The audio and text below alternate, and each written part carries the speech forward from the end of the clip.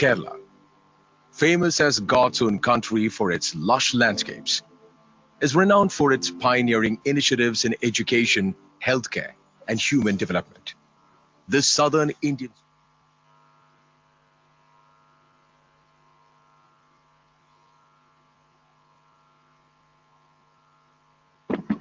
Good morning. Those who are sitting on the back side of the chairs, please get into front side. Please. Please fill this. Come on.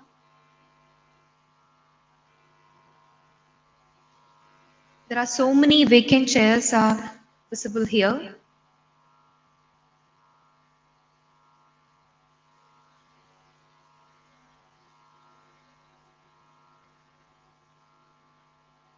Our program will start very soon. Just come forward.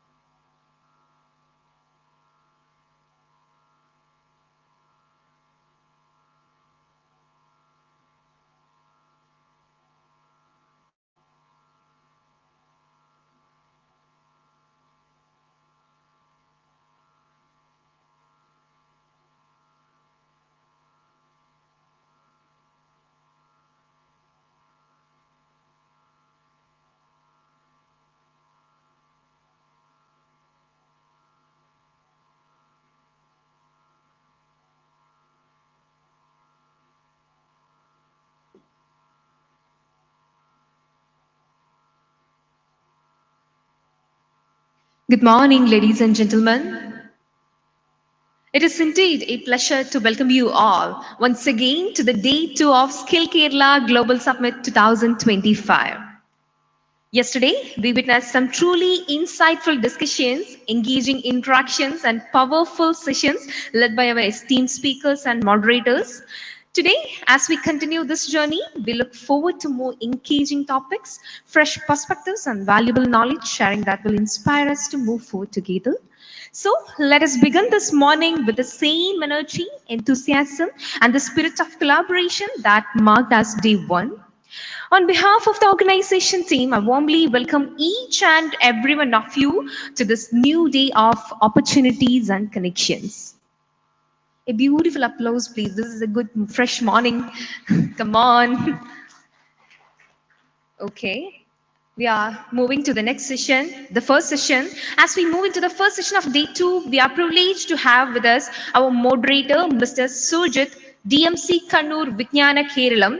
With his expertise, dedication, and leadership, he continues to contribute significantly to this field and community, bringing valuable perspectives to discussion of this nature.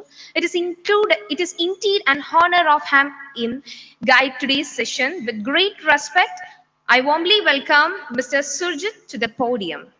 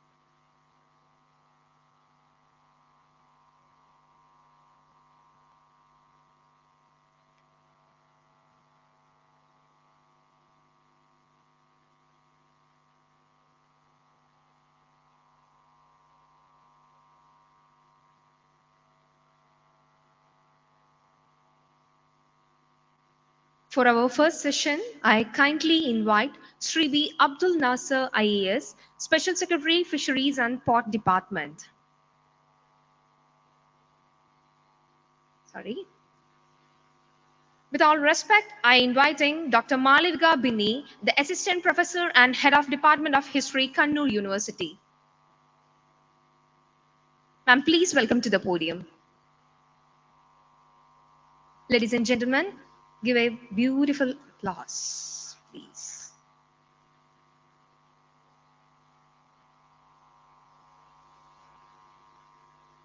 Here I'm welcoming with huge respect Dr. Shyama S. Prabha, the State Project Officer, Transgender Cell, Social Justice Department.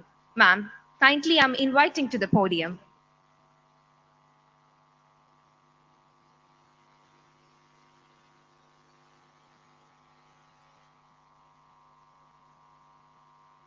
With all respect, I'm inviting Dr. Shyam Kumar T.S., the Department of General Education, Kottayam, Government of Kerala. Sir, welcome to the podium.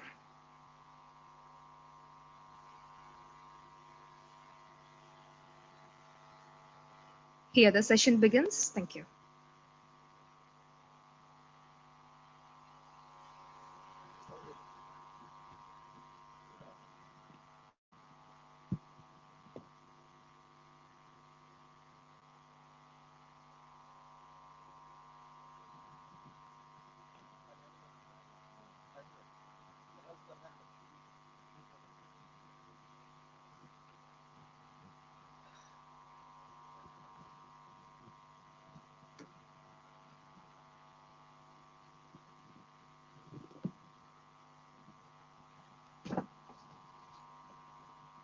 അപ്പോൾ നമുക്ക് തുടങ്ങാം. മലയാളത്തിൽ പോരെ നമുക്ക്? മലയാളമല്ലേ നല്ലത്? അപ്പോൾ speakers ഒക്കെ മലയാളമാണ്. അപ്പോൾ നമുക്ക് മലയാളം ചൂസ് ചെയ്യാം. അപ്പോൾ നമ്മുടെ വിഷയം employment in margin, unlocking hidden workforce potential. അപ്പോൾ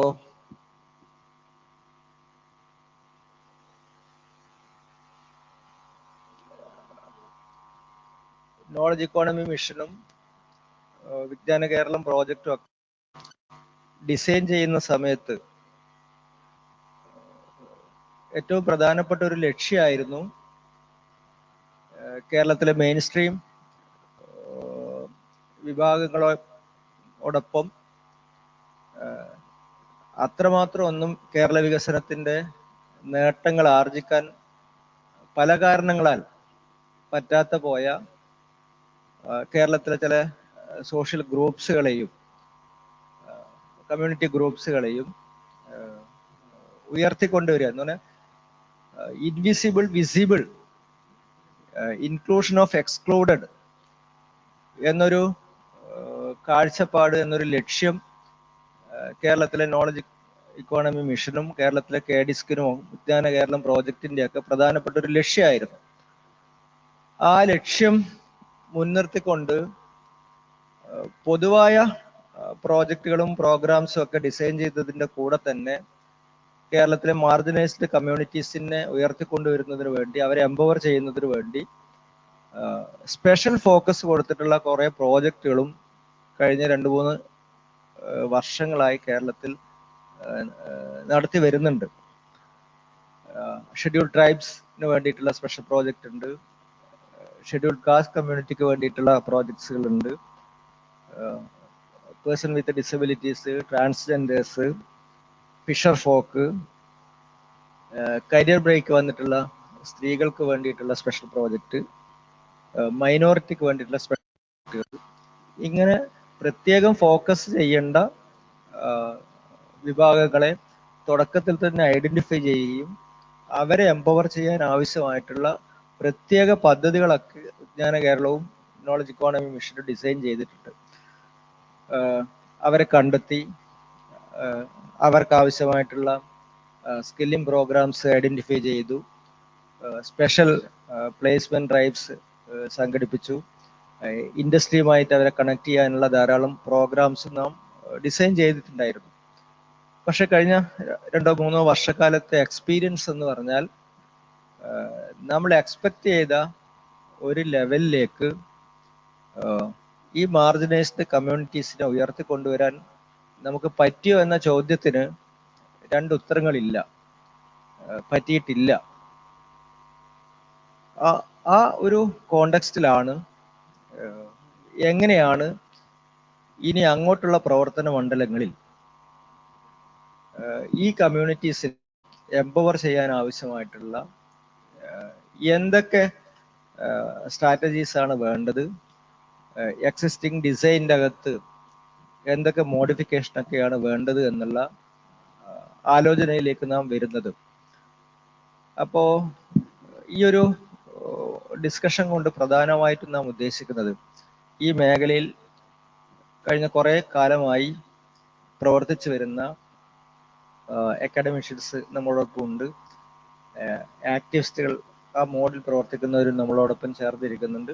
അപ്പോൾ ഇവരുടെയൊക്കെ വാല്യുബിൾ എക്സ്പീരിയൻസ് ബേസ് ചെയ്തുകൊണ്ട് ഇനി എങ്ങനെയാണ് ഈ മേഖലയിലുള്ള പ്രവർത്തനങ്ങൾ ഡിസൈൻ ചെയ്യേണ്ടത് എന്നതിനെ പറ്റിയിട്ടുള്ള ഒരു ലക്ഷ്യത്തെ മുൻനിർത്തിയിട്ടാണ് നാം ഈ ഒരു ഡിസ്കഷൻ സംഘടിപ്പിക്കുന്നത്. 3-4 മേഖല കോൺസെൻട്രേറ്റ് ചെയ്ത് കൊണ്ടുപോകണം നാം ഈ ചർച്ച മുന്നോട്ട് കൊണ്ടുപോകാൻ.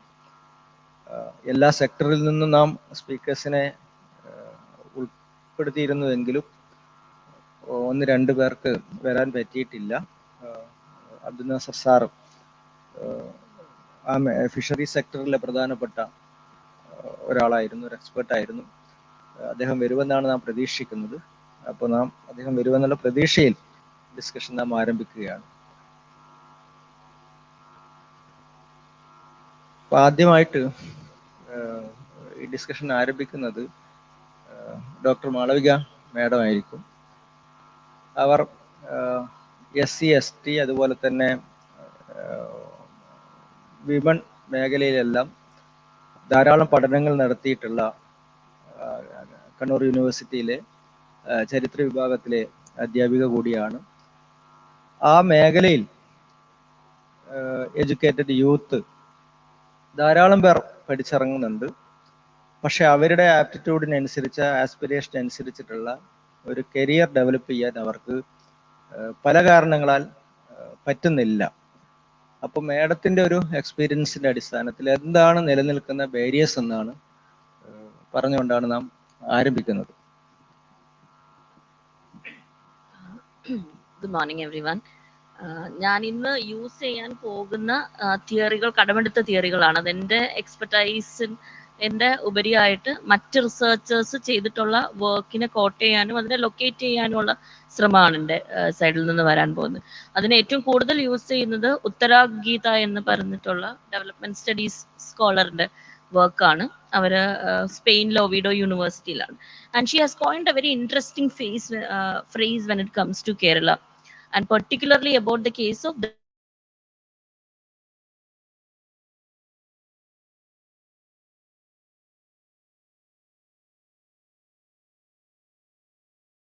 ഈ പഠനം നമ്മൾ ഗുപ്തയുടെയും അതേപോലെ തന്നെ അതിനു മുമ്പേ വന്നിട്ടുള്ള കേരള മോഡൽ ഓഫ് ഡെവലപ്മെന്റ് ക്രിട്ടീക്സും അതിനോടുള്ള ചേർത്ത് വെക്കലിനോടുള്ള റെസ്പോൺസ് ആയിട്ടാണ് അവർ എഴുതിയിരിക്കുന്നത്. അപ്പോൾ അവരൊരു വളരെ ഇൻട്രസ്റ്റിംഗ് ഫേസ് യൂസ് ചെയ്യുന്നുണ്ട്. And that phrase is caste ceiling. നമ്മൾ സ്ത്രീകളുടെ കാര്യങ്ങൾ പറയുമ്പോൾ പലപ്പോഴും ഗ്ലാസ് സീലിംഗ് എന്ന് പറയാറുണ്ട്. അതായത് ഒരു ലെവൽ വരെ എത്താം, എന്നാൽ അത് കഴിഞ്ഞാൽ ഓൺ പേപ്പർ തിയറിറ്റിക്കലി അടുത്ത സ്റ്റേജിലേക്ക് പോകാമെങ്കിലും ഒരിക്കലും അടുത്ത സ്റ്റേജിലേക്ക് പോകാൻ പറ്റാത്ത രീതിയിലുള്ള ഇൻവിസിബിൾ ആയിട്ടുള്ള ചില ഫോഴ്സസ് വർക്ക് ചെയ്യുന്നുണ്ടെന്ന്. അതെ, ആ ഒരു ഫോഴ്സസ് എന്താണെന്ന് ചോദിച്ചാൽ ഇവിടെ നിലനിൽക്കുന്ന വ്യവസ്ഥ ഇൻസ്റ്റിറ്റ്യൂഷണലൈസ്ഡ് ആയിട്ടുള്ള പേട്രിയാർക്കി ആണെന്ന് നമുക്ക് മനസ്സിലാക്കാൻ പറ്റും. സ്ത്രീകളുടെ കയ്യിൽ ഭൂസ്വത്തില്ലാത്തതാണെന്ന് നമുക്ക് മനസ്സിലാക്കാൻ പറ്റും. ക്യാപിറ്റൽ ഫോർമേഷനിൽ നിന്ന് സ്ത്രീകളെ മാറ്റി നിർത്തിക്കൊണ്ടിരിക്കുന്ന നിലനിൽക്കുന്ന സാമൂഹ്യ വ്യവസ്ഥയാണ് സ്ത്രീകൾക്ക് ലെഷറും ഓൺട്രപ്രണർഷിപ്പും പെർസ്യൂ ചെയ്യാൻ പറ്റാത്ത രീതിയിലുള്ള ഒരു ഫാമിലി നെറ്റ്വർക്കുകളുടെ പ്രവർത്തനമാണെന്ന് മനസ്സിലാക്കാൻ പറ്റും ഗ്ലാസ് സീലിംഗിന്റെ കാര്യത്തിൽ. എന്നാൽ കാസ്റ്റ് സീലിംഗിന്റെ കാര്യത്തിൽ ഈ ഗ്ലാസ് സീലിംഗ് ഉള്ളതുപോലെ തന്നെ കാസ്റ്റ് സീലിംഗ് ഉണ്ടെന്നാണ് ഉത്തരാഗീത വാദിക്കുന്നത്.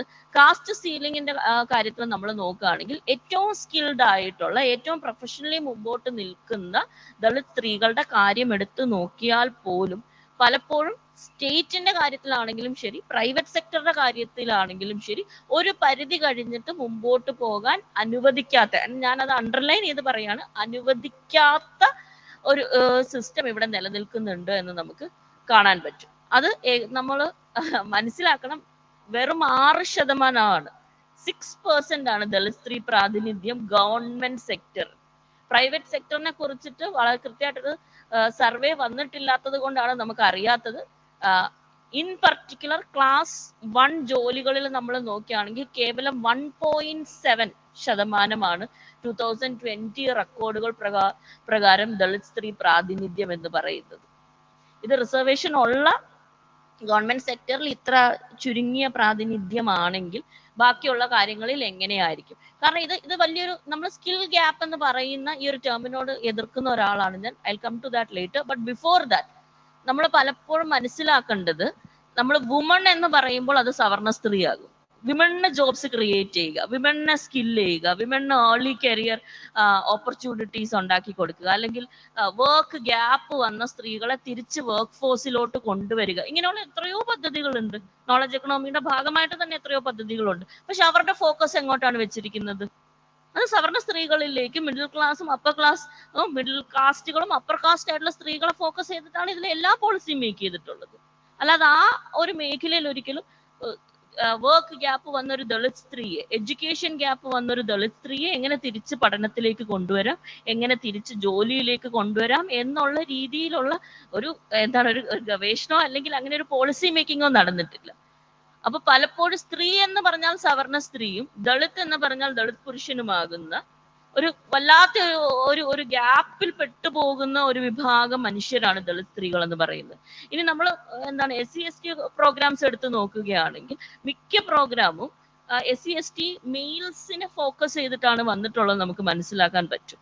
അതിന്റെ ഓരോ ഘടനകളും ഇപ്പൊ ഓരോ പ്രോഗ്രാമായിട്ട് എടുത്ത് ഞാൻ പറയുന്നില്ല, അത് ഇന്ന് തുടങ്ങിയതല്ല. കേരള സ്റ്റേറ്റ് എവിടെയൊക്കെ ഇന്റർവെൻഷൻസ് മേക്ക് ചെയ്തിട്ടുണ്ടോ, കാസ്റ്റ് ജെൻഡേർഡ് ആണ്. ഇതിങ്ങനെ രണ്ട് മേഖലകളായിട്ട് നിൽക്കേണ്ട കാര്യങ്ങൾ. ഇത് ഓവർലാപ്പ് ചെയ്ത് കിടക്കുന്ന ഒരു ഇഷ്യൂ ആണ്.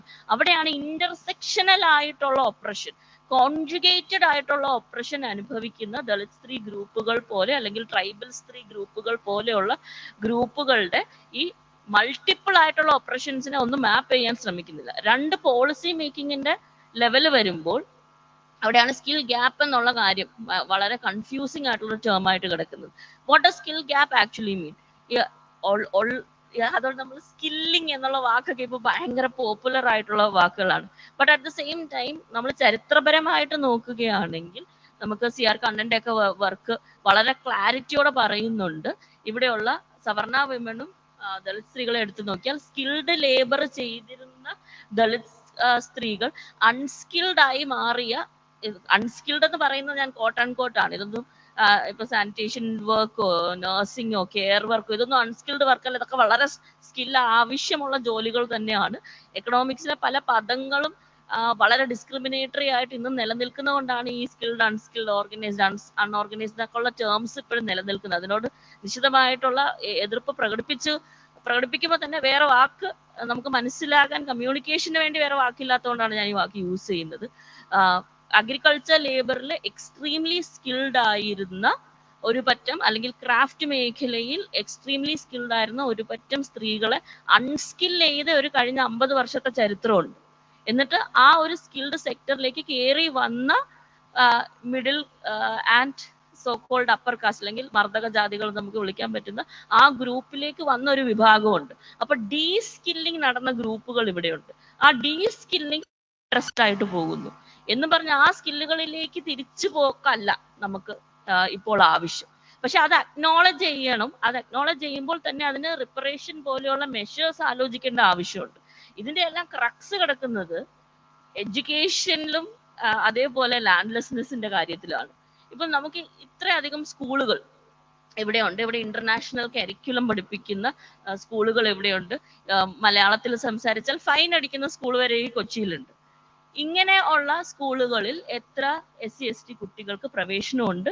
ഇനി പ്രവേശനം ഉണ്ടെങ്കിൽ തന്നെ അവർക്ക് മറ്റു കാര്യങ്ങൾ, ഇപ്പൊ ടെക്സ്റ്റ് ബുക്കുകൾ, യൂണിഫോമുകൾ, അവിടെ നടക്കുന്ന ടൂറുകൾ, അവിടെ നടക്കുന്ന എക്സിബിഷനുകൾ, പ്രോജക്റ്റുകൾ, ഇതിലെല്ലാം പങ്കെടുക്കാനുള്ള ഒരു ലാർജർ ഫെസിലിറ്റേഷൻ സ്റ്റേറ്റ് നടക്കുന്നുണ്ടോ? ഇത് സ്റ്റേറ്റ് പ്രൊവൈഡ് ചെയ്യുന്നുണ്ടോ എന്നുള്ള ചോദ്യം വളരെ പ്രസക്തമാണ്. കാരണം നമ്മൾ ഏറ്റവും മുകളിൽ വന്നിട്ട് ഹയർ എഡ്യൂക്കേഷൻ ലെവലിൽ 17% മാത്രമാണ് നമ്മൾ ടെക്നിക്കൽ അല്ലെങ്കിൽ പ്രൊഫഷണൽ എന്ന് വിളിക്കുന്ന കോഴ്സസിൽ ദളിത് പ്രാതിനിധ്യം. അതിനകത്ത് ഏറ്റവും കൂടുതൽ പ്രാതിനിധ്യം ഉള്ളത് ആക്ച്വലി ദളിത് സ്ത്രീകൾക്കാണ്. സോ ഹയർ എഡ്യൂക്കേഷൻ മേഖലയിൽ ദളിത് വിഭാഗത്തിൽ നമ്മൾ നോക്കുകയാണെങ്കിൽ ദളിത് സ്ത്രീകളാണ് കൂടുതൽ.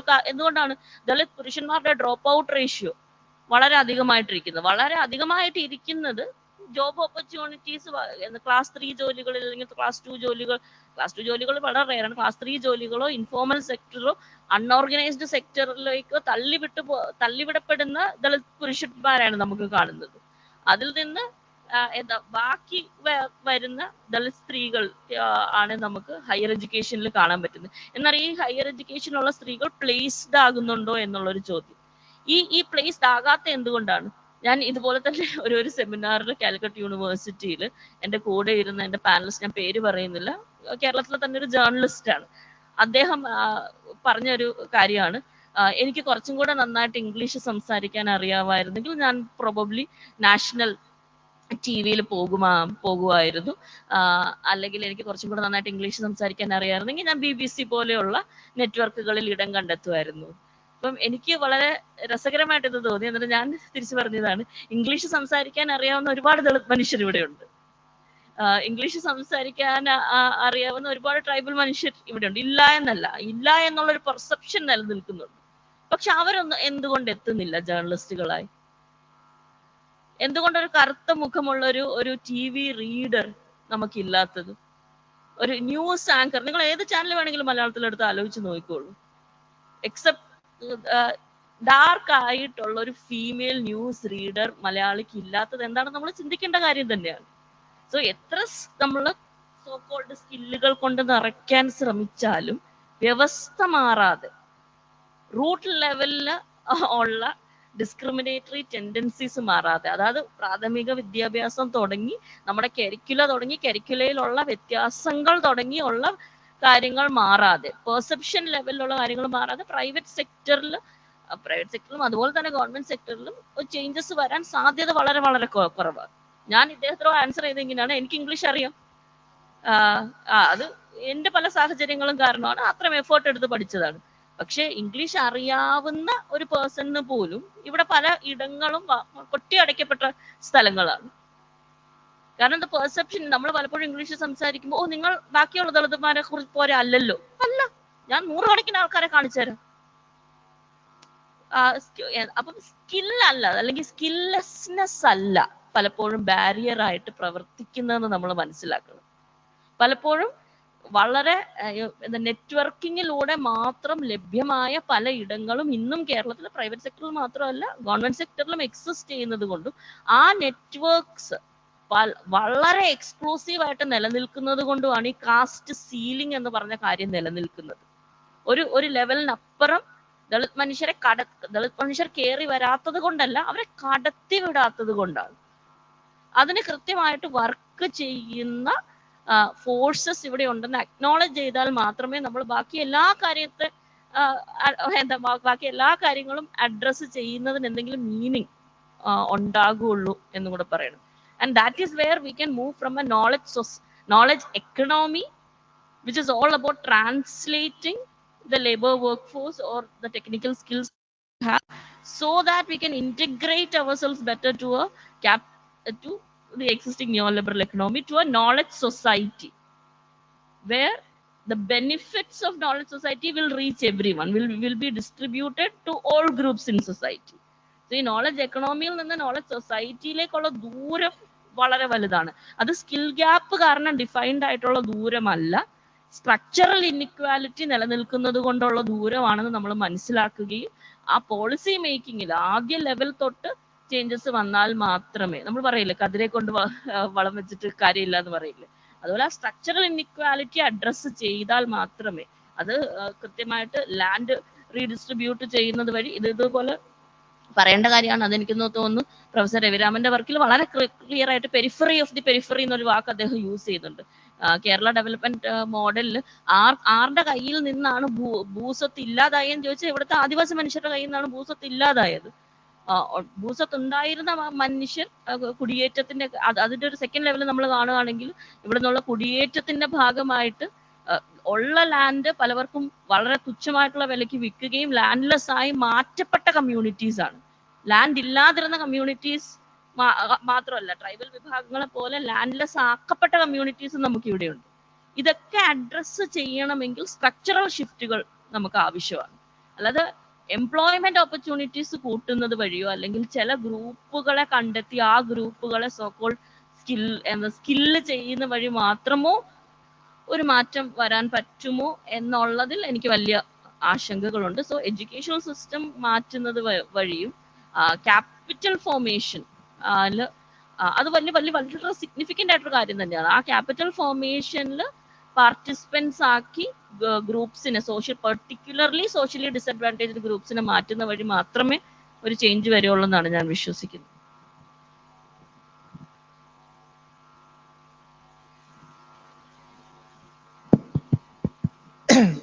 മാം പറഞ്ഞു തുടങ്ങിയതും ചെറിയ ചെറിയ തൊട്ട് വിദ്യകൾ കൊണ്ടോ മുറിവൈദ്യം കൊണ്ടോ ഒന്നും പരിഹരിക്കാൻ കഴിയുന്നതല്ല ദളിത് ആദിവാസി മേഖലയിലുള്ള ഇൻക്ലൂഷൻ, സ്ട്രക്ചറൽ റീഅറേഞ്ച്മെന്റ്. അപ്പോൾ അവർ പറഞ്ഞു തുടങ്ങിയത് 2 തരത്തിലുള്ള പ്രശ്നങ്ങൾ നിലനിൽക്കുന്നു. 2 ടേം മാം ഉപയോഗിച്ചു. ഒന്ന് ക്ലാസ് സീലിങ്ങും 2 കാസ്റ്റ് സീലിങ്ങും.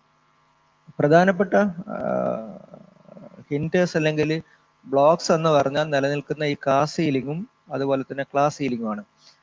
ഇതിനെ രണ്ടിനെയും ബ്രേക്ക് ചെയ്യാതെ വെറുതെ കുറച്ച് സ്കില്ലിംഗ് പ്രോഗ്രാം മാത്രം എടുത്തത് കൊണ്ട് പരിഹരിക്കാൻ കഴിയുന്നതല്ല കേരളത്തിലെ ഇന്നത്തെ എക്സ്ക്ലൂഷന്റെ അല്ലെങ്കിൽ ഇവരുടെ ഇൻക്ലൂഷന്റെ സാധ്യതകൾ എന്നാണ് മാം പറയാൻ ശ്രമിച്ചത്. അത് തന്നെ നമുക്ക് കണ്ടിന്യൂ ചെയ്യണം തോന്നുന്നു. അപ്പോൾ കാസ്റ്റ് സീലിംഗ് ആണ് കേരളത്തിലെ പ്രധാനപ്പെട്ട ഒരു പ്രശ്നം എന്ന് പറയുമ്പോൾ, ഷെഡ്യൂൾഡ് കാസ്റ്റിനെ എടുക്കുമ്പോൾ നമുക്ക് കാസ്റ്റ് സീലിംഗ് ഒരു പ്രധാനപ്പെട്ട ബാരിയർ ആണ് എന്ന കാര്യത്തിൽ യാതൊരു തർക്കവുമില്ല. പക്ഷെ കേരളത്തിലെ 1.5% ആണ് ടോട്ടൽ പോപ്പുലേഷനിൽ കേരളത്തിലെ ഷെഡ്യൂൾഡ് ട്രൈബ് പോപ്പുലേഷൻ ഉള്ളത്. അവിടെ അങ്ങനെയുള്ള ഒരു കാസ്റ്റ് ബേസ്ഡ് ആയിട്ടുള്ള ഡിഫറൻഷിയേഷൻ ഒന്നുമില്ല, ഒരു ഡിസ്ക്രിമിനേഷൻ ഒന്നും ആ ഗ്രൂപ്പിന്റെ അകത്തില്ല. ഈ കാസ്റ്റ് സീലിംഗ് എന്ന തിയറി അല്ലെങ്കിൽ ആ ഒരു അടിത്തട്ടിൽ പ്രവർത്തിക്കുന്ന ആ ബാരിയർ ഇല്ലാത്ത സോഷ്യൽ ഗ്രൂപ്പ്സ് ആണ് കേരളത്തിലെ ഷെഡ്യൂൾഡ് ട്രൈബ്സ്. ബട്ട് അവരും ഉയർന്നു വരുന്നില്ലല്ലോ കേരളത്തിൽ. അപ്പൊ എനിക്ക് ശാംസാറിനോടാണ് ഈ 2 കോൺസെപ്റ്റ് വെച്ച് എന്തുകൊണ്ടാണ് കേരളത്തിലെ ആദിവാസി സമൂഹം അല്ലെങ്കിൽ ഷെഡ്യൂൾഡ് ട്രൈബ്സ് അതിലെ യൂത്ത്സ് റിസർവേഷനും ഒക്കെ ഒരുപാട് സാധ്യതകൾ മുന്നോട്ട് വെച്ചിട്ടുണ്ടെങ്കിലും ആ സാധ്യതകളൊന്നും ക്യാപ്ചർ ചെയ്യാൻ അവർക്ക് എന്തുകൊണ്ടാണ് പറ്റാത്തത്? എല്ലാവർക്കും നമസ്കാരം. സാറ് പറഞ്ഞത് റിസർവേഷൻ ഉണ്ടായിട്ടും എന്ന പോയിന്റ് ഉപയോഗിച്ചത് കൊണ്ട് തന്നെ റിസർവേഷൻ എന്ന് പറയുന്ന സംഗതിയിൽ നിന്ന് തുടങ്ങാം. റിസർവേഷൻ ഉണ്ടായിട്ടും വലിയ സംവരണ അട്ടിമറി നടക്കുന്ന സ്ഥലം കൂടിയാണ് കേരളം എന്ന് പറയാതെ നിവർത്തി.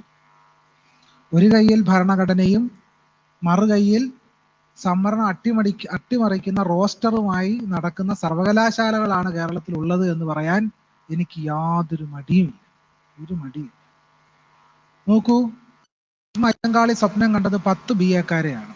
ഇപ്പൊ 10 BA-ക്കാരല്ല, 100 കണക്കിന് PhD-ക്കാരുണ്ടായിട്ട് പോലും ഇവർക്കൊന്നും തന്നെ കോളേജ് അധ്യാപകരാകാൻ സാധിക്കാത്ത സ്ഥലമാണ് കേരളം.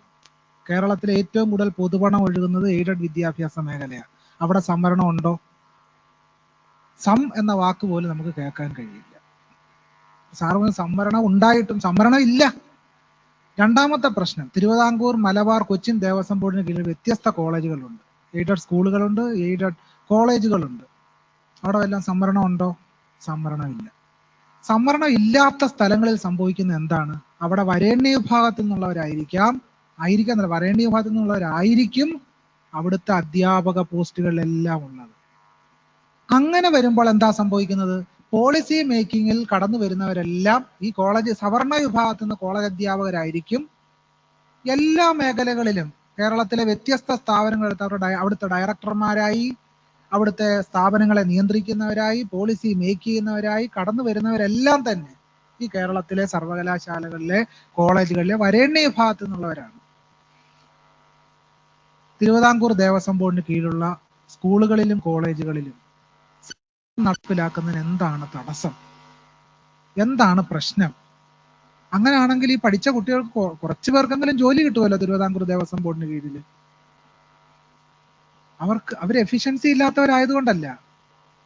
ഇവിടെ ഡോക്ടർ മാളവിക പിന്നെ സൂചിപ്പിച്ചതുപോലെ അവർക്കൊന്നും ജോലി കിട്ടാൻ അനുവദിക്കാത്ത ഒരു വ്യവസ്ഥാക്രമം കേരളത്തിൽ നിലനിൽക്കുന്നു.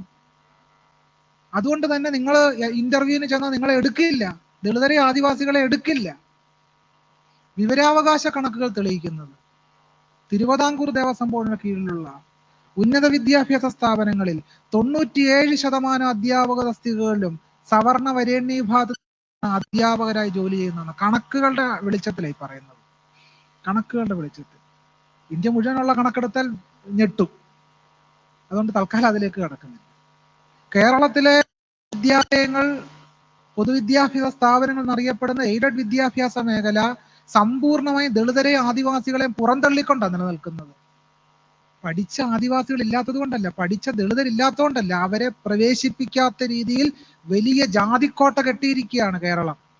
എന്നിട്ട് നമ്മൾ പുരോഗമന കേരളം എന്ന് പറഞ്ഞാൽ ലജ്ജാകരം എന്നല്ലേ പറയേണ്ടത്? ലജ്ജാകരം. ഇതൊരു വലിയ ഭീകര പ്രശ്നമാണ്.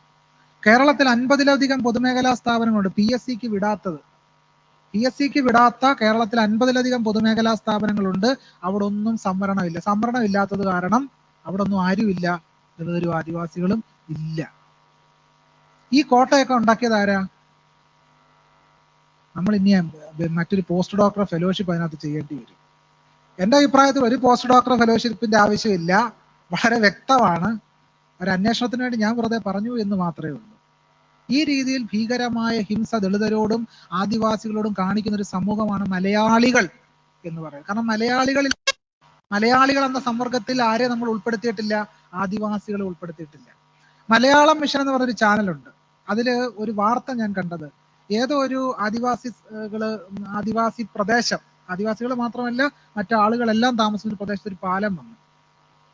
അതിനകത്ത് നാട്ടുകാരും ആദിവാസികളും ഏറെ സന്തുഷ്ടരായി. അപ്പൊ ആദിവാസികൾ നാട്ടുകാരല്ലേ? ആദിവാസികളെ അപരരായി കാണുന്ന ഒരു സാമൂഹ്യ വ്യവസ്ഥ കേരളത്തിലുണ്ട്. അതിന്റെ ഏറ്റവും വലിയ ഉദാഹരണമാണ് ആദിവാസികളുടെയും ദളിതരുടെയും അറിവുകളെ അറിവായി കാണാതിരിക്കുകയും അതിനെ കേവലം സ്കില്ലായി കാണും. ബ്രാഹ്മണർ എഴുതി കൂട്ടിയ വാസ്തുവിദ്യയും രാമായണവും മഹാഭാരതം എല്ലാം അറിവാകും. സത്യത്തിൽ അത് മുഴുവൻ ചാണകമാണ്. ചാണകത്തെ അറിവായി കാണുന്നവരാണ് മലയാളികൾ.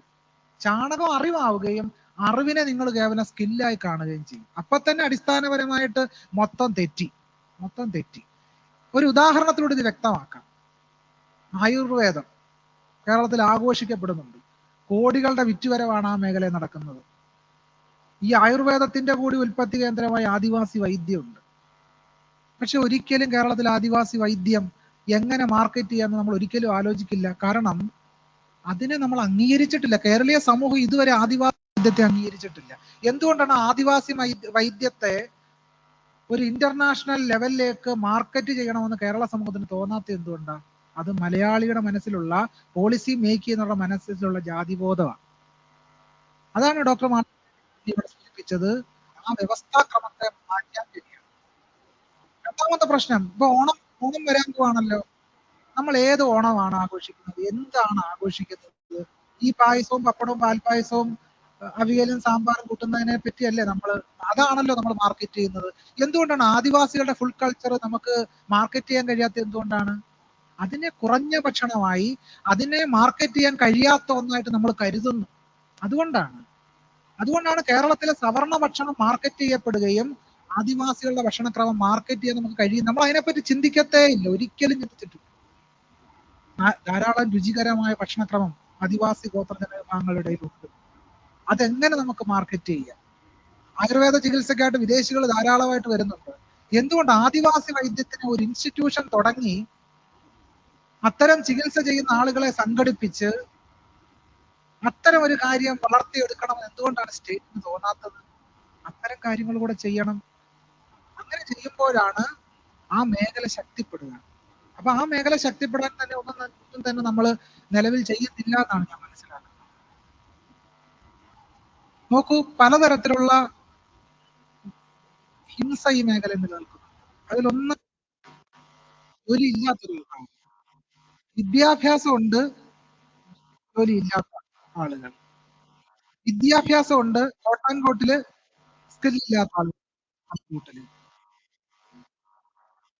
നല്ല വിദ്യാഭ്യാസം ഉണ്ട്, സ്കില്ലും ഉണ്ട്, പക്ഷെ അവരൊക്കെ പുറന്തള്ളപ്പെടുന്ന ഒരു വ്യവസ്ഥാക്രമം. അതാണ് ആദ്യം സംവരണം ഉണ്ടായിട്ട്.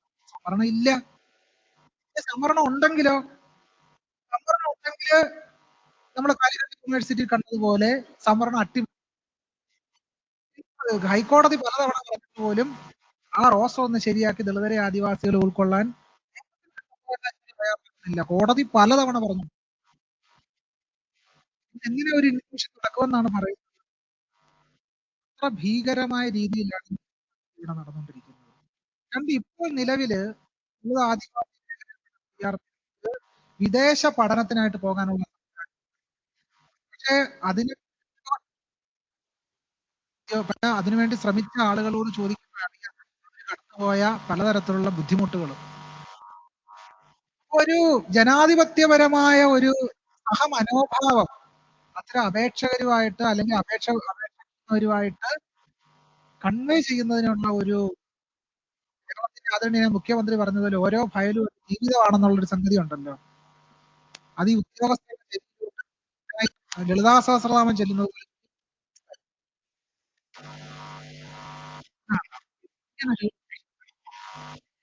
രണ്ട്, നമ്മളെ ശ്രദ്ധ ചെലുത്തേണ്ട ഏറ്റവും പ്രധാനപ്പെട്ട ഒരു മേഖല എന്ന് പറഞ്ഞാൽ വിദ്യാഭ്യാസത്തിനായിട്ട് ആളുകളെ പുറത്തേക്ക് വിടുന്നത് പോലെ തന്നെ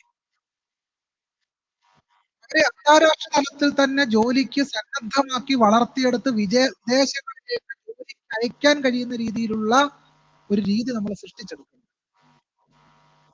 അങ്ങനെ സൃഷ്ടിച്ചെടുക്കുന്നതിലൂടെ മാത്രമേ ഭാവി കൂടുതൽ സുരക്ഷിതത്വമാക്കുന്ന രീതിയിലേക്ക് മാറ്റിയെടുക്കാൻ കഴിയുകയുള്ളൂ. രണ്ട്, നമുക്ക് ധാരാളം MR സ്കൂളുകൾ, പക്ഷേ ഫിസിക്കലി നല്ല ആക്റ്റീവായിട്ടുള്ള കുട്ടികൾ ഈ സ്കൂളുകളിലൊക്കെ തന്നെ പഠിക്കുന്നുണ്ട്. പക്ഷേ അവരെ കായികമായിട്ട് മത്സരക്ഷമമായിട്ട് അവരെ മാറ്റി ആ രീതിയിൽ വളർത്തിയെടുക്കുന്ന ആലോചനകളാണ് നമ്മുടെ സ്റ്റേറ്റ് നടത്തുന്നത്. ആ കുട്ടികളെ ആ രീതിയിൽ വളർത്തിയെടുത്തുകൊണ്ട് വരാൻ ധാരാളം പരിശ്രമങ്ങൾ നമുക്ക് ചെയ്യാവുന്നതാണ്. പക്ഷേ ആദിവാസികളെ സംബന്ധിച്ച് പരമ്പരാഗതമായ വിദ്യാഭ്യാസം മാത്രം പോരാ, ധാരാളം കഴിവുള്ള മനുഷ്യർ. ആ കഴിവുകൾ എങ്ങനെ ഉപയോഗിക്കണം എന്നത് സംബന്ധിച്ച് വളരെ ണ്ടതായിട്ടുണ്ട്. അതിന്റെ ഒരു ഉദാഹരണം അതുപോലെ ആദിവാസി വൈദ്യരെ സംബന്ധിച്ച് ഞാൻ പറഞ്ഞത്. ഇപ്പോൾ ചെയ്തുകൊണ്ടിരിക്കുന്നത് എന്താണ്? എന്ന് പറയും, പക്ഷേ കേരളത്തിലെ വികസനമാണ് വികസനം എന്നത്. ദളിതരുടെ ആദിവാസികളുടെയും കാര്യത്തിൽ എന്താണ് നടക്കുന്നത്? അത് സാമൂഹ്യ സേവനം, സാമൂഹ്യ സുരക്ഷാ പദ്ധതി എന്ന നിലയ്ക്ക് കോഴിയെ കൊടുക്കുകയും ആടിനെ കൊടുക്കുകയും ഒക്കെ ചെയ്യുന്ന നിലയിലേക്ക് സാമൂഹ്യ സുരക്ഷാ പദ്ധതികൾ മാത്രമായിട്ട് ചുരുങ്ങി നിൽക്കുക. അത് വളരെ പ്രധാനമാണ്. പക്ഷെ ചുരുങ്ങി നിൽക്കുക എന്ന് ഞാൻ പറയുന്നതിന്റെ അർത്ഥം അവരെ കൂടുതൽ സ്വന്തം കാലിൽ നിന്ന് പശ്ചാത്തല വികസനം കേരളം നടത്തേണ്ടത് അത്യാവശ്യം. ഒരു ഇൻക്ലൂസീവ് ആയിട്ടുള്ള ഒരു മേക്കിംഗ് കൂടെ മാത്രം സാധ്യമാവുകയുള്ളൂ എന്നതാണ് എനിക്ക് സൂചിപ്പിക്കാനായിട്ടുള്ള ഒരു കാര്യം. ഞാൻ ആദ്യം സൂചിപ്പിച്ചതുപോലെ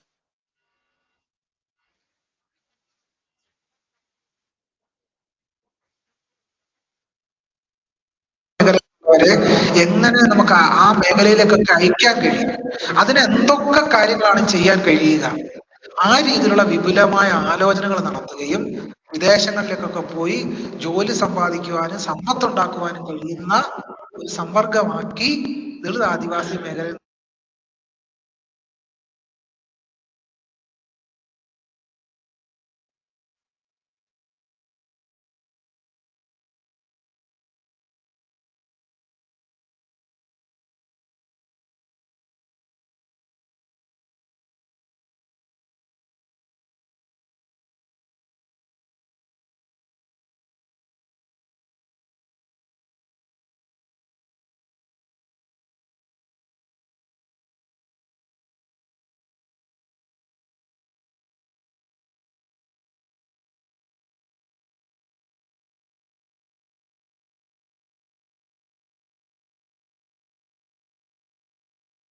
ഊന്നൽ കൊടുക്കുകയാണ് ചെയ്യുന്നത്.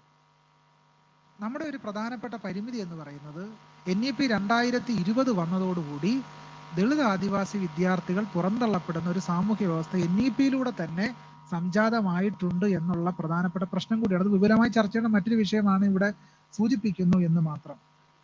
മറ്റൊരു പ്രധാനപ്പെട്ട വിഷയം എന്ന് പറയുന്നത് പ്രൈവറ്റ് മേഖല സമ്പൂർണ്ണമായിട്ടും ദളിതരെ ആദിവാസികളെയും പുറത്തു നിർത്തുന്ന, അവരെ കൊട്ടിയടച്ച് പുറത്തു നിർത്തുന്ന ഒരു വ്യവസ്ഥാക്രമം നമ്മുടെ രാജ്യത്ത്, കേരളത്തിലും അത് ശക്തമായിട്ട് നിലനിൽക്കുന്നുണ്ട്.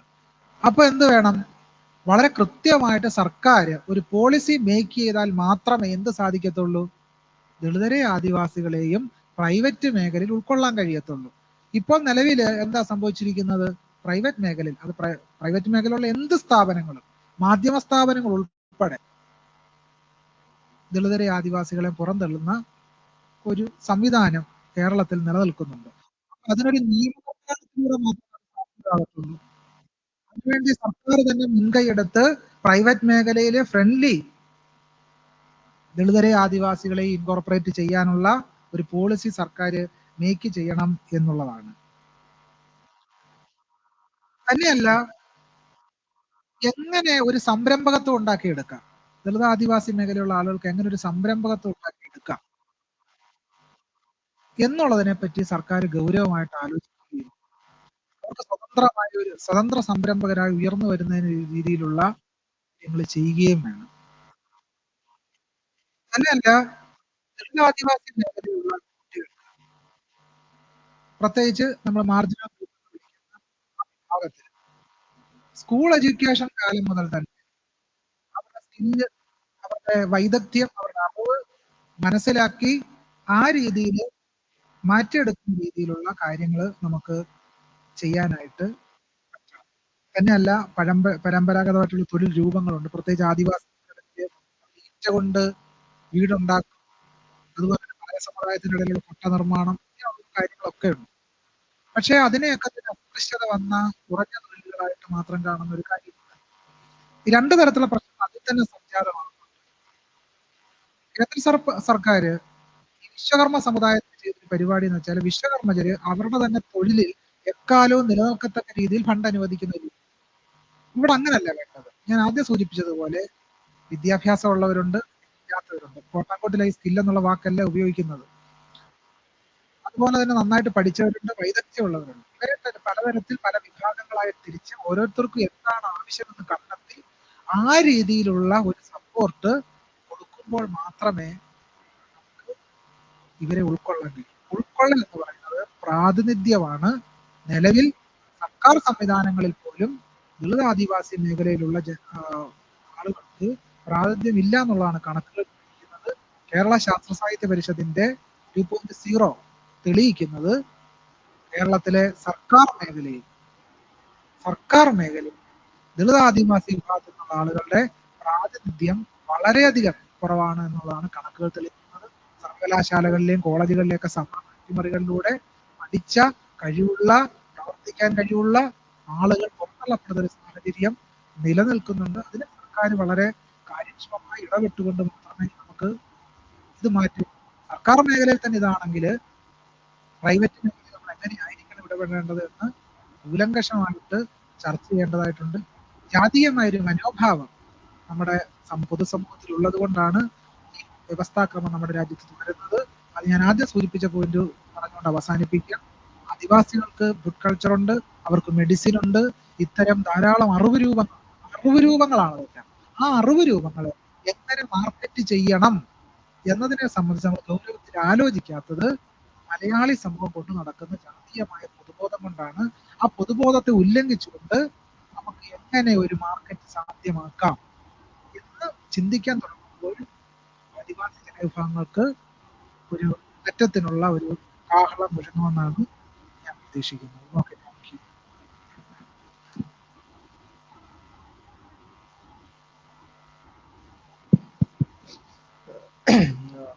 കേരളത്തിലെ ആദിവാസി സമൂഹത്തിന്റെ എംപവർമെന്റുമായി ഇൻക്ലൂഷനുമായി ബന്ധപ്പെട്ടുകൊണ്ട് കുറെ പുതിയതല്ല, എന്നാൽ സമൂഹം റേസിയ സമൂഹത്തിൽ പ്രചാരത്തിലുണ്ടെങ്കിൽ പോലും അധികം സീരിയസ് ആയി പോളിസി മേക്കിങ്ങിലൊന്നും കൊണ്ടുവരാൻ അധികം സീരിയസ് ആയി എടുക്കാത്ത കുറെ വിഷയങ്ങൾ നിശാന്ത് സാർ നമ്മൾ ഓർമ്മപ്പെടുത്തിയിട്ടുണ്ട്. തീർച്ചയായിട്ടും ചർച്ച ചെയ്യപ്പെടേണ്ട വിഷയമാണ്. നമുക്ക് അതിനെ ഫോക്കസ് ചെയ്തുകൊണ്ട് രണ്ടാം റൗണ്ടിൽ ആ ചർച്ച നമുക്ക് മുന്നോട്ട് കൊണ്ടുപോകാം. ഇനി നമ്മളുമായി പങ്കുവെക്കാനുള്ളത് കേരളത്തിലെ ന്യൂമറിക്കലി വെരി മിനിസ്കൂൾ സെക്ഷനാണ് ട്രാൻസ്ജെൻഡർ വിഭാഗം.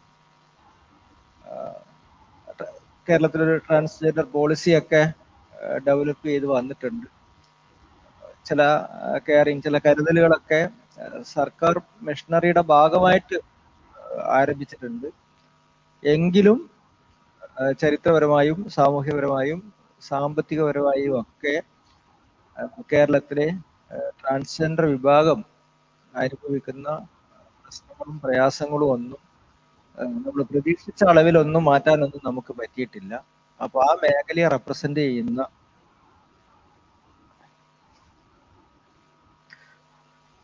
ശ്യാമ ട്രാൻസ്ജെൻഡർ സെല്ലിന്റെ സ്റ്റേറ്റ് പ്രൊജക്ട് ഓഫീസറായി വർക്ക് ചെയ്യാണ്. വളരെ സജീവമായി ആ മേഖലയിൽ ഇടപെട്ട് പ്രവർത്തിക്കുന്ന അവരുടെ അനുഭവങ്ങൾ അവർ ഇവിടെ പങ്കുവെക്കും. എല്ലാവർക്കും നമസ്കാരം. ഇവിടെ എന്റെ സഹപാനലിസ്റ്റുള്ള ആൾക്കാർ സംസാരിച്ച വിഷയങ്ങൾ ഒരുപക്ഷെ അതുമായിട്ട് തന്നെ കൂട്ടി യോജിപ്പിച്ച് സംസാരിക്കാൻ സാധിക്കുന്ന മേഖല തന്നെയാണ്, പ്രത്യേകിച്ച് ക്യൂർ ആയിട്ടുള്ള വ്യക്തികളുടെ വിഷയം എന്ന് പറയുന്നത്. ഇപ്പോൾ ട്രാൻസ്ജെൻഡർ എന്ന് പറയുന്ന അല്ലെങ്കിൽ ക്യൂർ എന്ന് പറയുന്ന മനുഷ്യരെ പറ്റി ഇപ്പൊ ഇവിടെ കൂടിയിരിക്കുന്ന ആൾക്കാർക്കോ അല്ലെങ്കിൽ പൊതുസമൂഹത്തിന്റെ ഭാഗമായി നിൽക്കുന്നവർക്കോ എത്ര കണ്ട് ധാരണയുണ്ട് എന്നുള്ളത് ഏറ്റവും പ്രധാനമാണ്. കേരളത്തിൽ മാത്രമല്ല ഒരു പക്ഷേ ട്രാൻസ്ജെൻഡർ മനുഷ്യർ ബുദ്ധിമുട്ട് അനുഭവിക്കുന്നത്. ഇന്ത്യയിലോ അല്ലെങ്കിൽ ലോകത്തെ ഏത് നമ്മുടെ ആഗോളതലത്തിലൊക്കെ നോക്കുന്ന സമയത്ത് അതിനെ പിന്തിരിപ്പിക്കുന്ന നിലപാടുകളിലേക്ക് ഒരുപാട് മനുഷ്യർ എത്തിയിട്ടുണ്ട്. അപ്പോ ഈ വിഭാഗം വ്യക്തികൾ അനുഭവിക്കുന്ന അവരുടെ സാമൂഹ്യ സാഹചര്യം എന്താണെന്നോ അവരുടെ വിദ്യാഭ്യാസ നിലവാരത്തെ പറ്റിയോ പൊതുസമൂഹത്തിൽ ലഭിക്കേണ്ടുന്ന ഭരണഘടനാ അവകാശങ്ങളെ പറ്റിയോ കൃത്യമായ ധാരണ ഒരുപാട് മനുഷ്യർക്കില്ല എന്നുള്ളത് സ്വാഭാവികമായും എല്ലാ മനുഷ്യരെയും ഉൾച്ചേർക്കുന്ന രീതിയിലുള്ള ഒരു സമീപനം സ്വീകരിക്കുന്ന സമയത്ത് പിന്തള്ളപ്പെട്ടു പോകുന്ന മനുഷ്യരായിട്ട് കേരളത്തിലെ ക്യൂർ വ്യക്തികൾ മാറുന്നുണ്ടെന്നുള്ളതൊരു യാഥാർത്ഥ്യമാണ്. പക്ഷെ ആ യാഥാർത്ഥ്യത്തെയും പലപ്പോഴും പലരും അംഗീകരിക്കും. ഞങ്ങൾ നിങ്ങൾക്ക് എന്തൊക്കെയോ ചെയ്തു തരുന്നുണ്ടെന്നാണ് പറയുന്നത്. അത് നേരത്തെ സാറോട് സൂചിപ്പിച്ചതുപോലെ ഏതൊരു ന്യൂനപക്ഷ വിഭാഗങ്ങൾക്കും വേണ്ടിയിട്ടൊരു നയരൂപീകരണം നടക്കുമ്പോഴോ അല്ലെങ്കിൽ അവർക്ക് വേണ്ടി പ്രത്യേക പദ്ധതികൾ നടപ്പിലാക്കുന്ന സമയത്തോ ഭൂരിപക്ഷമായിട്ട് നിൽക്കുന്ന കുറേയധികം മനുഷ്യർ വന്നിട്ട് ഇങ്ങനെ ചെയ്തു കൊടുത്താൽ മതി എന്ന് പറയുന്നൊരു സമീപനം, ഇങ്ങനെ ചെയ്തു കൊടുത്താൽ അത് ഈ പറയുന്ന ബെനിഫിഷ്യറീസ് ആയിട്ട് നിൽക്കുന്ന വിഭാഗത്തിന് അത് എത്ര കണ്ട് ഉപകാരപ്പെടുന്നുണ്ട് എന്നതിനെ പറ്റി ചിന്തിക്കുന്നതിനപ്പുറത്തേക്ക് ഇത് ചെയ്തു കൊടുത്താൽ അവർ ശരിയാകും എന്ന് പറയുന്ന ഒരു സമീപനമാണ് സ്വീകരിക്കുന്നത്. അപ്പൊ അത് ഒരു തരത്തിലും നമ്മളെ സംബന്ധിച്ചിടത്തോളം അംഗീകരിക്കാൻ സാധിക്കുന്ന ഒരു കാര്യമല്ല. മറിച്ച് നമ്മുടെ കാലങ്ങളായി നമ്മൾ ചിന്തിച്ചുകൊണ്ടിരിക്കുന്ന ഒരു രീതി എന്ന് പറയുന്നത് വളരെ ബൈനറിയെ ഫോക്കസ് ചെയ്തുകൊണ്ടുള്ള ഒരു സിസ്റ്റമാണ്. ആൺ പെണ്ണെന്ന് പറയുന്ന ബൈനറിയെ ഫോക്കസ് ചെയ്തുകൊണ്ട് നമ്മൾ കാര്യങ്ങൾ സമീപിക്കുന്ന സമയത്ത് അതിനപ്പുറത്തേക്കുള്ള വിഭാഗങ്ങൾക്ക് അവരുടെ ആവശ്യങ്ങൾ ഇന്നതാണെന്നുള്ള തിരിച്ചറിവിലേക്ക് എത്താൻ ഒരുപാട് പേർക്ക് കഴിയാത്തതൊക്കെ തന്നെ ഈ മെയിൻ സ്ട്രീമിംഗ് എന്ന് പറയുന്ന ഒരു സാധ്യതയെ പോലും നമ്മൾ ലക്ഷ്യം വെക്കുന്ന ഇടത്തിലേക്ക് എത്തിക്കാൻ സാധിക്കാത്ത അവസ്ഥ നിലനിൽക്കുന്നുണ്ട്. ഇപ്പോൾ ഇവിടെ നയം ഉണ്ടെന്ന് പറയുമ്പോൾ നയത്തിന് ആനുപാതികമായിട്ട് സംസ്ഥാനത്ത് നിരവധിയായിട്ടുള്ള ഇടപെടലുകൾ നടക്കുന്നു എന്ന് പറയുമ്പോഴും നമ്മൾ ലക്ഷ്യം വെക്കുന്ന ഒരു ഗോളിലേക്ക് എത്ര പേർക്ക് അല്ലെങ്കിൽ അത് അച്ചീവ് ചെയ്യാൻ എത്ര പേർക്ക് പറ്റിയിട്ടുണ്ടെന്ന് ചോദിക്കുമ്പോൾ ഈ നിലനിൽക്കുന്ന ഒരു സ്റ്റിഗ്മ കാരണം അല്ലെങ്കിൽ നമ്മുടെ ഒരു ഈ സോഷ്യൽ നോം കാരണം പലപ്പോഴും ആ മനുഷ്യർക്ക് അതിന്റെ ബെനിഫിറ്റ് കിട്ടാത്ത സാഹചര്യം നിലനിൽക്കുന്നുണ്ട്. അതാണ് ഞാൻ ഇവിടെ നമ്മൾ നേരത്തെ രാവിലെ സംസാരിക്കാൻ പറഞ്ഞു. ഇപ്പോൾ രാജ്യത്ത് ആദ്യമായിട്ട് ഒരു ട്രാൻസ് മനുഷ്യർക്ക് ജോലി കൊടുത്തു എന്നൊരു വാർത്ത വരുന്നത് കൊച്ചിൻ മെട്രോയിൽ കുറേയധികം ആൾക്കാരെ റിക്രൂട്ട് ചെയ്ത സമയത്താണ്. അപ്പൊ അത് ആ കൊച്ചി മെട്രോയിലേക്ക് ജോലി കൊടുക്കാൻ സർക്കാർ സന്നദ്ധമായി എന്ന് പറയുന്നത് 18 ട്രാൻസ്ജെൻഡർ വ്യക്തികൾ അവരുടെ ഐഡന്റിറ്റി ക്രൈസിസുമായി ബന്ധപ്പെട്ടുണ്ടായിട്ടുള്ള ഒരു പ്രശ്നത്തിൽ അവരുടേതല്ലാത്ത തെറ്റുകൾ കാരണം പിന്നെ പൊതുസമൂഹം കൽപ്പിച്ചു വെച്ചിരിക്കുന്ന ചില കാര്യങ്ങൾക്ക് വിരുദ്ധമായിട്ട് പ്രവർത്തിക്കുന്ന മനുഷ്യരായതുകൊണ്ട് തന്നെ ഈ 18 പേരെയും ആദ്യമായി കേരളത്തിൽ റിമാൻഡ് ചെയ്യപ്പെട്ടു. ഒരു കേസിനകത്ത് ഉൾപ്പെടുത്തി പോലീസുകാർ FIR ഒക്കെ ഇട്ട് അവരെ റിമാൻഡ് ചെയ്തു. ആ റിമാൻഡ് ചെയ്ത സാഹചര്യത്തിലാണ് ചെറിയ രീതിയിലെങ്കിലും തൊഴിൽ മേഖലയിൽ ഇവർ എന്ത് ബുദ്ധിമുട്ട് അനുഭവിക്കുന്നുണ്ട്, വീടുകളിൽ എന്ത് ബുദ്ധിമുട്ട് അനുഭവിക്കുന്നുണ്ട് എന്നതിനെ പറ്റി 1-2 ഇടങ്ങളിൽ ചർച്ച വരികയും ആ ചർച്ചയ്ക്ക് ഒരു ബദൽ നിർദ്ദേശം എന്നുള്ള നിലയിൽ ഇവർക്ക് കൊച്ചി മെട്രോയിൽ ജോലി കൊടുക്കാം എന്നൊരു തീരുമാനത്തിലേക്ക് എത്തുകയും ചെയ്തത്. പക്ഷെ അതും ഒരു തേർഡ് പാർട്ടി കോൺട്രാക്ട് വഴിയാണ് ഇത്തരം മനുഷ്യർക്ക് ജോലി കൊടുത്തിരിക്കുന്നത്. നമ്മൾ ജോലി കൊടുക്കുന്ന സമയത്ത് ഒരു സ്ഥാപനത്തിലേക്ക് ഞാൻ ജോലിക്ക് പോകുമ്പോൾ എനിക്ക് പ്രാഥമികമായും അവിടെ ചെയ്തു പോകാൻ സാധിക്കുന്ന അല്ലെങ്കിൽ എൻ്റെ ആവശ്യങ്ങൾ നിറവേറ്റാൻ സാധിക്കുന്ന ഇടങ്ങളുണ്ടോ എന്നുള്ളത്, എനിക്ക് മൂത്രം ഒഴിക്കാൻ ഒരു സൗകര്യം വേണമെന്നുള്ളത് ഏറ്റവും പ്രധാനപ്പെട്ട ഒരു കാര്യമാണ്. ഞാൻ ഈ അറ്റയറിൽ വന്നിരിക്കുന്ന സമയത്ത് നിങ്ങൾ ചിന്തിക്കുന്നത്, നിങ്ങൾ ഇൻ ദ സെൻസ് ഭൂരിപക്ഷം വരുന്ന സമൂഹം പറയുന്നത് ഞാൻ സ്ത്രീകളുടെ ബാത്റൂമിൽ കയറി മൂത്രം ഒഴിച്ചാൽ മതി എന്നായിരിക്കും. അത് എനിക്ക് കംഫർട്ടബിൾ ആണോ എന്നുള്ളത് ആരാണ് ചിന്തിക്കുക? ഞാൻ സ്ത്രീകളുടെ ബാത്റൂമിലാണോ കയറി പോവേണ്ടത്, ഞാൻ പുരുഷന്റെ ബാത്റൂമിലാണോ കയറി പോകേണ്ടത് എന്നുള്ളത് ആ വ്യക്തിയുടെ മാത്രം ചോയ്സ് ആയിട്ട് നിലനിൽക്കുകയും അതിനുള്ള ഫെസിലിറ്റി പോലും ഇല്ലാതിരിക്കുകയും ചെയ്യുന്ന ഒരു സാഹചര്യത്തിൽ നമ്മുടെ ഒരു ഇൻക്ലൂസീവ് വർക്ക് സ്പേസ് എന്ന് പറയുന്ന ഒരു ഇടത്തിലേക്ക് ഇത്തരം മനുഷ്യർക്ക് എക്സിസ്റ്റ് ചെയ്യാൻ പറ്റാതെ പോകുന്നുണ്ട്. മെട്രോയിൽ അടക്കം സംഭവിച്ചിരിക്കുന്നത് പ്രാഥമികമായ ആവശ്യങ്ങൾ നിറവേറ്റുന്നതിനുള്ള സൗകര്യങ്ങളുടെ അഭാവം വളരെ കൃത്യമായി അത്തരം മനുഷ്യർ അവിടെ നേരിട്ടിരുന്നു എന്നുള്ളതാണ്. മാത്രമല്ല ഈ പറയുന്ന നമ്മുടെ ഈ ജെൻഡർ നോംസ് എന്ന് പറയുന്ന സമയത്ത് ഞാനിപ്പോൾ ഇങ്ങനത്തെ ഒരു അറ്റയറിൽ ഇരിക്കുമ്പോൾ എനിക്ക് സമൂഹം കൽപ്പിച്ചു വെച്ചിരിക്കുന്ന ചില റോൾസ് ആൻഡ് റെസ്പോൺസിബിലിറ്റീസ് ഉണ്ട്. ഞാൻ ഈ അറ്റയറിലാണ് ഇരിക്കുന്നതെങ്കിൽ ഞാൻ എൻ്റെ സംസാരത്തിൽ ഞാൻ സഭ്യത പ്രകടിപ്പിക്കുന്നവളായിരിക്കണം, ആ രീതിയിൽ ഞാൻ സംസാരിക്കുമ്പോൾ ഇങ്ങനെ ഇരിക്കണം, ഞാൻ ഉറക്കെ ചിരിക്കുന്നത് വലിയ ബുദ്ധിമുട്ട്. അപ്പോൾ സ്ത്രീ എന്ന് പറയുന്ന രീതിയിൽ മനുഷ്യൻ കാണുന്ന സമയത്ത് ഇന്ന കളങ്ങളിൽ നിങ്ങൾ ഒതുങ്ങി നിൽക്കണമെന്നോ ഇന്ന രീതിയിൽ മാത്രം നിങ്ങൾ മുന്നോട്ട് പോകണമെന്നോ പറയുമ്പോൾ അതിനെ പോലും വളരെ കൃത്യമായിട്ട് ഉൾക്കൊണ്ടുകൊണ്ട് മുന്നോട്ട് പോകാൻ സാധിക്കാത്ത കുറേയധികം മനുഷ്യർ നമ്മുടെ കൂട്ടത്തിൽ തന്നെയുണ്ട്. അപ്പൊ അത്തരം മനുഷ്യരുടെ ആവശ്യങ്ങൾ വളരെ സമഗ്രമായിട്ട് കേൾക്കുന്നതിനോ അത് പ്രാവർത്തികമാക്കുന്നതിനോ ഉള്ളൊരു സിസ്റ്റം ഇപ്പോഴും നമുക്ക് ഡെവലപ്പ് ചെയ്ത് കൊണ്ടുവരാൻ പറ്റിയിട്ടില്ല എന്നുള്ളത് വലിയൊരു പോരായ്മയായിട്ട് നിലനിൽക്കുന്നുണ്ട്. ഇപ്പോൾ തുറന്നു പറഞ്ഞ സമയത്ത് ഇവർക്ക് പണിഷ്മെന്റ് ആണ്, നിങ്ങൾ ഈ സ്റ്റേഷനിൽ നിന്ന് ഒരാഴ്ചത്തേക്ക് നിങ്ങളുടെ ഉത്തരവാദിത്വത്തിൽ നിങ്ങൾ വീഴ്ച വരുത്തിയതുകൊണ്ട് നിങ്ങൾ ഇന്ന സ്റ്റേഷനിലേക്ക് മാറ്റുന്നു. അപ്പം ഈ ബുദ്ധിമുട്ടിലേക്ക് അവരെ എത്തിച്ച സിസ്ജെൻഡർ ആയിട്ടുള്ള മനുഷ്യരുടെ ഭാഗത്തു നിന്നുണ്ടായിട്ടുള്ള വീഴ്ചയെ പറ്റി സംസാരിക്കുന്നതിനോ അവർ വീണ്ടും അത് ആവർത്തിക്കാതിരിക്കുന്നതിനുള്ള സംവിധാനങ്ങൾ രൂപപ്പെടുത്തിയെടുക്കുന്നതിനോ ഒന്നും അധികാരികൾ സിസ്റ്റത്തിന് സാധിച്ചില്ല എന്നുള്ളത് കൊണ്ട് തന്നെ ആ ജോലിയിലേക്ക് നിയോഗിക്കപ്പെട്ട 18 പേരും കൊഴിഞ്ഞു പോവുകയും 3 പേർ മാത്രം അവിടെ അവശേഷിക്കുകയും ചെയ്യുന്ന സാഹചര്യമുണ്ട്. അതുപോലും വളരെ തുച്ഛമായ വേതനം ഇത്തരം മനുഷ്യർ, അതാണ് ഒരു ഔദാര്യമായിട്ട് ഇതിനെ അവർ കാണുന്നു എന്ന് പറയുന്നത്. നമുക്ക് നിലനിൽക്കണമെങ്കിൽ എല്ലാ മനുഷ്യർക്കും വേണ്ടുന്ന പോലെയുള്ള പല രീതിയിലുള്ള സജ്ജീകരണങ്ങൾ ഒരുപക്ഷെ ആവശ്യമാണ്. അപ്പൊ നമ്മൾ ആരും സ്വന്തം വീടുകളിൽ നിന്ന് ഈ തൊഴിൽ ഇടങ്ങളിലേക്ക് എത്തിപ്പെടുന്ന മനുഷ്യരല്ല. ഈ നിലനിൽക്കുന്ന എല്ലാ സാമൂഹ്യ സ്ഥാപനങ്ങളിലും വലിയ രീതിയിലുള്ള അടിച്ചമർത്തലുകളോ ബുദ്ധിമുട്ടുകളോ ഒക്കെ നേരിടേണ്ടി വരുന്ന സാഹചര്യത്തിൽ വീട്ടിൽ നിന്ന് പോലും മാറി നിൽക്കുന്ന ആൾക്കാർക്ക് സുരക്ഷിതമായിട്ട് താമസിക്കാനുള്ള സൗകര്യം പോലും ഇല്ലാത്ത ഒരു അവസ്ഥയിൽ നിന്നാണ് അവിടേക്ക് എത്തുന്നത്. അപ്പോൾ ആ അവസ്ഥയെ അതിജീവിക്കുന്നതിന് വേണ്ടിയിട്ട് ഇത്തരം മനുഷ്യരെ പ്രാപ്തമാക്കുന്ന തരത്തിലുള്ള സംവിധാനങ്ങളോ സജ്ജീകരണങ്ങളോ ഈ ജോലി കൊടുത്ത ആൾക്കാരുടെ ഭാഗത്ത് നിന്ന് പോലും ഉണ്ടായിട്ടില്ല എന്നുള്ളത് ഒരു വലിയൊരു വീഴ്ചയായിട്ട് തന്നെ നിലനിൽക്കുന്ന ഒരു കാര്യമാണ്. ഇനി വിദ്യാഭ്യാസപരമായിട്ട് പോലും നോക്കിക്കഴിഞ്ഞാൽ കേരളത്തിൽ ഏകദേശം 60% വരുന്ന മനുഷ്യരും ഈ 9ാം ക്ലാസ്സോ വരെയെങ്കിലും എത്താൻ വലിയ ബുദ്ധിമുട്ട് അനുഭവിക്കുന്ന ആൾക്കാരാണ്. അത് ആ വിദ്യാഭ്യാസ യോഗ്യതയ്ക്ക് മേലെ എത്തിക്കഴിഞ്ഞാൽ മാത്രമേ ഈ പറയുന്ന പോലെ പൊതുസമൂഹം പറയുന്ന പോലുള്ള നല്ല തൊഴിൽ മേഖലയിലേക്കൊക്കെ മനുഷ്യർക്ക് എത്താൻ പറ്റുള്ളൂ. അപ്പൊ നമ്മൾ കുറേയധികം ആൾക്കാരെ സെലക്ട് ചെയ്തിട്ട് സ്കില്ലിംഗ് കൊടുക്കാൻ വേണ്ടിയിട്ട് പറയാണ്. സ്കില്ലിംഗ് കൊടുക്കുക എന്ന് പറഞ്ഞാൽ ഇവര് കണ്ടുവച്ചിരിക്കുന്ന ചില തൊഴിൽ മേഖലകളുണ്ട്. ഇവരെല്ലാവരും ബ്യൂട്ടീഷ്യൻ ചെയ്യുന്നവരാണ്, അപ്പൊ കുറെ പേരെ അങ്ങ് ബ്യൂട്ടീഷ്യൻ പഠിപ്പിക്കുക, കുറെ സർട്ടിഫിക്കറ്റ് കൊടുക്കുക, എന്നിട്ട് ഏതെങ്കിലും സ്ഥാപനത്തിലേക്ക് അപ്പൊ നമ്മൾ അങ്ങ് അസ്യൂം ചെയ്യാണ് ഇവരെല്ലാവരും ബ്യൂട്ടീഷ്യൻ പഠിക്കാൻ ആഗ്രഹിക്കുന്നവരാണ്, അല്ലെങ്കിൽ എല്ലാവരും മേക്കപ്പ് ഇൻഡസ്ട്രിയിൽ വർക്ക് ചെയ്യാൻ ആഗ്രഹിക്കുന്നത്. അപ്പോൾ ഈ ഒരു വിഭാഗം മനുഷ്യരെ പറ്റിയും വളരെ പ്രജുഡിസ്ഡ് ആയിട്ടുള്ള ഒരു ആറ്റിറ്റ്യൂഡിലേക്ക് എത്താതിരിക്കാനുള്ള ശ്രമം എല്ലാവരുടെ ഭാഗത്തുനിന്ന് ഉണ്ടാവേണ്ടതുണ്ട്. അത് ഇത്തരം സ്കില്ലിംഗ് ഒക്കെ പ്രൊവൈഡ് ചെയ്യുന്ന ആൾക്കാർ പോലും വളരെ ജനറലൈസ് ആയിട്ട് പറയുന്ന ഒരു വിഷയമാണ്, ഇത് കൊടുത്താൽ മതി അല്ലെങ്കിൽ അത് കൊടുത്താൽ മതി.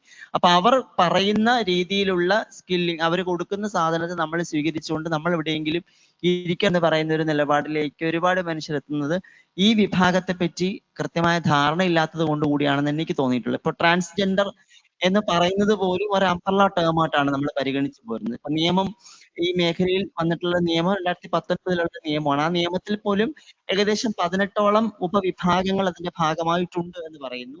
ഈ ജെൻഡർ എന്ന കോൺസെപ്റ്റ് തന്നെ പല ഉൾപ്പിരിവുകളുണ്ട്. ആ ജെൻഡറിന്റെ ഉൾപ്പിരിവുകളെ പറ്റി പോലും നമുക്ക് ധാരണയില്ല. പക്ഷെ നമ്മൾ ട്രാൻസ്ജെൻഡർ എന്ന് പറഞ്ഞ ഒറ്റ ടേമായിട്ട് മാത്രം അതിനെ പരിഗണിക്കുകയും അതിനകത്ത് കൾച്ചറലി തന്നെ ഡൈവേഴ്സ് ആയിട്ട് നിൽക്കുന്ന കുറേയധികം മനുഷ്യർ ഉൾപ്പെടുന്നു. അപ്പൊ ഓരോരുത്തരുടെയും നീഡ് ഒരു പക്ഷേ വ്യത്യസ്തമായിരിക്കാം. ആ നീഡ് അനുസരിച്ചിട്ടുള്ള മേഖലയിലേക്ക് അവരെ എത്തിക്കുന്നതിൽ ഇപ്പോഴും നമുക്ക് വലിയ രീതിയിലുള്ള ബുദ്ധിമുട്ടുകൾ നിലനിൽക്കുന്നുണ്ട്. ആ ബുദ്ധിമുട്ടുകൾ നിലനിൽക്കുന്നതിനുള്ള കാരണം നമുക്കിപ്പോ പറയാണ്, എനിക്കൊരു എയർപോർട്ട് ഏവിയേഷൻ കോഴ്സ് പരിശീലനം വേണമെന്ന് പറയുമ്പോൾ നിങ്ങൾ ഒരു 5 പേരെയോ 10 പേരെയോ കൂടെ കൂട്ടിയിട്ട് വരാനാ പറയുക.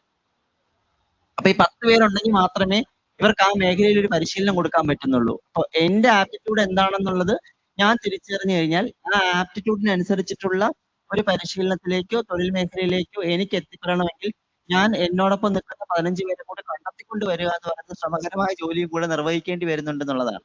അപ്പോ ആ ബുദ്ധിമുട്ടിനെ നമുക്ക് എങ്ങനെ മാറ്റിയെടുക്കാൻ പറ്റും എന്ന് വെച്ചാൽ ഓരോരുത്തരുടെയും പേഴ്സണൽ ആയിട്ടുള്ള അവരുടെ അഭിരുചി എന്താണെന്ന് തിരിച്ചറിഞ്ഞു കഴിഞ്ഞാൽ ആ അഭിരുചി മേഖലയിൽ ശോഭിക്കുന്നതിന് വേണ്ടിയിട്ടുള്ള പരിശീലനം അല്ല കൊടുക്കുന്നത്. ആ അഭിരുചി മേഖലയിലേക്ക് എനിക്ക് ശോഭിക്കണമെങ്കിൽ ഞാൻ കുറെ മനുഷ്യരെ കൂടെ കണ്ടെത്തിക്കൊണ്ട് വന്നാൽ മാത്രമേ പറ്റുള്ളൂ എന്ന് പറയുന്ന ഒരു പ്രധാനപ്പെട്ട കാര്യം. മറ്റൊന്ന്, നമ്മുടെ വിദ്യാഭ്യാസ യോഗ്യതയെ സംബന്ധിക്കുന്ന വിഷയമാണ്. നിങ്ങൾക്ക് ആ പരിശീലനം കിട്ടണമെങ്കിൽ നിങ്ങൾ മിനിമം ഇത്ര വിദ്യാഭ്യാസ യോഗ്യത ഉള്ളവരായിരിക്കണം എന്ന് പറയുമ്പോൾ ഒരു രീതിയിലും അതിനുള്ള ഒരു സാമൂഹ്യ അവസ്ഥയോ സാഹചര്യമോ ഇല്ലാത്ത മനുഷ്യർക്ക് അത് നേടിയെടുക്കുന്നതിൽ വലിയ ബുദ്ധിമുട്ട് നിലനിൽക്കുന്നുണ്ട്. ഇപ്പൊ മിനിമം ഡിഗ്രി വേണം എന്ന് പറയുമ്പോൾ ഈ നമ്മൾ സർക്കാർ നടത്തിക്കൊണ്ട് വരുന്ന പല പദ്ധതികളും ഇത്തരം മനുഷ്യർക്ക് മുതൽക്കൂട്ടാകണം എന്നുള്ള ചിന്താഗതിയോട് കൂടിയാണ് ഒരുപക്ഷെ രൂപീകരിക്കുന്നതെങ്കിൽ ആ മനുഷ്യരുടെ അവർ ഉൾക്കൊള്ളുന്ന രീതിയിലുള്ള എന്താണ് അവരുടെ വിദ്യാഭ്യാസ യോഗ്യതയ്ക്ക് അനുസരിച്ച് കൂടെ അത് പ്രാപ്യമാക്കാൻ സാധിക്കുന്ന രീതിയിലേക്ക് അതിന് പരിവർത്തനപ്പെടുത്തുക എന്നുള്ളതാണ് പ്രധാനം. പലപ്പോഴും നമ്മളൊരു നോംസ് ഉണ്ടാക്കി വെച്ചിട്ട് നിങ്ങൾ ആ നോംസിനകത്തേക്ക് ഇറങ്ങി പൊക്കോളൂ എന്ന് പറയുന്ന ഒരു സമീപനമാണ് സ്വീകരിച്ചുകൊണ്ട് പോരുന്നത്. അപ്പൊ ആ സമീപനം സ്വീകരിക്കുന്നത് കാരണം തന്നെ ഒരുപാട് മനുഷ്യർ എന്താണ് വളരെ കോൺഫിഡന്റ് ആയിട്ട് അത്തരം മേഖലയിലേക്ക് കടന്നു വരുന്നതിൽ ബുദ്ധിമുട്ട് അനുഭവിക്കുന്നുണ്ട്.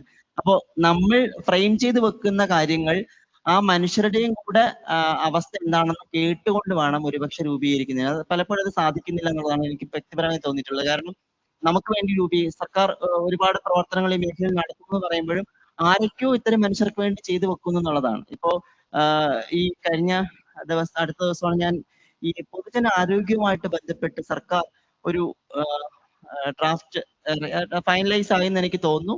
പൊതുജനങ്ങളുടെ ആരോഗ്യം സംബന്ധിക്കുന്ന വിഷയത്തിൽ സർക്കാർ ഒരു നിയമം ഉണ്ടാക്കി വെച്ചിരിക്കുന്നു എന്ന് പറയുമ്പോൾ അതിനകത്ത് എവിടെയും ട്രാൻസ്ജെൻഡർ മനുഷ്യരെ പറ്റിയോ അത്തരം മനുഷ്യരുടെ ആരോഗ്യ സേവനങ്ങളെ പറ്റിയോ അത് എങ്ങനെ ആക്സസ് ചെയ്യണമെന്നതിനെ പറ്റിയോ ഒന്നും ഇവിടെ എഴുതി വെച്ചിട്ടില്ല എന്നുള്ളതാണ്. അതിനെപ്പറ്റി നമ്മൾ അന്വേഷിക്കുന്ന സമയത്ത് എല്ലാവർക്കും കൊടുക്കുന്നത് പോലെ ഇത്തരം മനുഷ്യർക്കും കൊടുക്കാൻ പറ്റുള്ളൂ, പ്രത്യേകിച്ചൊന്നും കൊടുക്കാൻ പറ്റില്ല എന്ന് പറയുമ്പോൾ ഞങ്ങൾ അനുഭവിച്ചിട്ടുള്ള ഞങ്ങൾ കടന്നു വന്നിട്ടുള്ള അനുഭവങ്ങളെയോ ഞങ്ങളുടെ പ്രതിഷേധങ്ങളെയോ ഒക്കെ റദ്ദ് ചെയ്യുന്ന സമീപനമാണ് ഭൂരിപക്ഷ സമൂഹം സ്വീകരിച്ചുകൊണ്ടിരിക്കുന്നത്. അപ്പൊ അത് റദ്ദ് ചെയ്യുന്നത് വഴി ഇവിടെ നിലനിൽക്കാൻ സാധിക്കാത്ത അവസ്ഥയിലേക്ക് കേരളത്തിലെ ക്യൂർ മനുഷ്യർ മാറുന്നുണ്ടെന്നുള്ളതാണ്. അപ്പോൾ നമുക്ക് വേണ്ടി രൂപീകരിക്കപ്പെടുന്ന പദ്ധതികളാണെങ്കിലും നയങ്ങളാണെങ്കിലും അതിൽ പ്രാതിനിധ്യം ഏറ്റവും പ്രധാനമായിട്ട് നിലനിൽക്കുന്ന സമയത്ത് ആ പ്രാതിനിധ്യത്തിന് വേണ്ടി പുട്ടിന് പീരിയിടുന്നത് പോലെ ഒരു മനുഷ്യനെ കൊണ്ടുപോയി ഇരുത്തുക എന്നതിനപ്പുറത്തേക്ക് ആ മനുഷ്യൻ പറയുന്ന കാര്യങ്ങളിൽ ഗൗരവമുണ്ടെന്നും ആ ഗൗരവത്തോടു കൂടി തന്നെ അത് സമീപിക്കേണ്ടതാണെന്നും പരിഗണിക്കേണ്ടതാണെന്നുള്ള ഒരു ബോധ്യത്തോടു കൂടി തന്നെ ഇടപെടാൻ സാധിക്കണം. പലപ്പോഴും നമ്മുടെ ഉദ്യോഗസ്ഥ സംവിധാനത്തിന്റെ ഭാഗമായിരിക്കുന്നവരൊക്കെ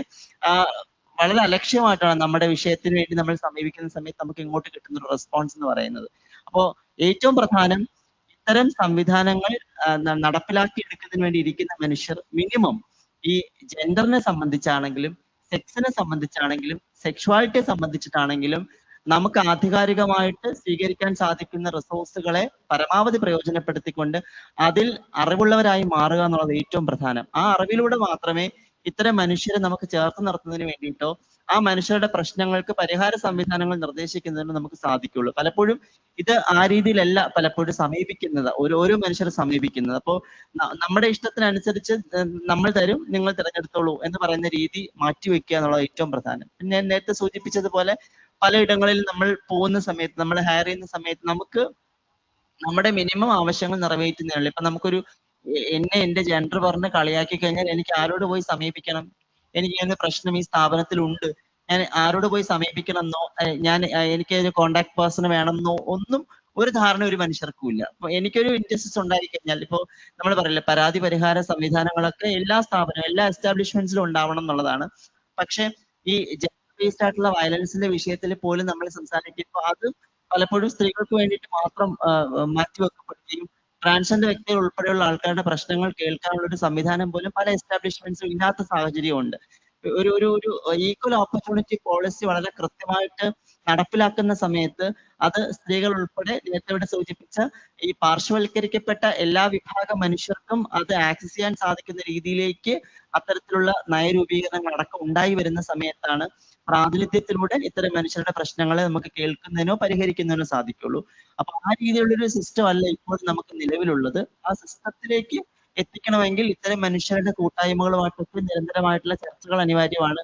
ആ മനുഷ്യരെയും കൂടെ കേൾക്കുന്ന രീതിയിലേക്കും മനുഷ്യരുടെയും കൂടെ ആവശ്യങ്ങൾ വളരെ കൃത്യമായിട്ട് ഉന്നയിക്കുന്ന രീതിയിലേക്കുള്ള നയരൂപീകരണങ്ങളാണ് ഏറ്റവും അത്യാവശ്യമായിട്ട് വേണ്ടത്. അതില്ലാത്തതാണ് ഇപ്പോഴും നമ്മൾ എനിക്ക് തോന്നുന്നത് നോളജ് ഇക്കണോമി മിഷൻ പ്രൈഡ് എന്ന പേരിൽ ഒരു സമഗ്ര പദ്ധതി നടപ്പിലാക്കി വരുന്നുണ്ട്. പക്ഷെ ആ പദ്ധതിയിലേക്ക് നമുക്ക് ഒരുപാട് ബെനിഫിഷ്യറീസിനെ എത്തിക്കാൻ സാധിക്കുന്നില്ല എന്ന് പറയുന്നത് പോലും അവർ ആ നിശ്ചയിച്ചു വെച്ചിരിക്കുന്ന ഈ റോൾസ് ആൻഡ് റെസ്പോൺസിബിലിറ്റീസ് പറയുമ്പോൾ അത് ഇത്തരം മനുഷ്യർക്ക് പ്രാപ്യമാകുന്ന രീതിയിലല്ല സെറ്റ് ചെയ്ത് വെച്ചിരിക്കുന്നത് എന്നുള്ളതാണ്.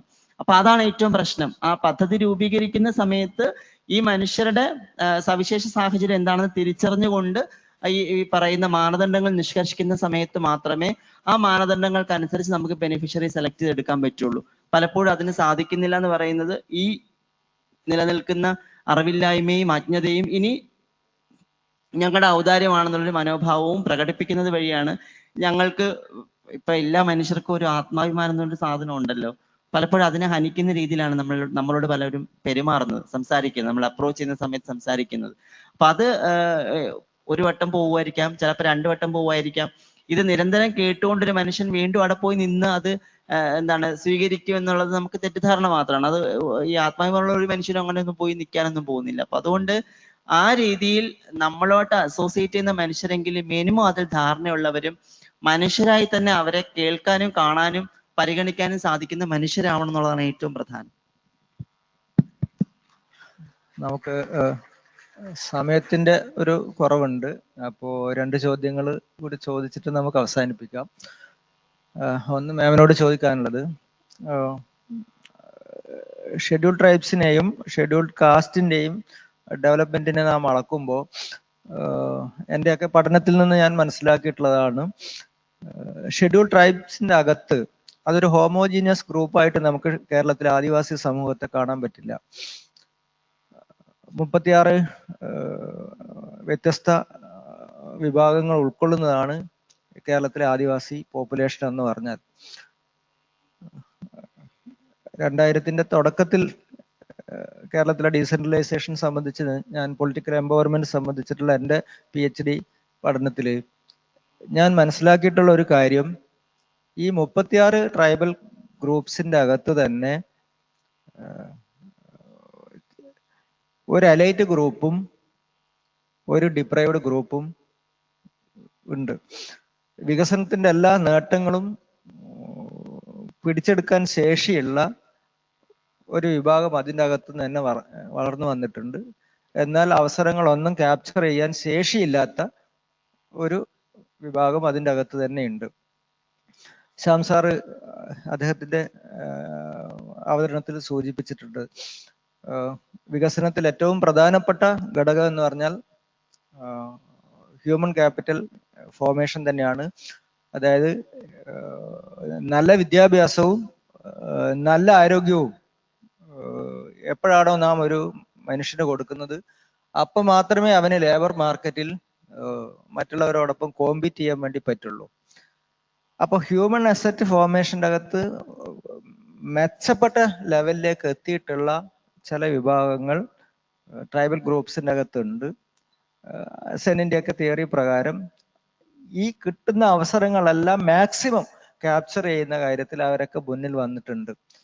ഞാനിത് പറയാൻ കാരണം ഇപ്പോൾ നാഷണൽ ദേശീയ ഒരു പശ്ചാത്തലമുണ്ട്. ഈ ട്രൈബൽ ഗ്രൂപ്പ്സിൻ്റെ അകത്ത് തന്നെ ഒരു റിസർവേഷൻ്റെ അകത്ത് തന്നെ ചില കോട്ടകൾ വെക്കണമെന്നൊക്കെയുള്ള, സെപ്പറേറ്റ് കോട്ടകൾ വെക്കണമെന്നൊക്കെയുള്ള ഒരു ചർച്ചകൾ നടക്കുന്ന ഒരു ദേശീയ പശ്ചാത്തലം ഇപ്പോൾ ഉണ്ട്.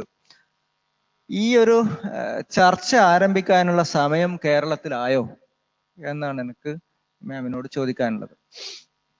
അങ്ങനെ ഉള്ള ചർച്ചകൾ ഓൾറെഡി എനിക്ക് തോന്നുന്നു നടക്കുന്ന ഒരു സ്ഥലത്ത് SC/ST ക്ലാസിഫിക്കേഷനെ കുറിച്ച്. അതെന്തുകൊണ്ട് നമുക്ക് ഈ ഒരു വേദിക്ക് സദസ്സിന് അറിയാത്തതെന്ന് എനിക്ക് ഭയങ്കര കൺഫ്യൂഷൻ ആകുന്നു. നമ്മൾ എത്ര ഡിസെൻഗേജ്ഡ് ആണ് SC/ST പബ്ലിക് ഡിസ്കോഴ്സിനെ കുറിച്ച് നമ്മൾ എത്ര ഡിസെൻഗേജ്ഡ് ആണ് എന്നാണ് എനിക്കത് ആ ഒരു ചോദ്യത്തിൽ നിന്ന് എനിക്ക് മനസ്സിലാകുന്നത്. കാരണം ഇവിടെ വലിയൊരു SC/ST കോൺക്ലേവ് നടന്നൊരു സ്ഥലമാണ് കേരളത്തിൽ. അധികം നാളുകൾ പോലും ആയിട്ടില്ല സുപ്രീം കോടതി വിധി വരികയും അതിനകത്ത് ക്രീമി ലെയർ എന്നുള്ള ഒരു ഐഡിയ SC/ST വിഭാഗങ്ങളിലേക്ക് കൊണ്ടുവരും. അത് എത്ര പെട്ടെന്നാണ് അത് നടപ്പിലാക്കാനുള്ള ഒരു വ്യഗ്രത ഇവിടെ വന്നത് എന്നതൊക്കെ ചിന്തിക്കേണ്ട വിഷയങ്ങളാണ്. പക്ഷെ ഈ സൈദ്ധാന്തികമായിട്ടും പ്രാക്ടിക്കലായിട്ടും പൊളിറ്റിക്കലുമായിട്ടും ഉള്ള പബ്ലിക് ഡിസ്കോഴ്സ് ഇന്റർവെൻഷൻ ഇവിടെയുള്ള ദളിത്, ആദിവാസി, ബഹുജൻ, ബുദ്ധിജീവികളും പൊളിറ്റിക്കൽ ലീഡേഴ്സും നിരന്തരമായിട്ട് പറഞ്ഞുകൊണ്ടിരിക്കുന്നത് പത്രത്തിലൊക്കെ റിപ്പോർട്ടഡ് ആയിട്ടുള്ള കാര്യമാണ്. അതുകൊണ്ട് അങ്ങനെ ഒരു ചർച്ച തുടങ്ങണ്ടേ എന്ന് ഒരു ചോദ്യം എനിക്കറിയില്ല. കാരണം അങ്ങനെ ഒരു ചർച്ച വളരെ വലിയ രീതിയിൽ നടക്കുന്നുള്ള ചർച്ചയാണ്. രണ്ട്, ഇപ്പൊ സ്റ്റേറ്റ് മുന്നോട്ട് വെക്കുന്ന പല പ്രൊവിഷൻസും ക്യാപ്ചർ ചെയ്യാൻ സാധ്യമാകുന്ന ഒരു പറ്റം ഗ്രൂപ്പ്സ് ആദിവാസി മേഖലയിലോ ദളിത് ഗ്രൂപ്പ്സിന്റെ ഇടയിലോ ഉണ്ടെങ്കിൽ good for them, great for them, അങ്ങനെയാണ് ചിന്തിക്കേണ്ടത്. അല്ലാതെ അവർ ബാക്കിയുള്ളവരിൽ നിന്നും മാറിപ്പോകും. ഇതെന്തൊരു അൺഫെയർ ആയിട്ടുള്ള ഫ്രെയിംവർക്ക് ആണെന്ന് ആലോചിച്ച് നോക്കുക. ഇങ്ങനെയാണോ ചിന്തിക്കേണ്ടത്? ഈ ചിന്ത തന്നെ എത്ര തെറ്റായിട്ടുള്ളതാണ്. അതിന്റെ ആ ഫ്രെയിംവർക്കേ തെറ്റാണെന്നൊന്ന് ആലോചിക്കുക. ഒരു ഗ്രൂപ്പിനുള്ളിൽ നിന്ന്, ഒരു സോഷ്യലി ഏറ്റവും ഡിസഡ്വാൻറ്റേജ്ഡ് ആയിട്ടുള്ള പാർശ്വവൽക്കരിക്കപ്പെട്ടിട്ടുള്ള ഒരു ഗ്രൂപ്പിൽ നിന്ന് ഒരു സെറ്റ് മനുഷ്യർ കോട്ട് ആൻഡ് കോട്ട് എംപവേർഡ് ആയിട്ട് വന്നു കഴിയുമ്പോൾ അവർക്ക് ക്യാപ്ചർ ചെയ്യാൻ പറ്റും. അതിലുള്ള ഗ്രൂപ്പ് ബാക്കിയുള്ളവർക്ക് ക്യാപ്ചർ ചെയ്യാൻ പറ്റുന്നില്ലാത്തത് അവരുടെ ശേഷിക്കുറവായിട്ട് ചിത്രീകരിക്കുന്നത് തന്നെ എക്സ്ട്രീംലി പ്രോബ്ലമാറ്റിക് ആണ്. സ്റ്റേറ്റിന് അവരുടെ ഇഷ്യൂസ് മനസ്സിലാകാത്തത് കൊണ്ട്, അല്ലെങ്കിൽ സ്റ്റേറ്റിന് അവരിലേക്ക് പ്രൊവിഷൻസ് എത്തിക്കാൻ പറ്റാത്ത സ്റ്റേറ്റിന്റെ കുഴപ്പമാണ്. അല്ലാതെ ആ മനുഷ്യരുടെ ശേഷിക്കുറവായിട്ട് കാണുന്നത് കേപ്പബിലിറ്റി അപ്രോച്ചിന്, അമർത്യ സെൻ പറയുന്ന കേപ്പബിലിറ്റി അപ്രോച്ചിന് തന്നെ എതിരാണെന്നും കൂടെ ഞാനിവിടെ എടുത്ത് പറയേണ്ട വലിയ ആവശ്യമുണ്ട്. രണ്ട്, ഈ ഗ്രൂപ്പുകൾ തമ്മിലല്ല കോമ്പറ്റീഷൻ എന്ന് മനസ്സിലാക്കണം. ഇവിടെ നിലനിൽക്കുന്ന ഡോമിനന്റ് ആയിട്ടുള്ള ഗ്രൂപ്പ്സും ഇവിടെ മറ്റു സൈഡിൽ നിൽക്കുന്ന ദളിത്, ആദിവാസി, ബഹുജൻ, സ്ത്രീ, ക്യൂർ ഗ്രൂപ്പുകളിലും തമ്മിലാണ് കോൺട്രാസ്റ്റും കമ്പാരിറ്റീവ് സ്റ്റഡിയും നടത്തേണ്ടത്. ഈ ഇന്റേണൽ ആയിട്ടുള്ള ഒരു ഡിസെൻഷൻ ഉണ്ടാക്കാൻ വേണ്ടിയാണ് ഇങ്ങനെയുള്ള വാദങ്ങൾ മുന്നോട്ട് വരുന്നത്. അതിൽ ചില ഗ്രൂപ്പുകൾ മാത്രം പ്രബല ആകുന്നു എന്നുള്ളത്. എന്നാൽ നമ്മൾ ഇന്ത്യയുടെ ഒട്ടാകെയുള്ള ഒരു സ്റ്റഡി നമ്മൾ എടുത്ത് നോക്കുകയാണെങ്കിലും ഈ പ്രബലമാകുന്നു എന്ന് പറയുന്നത് എത്ര പ്രബലമാകുന്നു, പ്രപ്പോർഷനേറ്റ്ലി എത്ര പ്രോഗ്രസ് ആണ് ഈ സോ കോൾഡ് എന്താണ് വിത്തിൻ ഗ്രൂപ്പ്സ്. ഇപ്പം രാജസ്ഥാനിലൊക്കെ ഉള്ള മീന ഗ്രൂപ്പിനെ വെച്ചൊക്കെയാണ് പഠനം നടന്നിട്ടുള്ളത്. ആ ഗ്രൂപ്പുകൾ തന്നെ എടുത്തു നോക്കുകയാണെങ്കിൽ എത്ര പേര് ഡിപ്പെൻഡൻസി റേഷ്യോ ഇല്ലാതെ സ്ഥലം വാങ്ങിയവരായി മാറി, അതിൽ എത്ര പേര് ക്ലാസ് എ വിഭാഗത്തിലുള്ള ഓഫീസേഴ്സ് ആയിട്ട് മാറി എന്ന് നമ്മൾ ആലോചിക്കുമ്പോൾ കമ്പയർ ചെയ്യുന്നത് അപ്പോഴും എങ്ങനെയാണ്? ബാക്കിയുള്ള ട്രൈബൽ ഗ്രൂപ്പുകളായിട്ടാണ് കമ്പയർ ചെയ്യുന്നത്, ബാക്കിയുള്ള ദളിത് ഗ്രൂപ്പുകൾ. എന്തുകൊണ്ട് നിങ്ങൾ ബാക്കിയുള്ള പ്രബല ഗ്രൂപ്പുകളായിട്ട് കമ്പയർ ചെയ്യുന്നില്ല? ഇവിടെ ഉള്ള എത്ര പുലയ മനുഷ്യർ IAS കാരായി എന്നുള്ളത് ബാക്കിയുള്ള ഗ്രൂപ്പുകളായിട്ടാണോ കമ്പയർ ചെയ്യേണ്ടത്, നായർ ഗ്രൂപ്പുമായിട്ടാണോ കമ്പയർ ചെയ്യേണ്ടത്? അത് എത്ര ഇൻസെൻസിറ്റീവ് ആയിട്ടുള്ള ഒരു കമ്പാരിസൺ ആണെന്നും കൂടെ നിങ്ങൾ ഓർക്കണം.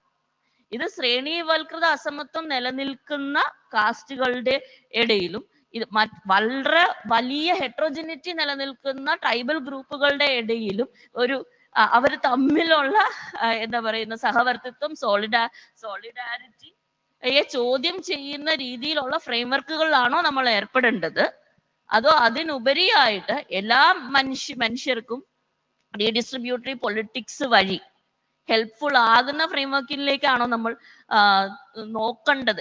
ഇത് എക്സ്ട്രീംലി പ്രോബ്ലമാറ്റിക് ആയിട്ടുള്ള സ്റ്റാൻഡ് ആയതുകൊണ്ടാണ് ഞാൻ ഇത്രയും ഷാർപ്പായിട്ട് പറയേണ്ടി വരുന്നതെന്നും കൂടെ സൂചിപ്പിക്കുന്നുണ്ട്. ഒന്ന്. രണ്ട്, തിരിച്ച് ഒന്ന് ആലോചിച്ച് നോക്കുക. ഇവിടെ ഒരു അൺഓർഗനൈസ്ഡ് സെക്ടർ എന്ന് പറയുന്ന ഒരു സെക്ടർ നിലനിൽക്കുന്നു. ഈ അൺഓർഗനൈസ്ഡ് സെക്ടറിനെ നമുക്ക് വേണമെങ്കിൽ മറ്റ് ഒരു പേരിൽ വിളിക്കാമെങ്കിൽ കാസ്റ്റ് സെക്ടർ, അല്ലെങ്കിൽ ഡിസ്പ്രിവിലേജ് കാസ്റ്റ് സെക്ടർ, മർദ്ദിതരായിട്ടുള്ള ഹിസ്റ്റോറിക്കലി ചൂഷണം ചെയ്യപ്പെട്ടിട്ടുള്ള കാസ്റ്റ് ഗ്രൂപ്പിനെയാണ് ആക്ച്വലി ഇവിടെ നമ്മൾ അൺഓർഗനൈസ്ഡ് സെക്ടർ എന്ന് വിളിക്കുന്നത്. എന്തുകൊണ്ടാണ് അത് ഓർഗനൈസ് ചെയ്യാത്തത്?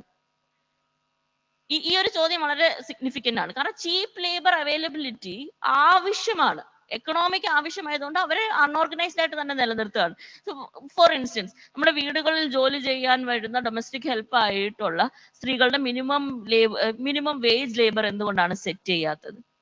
ഒരു മണിക്കൂർ ഇത്രയും ജോലി ചെയ്യുന്നതിന് ഇത്രയും വേതനം എന്നുള്ള ഒരു റെഗുലേഷൻ ഇന്ന് വരെ കൊണ്ടുവന്നിട്ടില്ല. ഇന്നും ഇന്നലെയും തുടങ്ങിയതല്ലല്ലോ വീടുകളിൽ ജോലി ചെയ്യാൻ വന്ന്. എന്നിട്ട് ഈ കേരളത്തിൽ ഒട്ടനവധി ഏജൻസികളുണ്ട്. ഈ ഏജൻസികളെല്ലാം ഡൊമസ്റ്റിക് ലേബർ സപ്ലൈ ചെയ്യുന്ന ഏജൻസികളാണ്. ആ ഏജൻസികളെ റെഗുലറൈസ് ചെയ്യാൻ ഒരു നിയമനിർമ്മാണം ഇവിടെ നടന്നിട്ടുണ്ട്. ഇപ്പം കെയർ ഗീവിങ്, ഇതേപോലെ തന്നെ കെയർ ഗീവിങ്ങിന്റെയും നഴ്സിംഗ് ജോബ്സിനും വലിയ മാർക്കറ്റുള്ള, പർട്ടിക്കുലർലി ഏജിങ് പോപ്പുലേഷൻ ഉള്ള ഒരു സ്ഥലമാണ് കേരളം. ജിറിയാട്രിക് കെയറിന് വേണ്ടി, വയോജനങ്ങൾക്ക് കെയറിന് വേണ്ടി നഴ്സിംഗ് ജോബ്സ് വളരെ വളരെ അതിന്റെ ആവശ്യം വർദ്ധിച്ചുകൊണ്ടിരിക്കുന്ന ഒരു കേരളത്തില് ഈ നഴ്സിംഗ് സെക്ടറിലുള്ള കാസ്റ്റ് കോമ്പോസിഷനെ കുറിച്ചുള്ള ഒരു പഠനമെങ്കിലും നടന്നിട്ടുണ്ടോ? എംപ്ലോയ്മെന്റ് കാസ്റ്റ് സെൻസസ് എന്ന് പറഞ്ഞ ഒരു പഠനം ഒരു പഠനം എന്തുകൊണ്ടാണ് വരാത്തത് നമ്മൾ ചിന്തിക്കേണ്ട കാര്യമാണ്. ഈ ചീപ്പ് ലേബർ അവൈലബിലിറ്റി എപ്പോഴും നിലനിർത്താൻ വേണ്ടിയുള്ള, അത് ഒരു പൊളിറ്റിക്കൽ പാർട്ടിയുടെ കാര്യമല്ല, നമ്മൾ നിരന്തരമായിട്ട് നോക്കുകയാണെങ്കിൽ ഇങ്ങനെ തന്നെ ഈ വ്യവസ്ഥയെ നിലനിർത്താനുള്ള ഒരു ക്യാപിറ്റലിസ്റ്റിക് ഇൻട്രസ്റ്റ് നമുക്ക് ഇതിനകത്ത് കാണാൻ പറ്റും.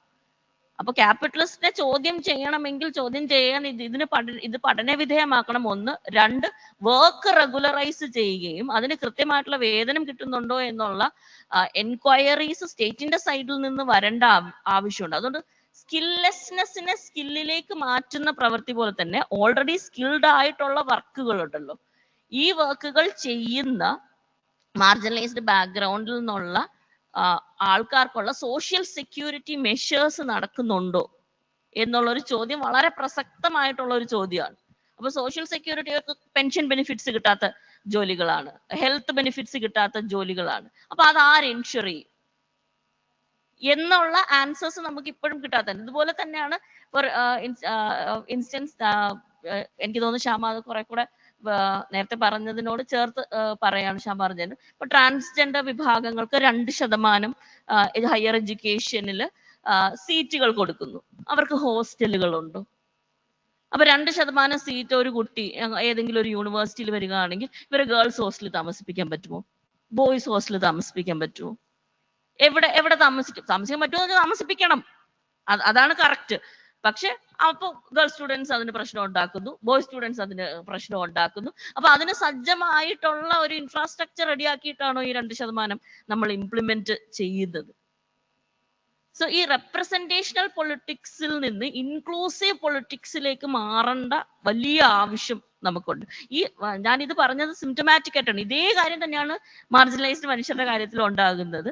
ലാർജർ ആയിട്ടുള്ള ഒരു ഇൻസ്റ്റിറ്റ്യൂഷണൽ ആയിട്ടുള്ള വ്യവസ്ഥാപിതമായിട്ടുള്ള ചേഞ്ചസ് വരാതെ നമ്മൾ അതിന്റെ മേലിൽ വലിയ മുറിവിന്റെ പുറത്ത് പൗഡർ ഇടുന്നത് പോലെ ചില മിനുക്ക് പണികൾ ചെയ്യുന്ന രീതിയിൽ ഉള്ള പെരിഫറൽ ആയിട്ടുള്ള ചേഞ്ചസ് വരുത്താതെ സ്ട്രക്ചറൽ ചേഞ്ചസ് വരാൻ ഇവിടെ നിയമനിർമ്മാണം വഴി അതിന് സാധ്യമാകുള്ളൂ. ആ നിയമനിർമ്മാണത്തിന് നമ്മുടെ ലെജിസ്ലേറ്റീവ് ആസ് വെൽ ആസ് നമ്മുടെ എക്സിക്യൂട്ടീവ് വില്ലിംഗ് ആകുന്ന അങ്ങനൊരു ക്ലൈമറ്റ് ഇവിടെ സെറ്റ് ചെയ്തിട്ടുണ്ടെന്ന് തന്നെയാണ് ഞാൻ വിശ്വസിക്കുന്നത്. കാരണം കുറച്ച് കാലങ്ങളായിട്ട് ഇൻക്ലൂസീവ് ആയിട്ടുള്ള പൊളിറ്റിക്സിനെ കുറിച്ചുള്ള വലിയ ചർച്ചകളൊന്നും നടക്കുന്നുണ്ട്. രണ്ട്, പോളിസി മേക്കിംഗ് ഇന്റർവെൻഷൻസിൽ ചേഞ്ചസ് പല രീതികൾ തന്നെ വരുന്നുണ്ട്. പക്ഷെ അതൊരു പൂർണ്ണതയിൽ എത്തണമെങ്കിൽ നേരത്തെ ഇവിടെ ശ്യാം സാർ പറഞ്ഞ പോലെ പാർട്ടിസിപ്പേറ്ററി ആയിട്ടുള്ള കമ്മ്യൂണിറ്റി പാർട്ടിസിപ്പേഷൻ ലെവലിലുള്ള കമ്മ്യൂണിറ്റി അറിവുകൾ, അത് മാർജിനലൈസ് കമ്മ്യൂണിറ്റിയുടെ അറിവും ജ്ഞാനവും പബ്ലിക് അറിവിന്റെ ഭാഗമാക്കി മാറ്റുന്ന പ്രക്രിയകൾ, അങ്ങനെ ട്രാൻസ്ഫോർമേറ്ററി ആയിട്ടുള്ള പ്രക്രിയകൾ നടന്നാൽ മാത്രമേ സമൂലമായിട്ടൊരു ചേഞ്ച് വരുള്ളൂ എന്നാണ് എനിക്ക് തോന്നുന്നത്. അവസാനം ശ്യാം സാറ് സമപ്പ് ചെയ്യും. സാറിന്റെ അവതരണത്തിൽ കുറെ പുതിയ ആശയങ്ങൾ അദ്ദേഹം പങ്കുവച്ചിട്ടുണ്ട്. ഈ കേരളത്തിലെ ആദിവാസി സമൂഹത്തെ അവരുടെ പരമ്പരാഗതമായ തൊഴിൽ മേഖലകളിൽ മാത്രം ഒതുക്കി നിർത്താതെ പുതിയ സാധ്യതകളിലേക്ക്, സാഹചര്യങ്ങളിലേക്ക് ഉപയോഗിച്ചുകൊണ്ട് ഉള്ള കാഴ്ചപ്പാടുകൾ ഉയർന്നു വരണമെന്ന് പറഞ്ഞു. പരമ്പരാഗത സാധ്യതകൾ പറഞ്ഞപ്പോൾ സാർ ആദിവാസി വൈദ്യത്തെ പറ്റി പറഞ്ഞു. കേരളത്തിലെ എത്നോ മെഡിസിൻ രംഗത്ത് വലിയ ഇടപെടലുകൾ നടത്തിയ ഒരു കാലം കേരളത്തിൽ ഉണ്ടായിരുന്നു. 95, 96 കാലം കേരളത്തിലെ ട്രൈബൽ റിസർച്ച് ഇൻസ്റ്റിറ്റ്യൂട്ടായ കോഴിക്കോട് കിർട്ടാഡ്സ്, ഞാൻ ആ കാലത്ത് അവിടെ റിസർച്ചറായി പ്രവർത്തിച്ചുകൊണ്ടിരിക്കുന്ന സമയത്ത് അന്നത്തെ അവിടുത്തെ ഡയറക്ടർ ഡോക്ടർ വിശ്വനാഥ് സാറ്, അദ്ദേഹത്തിന്റെ ഒരു സ്പെഷ്യൽ ഇനീഷ്യേറ്റീവിൽ അദ്ദേഹം കേരളത്തിലെ പ്രധാനപ്പെട്ട വംശീയ വൈദ്യന്മാരെയൊക്കെ സംഘടിപ്പിച്ചു. അവർക്ക് സർട്ടിഫൈഡ് മെഡിക്കൽ പ്രാക്ടീഷണറായിട്ട് അവരെ വളർത്തി കൊണ്ടുവന്നു.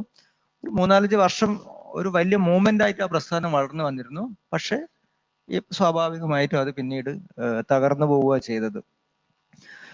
പല ഘട്ടങ്ങളിലും നമ്മൾ പല ഇന്റർവെൻഷൻസ് നടത്തി ഇവരുടെ ഈ നാച്ചുറൽ ആയിട്ടുള്ള പ്രകൃതിദത്തമായ ആവാസ വ്യവസ്ഥയിൽ നിന്ന് അവരെ പുറത്തു കൊണ്ടുവന്ന് പുതിയ തൊഴിൽ സാധ്യതകളിലേക്കൊക്കെ അവരെ കൂട്ടിക്കൊണ്ട് കണക്ട് ചെയ്യാനുള്ള ശ്രമം നടത്തിയപ്പോൾ എൻ്റെ കൂടി പേഴ്സണൽ അനുഭവങ്ങൾ പലപ്പോഴും നെഗറ്റീവാണ്. ഞാൻ കുടുംബശ്രീ മിഷൻ്റെ അകത്ത് പ്രവർത്തിക്കുന്ന കാലത്ത് അവിടെ ഒരു വലിയ സ്കില്ലിംഗ് പ്രോഗ്രാം ഉണ്ട്, DDGKV എന്ന സ്കില്ലിംഗ് പ്രോഗ്രാം ഉണ്ട്. കുട്ടികളെയൊക്കെ സ്കില്ലിങ്ങിനെ വിട്ടു. കോഴിക്കോടും അതുപോലെ കണ്ണൂരും ഒക്കെയുള്ള പഠന കേന്ദ്രീകൃതമായ തൊഴിൽ സ്ഥാപനങ്ങളിലൊക്കെ അവരെ പ്ലേസ് ചെയ്തു. NTTF പോലുള്ള സ്ഥാപനങ്ങളിൽ ആ കുട്ടികളെ പഠിപ്പിച്ചു. ബാംഗ്ലൂരിലൊക്കെ കുട്ടികളെ പ്ലേസ് ചെയ്തു. പക്ഷേ ഈ പുതിയ തൊഴിൽ സാഹചര്യങ്ങളിൽ പിടിച്ചു നിൽക്കാൻ അവർക്ക് പറ്റുന്നില്ല. ഒരു 3-4 മാസം കുട്ടികൾ അവിടെ നിൽക്കും, അതുപോലെ കുട്ടികൾ തിരിച്ചങ്ങോട്ടേക്ക് വരുന്നു. അപ്പോൾ പ്രായോഗികമായ കുറെ പ്രശ്നങ്ങളുണ്ട്. അവരുടെ പരമ്പരാഗതമായ ആവാസ വ്യവസ്ഥയിൽ എല്ലാ കാലത്തും കൂട്ടിക്കെട്ടി നിർത്തണമെന്നല്ല ഞാൻ ഈ പറയുന്നത്. പക്ഷെ പുതിയ സാധ്യതകളിലേക്ക് അവരെ കണക്ട് ചെയ്യുമ്പോൾ അത് എസ്റ്റാബ്ലിഷ് ചെയ്യാൻ, അത് ഒരു സസ്റ്റെയിൻ ചെയ്ത് കൊണ്ടുപോകാനുള്ള പ്രായോഗികമായ കുറെ ബുദ്ധിമുട്ടുകളൊക്കെ ഉണ്ട്. ഈ ഒരു കോംപ്ലക്സ് സിറ്റുവേഷനെ നമുക്ക് എങ്ങനെ മറികടക്കാമെന്ന് സാറിൻ്റെ ഒരു എക്സ്പീരിയൻസിൽ പറഞ്ഞാൽ നന്നായിരിക്കും. നമുക്ക് അതോടുകൂടി അവസാനിപ്പിക്കാം.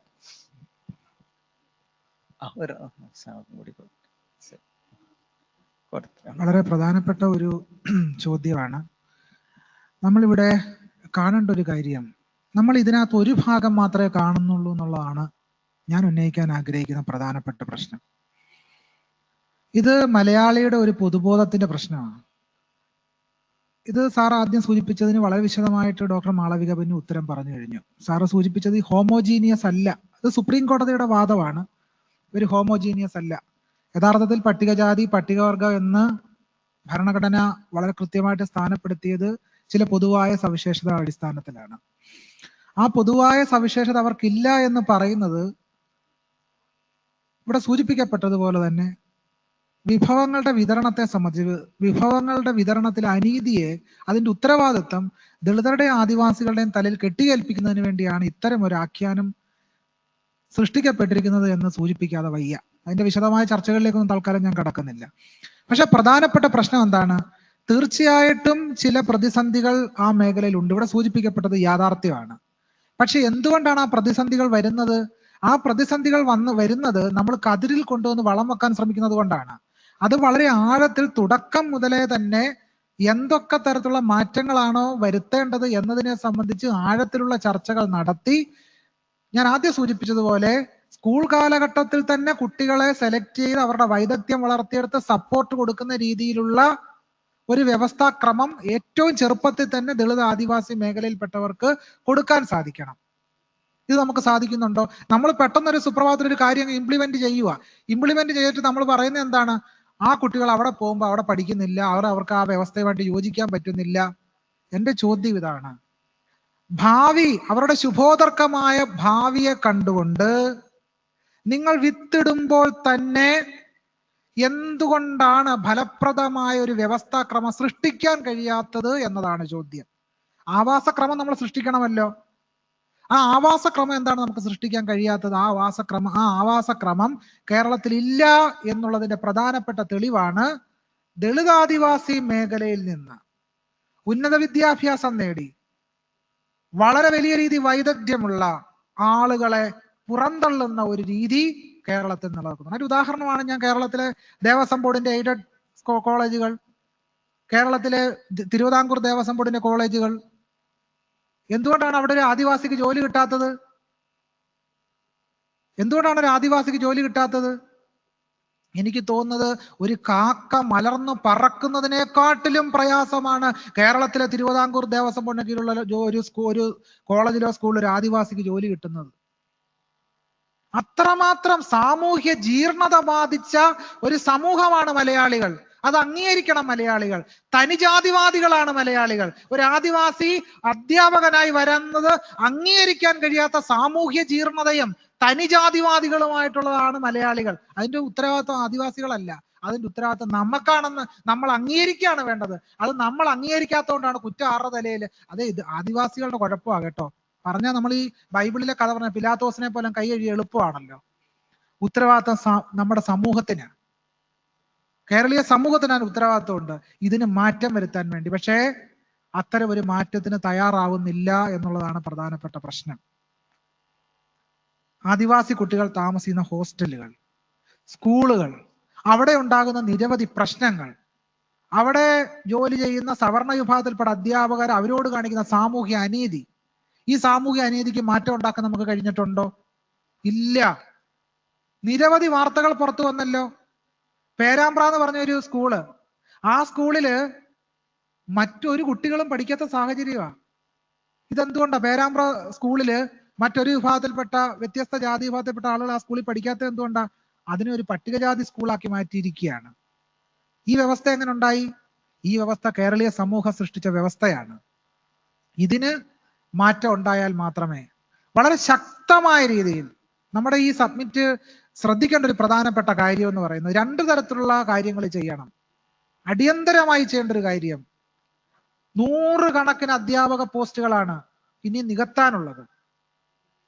കർശനമായിട്ട് സംവരണം നടപ്പിലാക്കണം. തിരുവിതാംകൂർ ദേവസ്വം ബോർഡിന്റെ കോളേജുകളിൽ, കൊച്ചിൻ ദേവസ്വം ബോർഡ്, മലബാർ ദേവസ്വം ബോർഡിന് ഉൾപ്പെടെയുള്ള കോളേജുകളിലും സ്കൂളുകളിലും കർശനമായി സംവരണം നടപ്പിലാക്കണം. ആനുപാതികമായ പ്രാതിനിധ്യം ദളിതർക്കും ആദിവാസികൾക്കും കിട്ടിയേ മതിയാവൂ. ഇപ്പൊ സംഭവിക്കുന്ന എന്താണ്? ഇപ്പൊ സംഭവിച്ചുകൊണ്ടിരിക്കുന്നത് അനുപാതം തെറ്റിയുള്ള കാര്യമാണ്. ഒരു കാര്യം പറഞ്ഞ് ഞാൻ അവസാനിപ്പിക്കാം. EWS സംവരണം വന്നു. ഇന്നലെ വരെ നമ്മൾ എന്താ പറഞ്ഞുകൊണ്ടിരുന്നത്? ഇന്നലെ വരെ SC/ST വിഭാഗങ്ങൾക്ക് സംവരണം കിട്ടിക്കൊണ്ടിരുന്നവ പറഞ്ഞുകൊണ്ടിരുന്നത് കാര്യക്ഷമതയുള്ള ആളുകൾ ഈ സംവരണം മൂലം ജോലിയിലേക്ക് വരുന്നില്ല. സംവരണം മേടിച്ചു വരുന്ന SC/ST വിഭാഗത്തിൽപ്പെട്ട ആളുകൾ ചികിത്സിക്കാൻ വരുമ്പോൾ സർജറി ശരിയാകത്തില്ല, ചത്തുപോകാൻ സാധ്യതയുണ്ട്. സംവരണം മേടിച്ചു വരുന്ന SC/ST വിഭാഗത്തിൽപ്പെട്ട ആളുകൾ പണിയുന്ന പാലം കുലുങ്ങും, കെട്ടിടം തകരും എന്നാ പറഞ്ഞുകൊണ്ടിരുന്നത്. ഇപ്പൊ EWSകാർക്ക് സംവരണം വന്നപ്പോൾ 6000 താഴെ, എനിക്ക് തോന്നുന്നു 60,000 താഴെ, 60,000 താഴെയുള്ള മുന്നാക്കക്കാരൻ സവർണൻ EWS സംവരണത്തിലൂടെ പോസ്റ്റ് കിട്ടി വന്നിരിക്കുക, കോളേജ് പഠിക്കാൻ വന്നിരിക്കുക. EWSകാരൻ പണിയുന്ന പാലം തകരുമെന്ന് നമുക്ക് എന്താ തോന്നാത്ത? മലയാളിക്ക് ഇപ്പൊ അങ്ങനെ തോന്നുന്നേ ഇല്ലല്ലോ. ഇന്നലെ വരെ സംവരണം കാര്യക്ഷമതയെ ബാധിക്കുമെന്നാ പറഞ്ഞുകൊണ്ടിരുന്നത്. EWS സംവരണം വന്നതോടുകൂടി കാര്യക്ഷമതയെ സംബന്ധിച്ച് ഒരു ചർച്ചയില്ല. ഇപ്പൊ നമ്മളെല്ലാം വലിയ പുരോഗമനവാദികളായിരിക്കുക. മലയാളി കൊണ്ട് നടക്കുന്ന പുരോഗമനം എന്ന് പറയുന്നത് നിശ്ചിതമായി പറയാം, പുറത്തു പുരോഗമനവും അകത്ത് ജാതിവാദികളുമായിട്ട് ജീവിക്കുന്നവരാണ് മലയാളികൾ. അവരുടെ ആ ജാതിമൂല്യ ബോധത്തെ അഴിച്ചു പണിയാതെ ദളിതർക്കും ആദിവാസികൾക്കും രക്ഷ ഉണ്ടാകത്തില്ല. അതുകൊണ്ട് മലയാളി നന്നാകണം. ആ മലയാളി എന്ന് പറയുന്നത് ദളിതരും ആദിവാസികളും ഒഴിച്ചുള്ള മലയാളികൾ നന്നായാൽ മാത്രമേ ദളിതരും ആദിവാസികളും രക്ഷപ്പെടത്തുള്ളൂ. അതുകൊണ്ട് കുറ്റം ദളിതരുടെ ആദിവാസികൾ എന്തായാലും കെട്ടിയേൽപ്പിക്കുന്ന പരിപാടി അവസാനിപ്പിച്ചിട്ട് സവർണ മലയാളി പൊതുസമൂഹം ആദ്യം കുറച്ച് ജനാധിപത്യവാദികളാകാൻ ശ്രമിക്കണം എന്നാണ് എൻ്റെ അപേക്ഷ. Thank you so much. We are moving to the next session. Before that, we are presenting a token of love to the moderator and the speakers, welcoming Mr. Prijit PK to share the token of love. So please, moderators and the speakers, please forward to the dais. Ladies and gentlemen, put applause, please.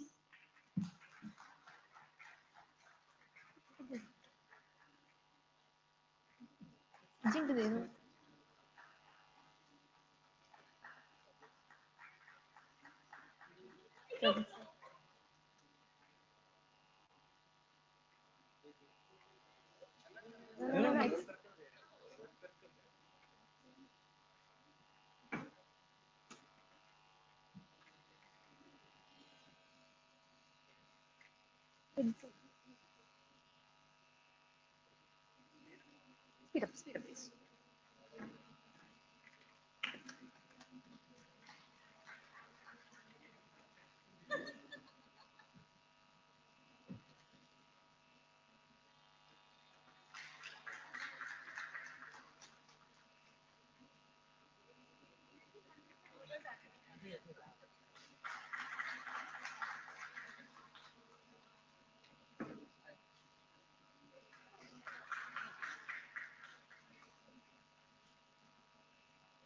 Thank you, the speakers and moderators. Okay, moving to the next session. Sorry for the rushness. We have some time limitations. Next topic is decoding employment and skill landscape in India. Kindly, I'm welcoming Gautam Das, editor, Long Story and Mind Primer, Live Men. Sir, I'm welcoming kindly. With the full respect. I'm welcoming to the dais.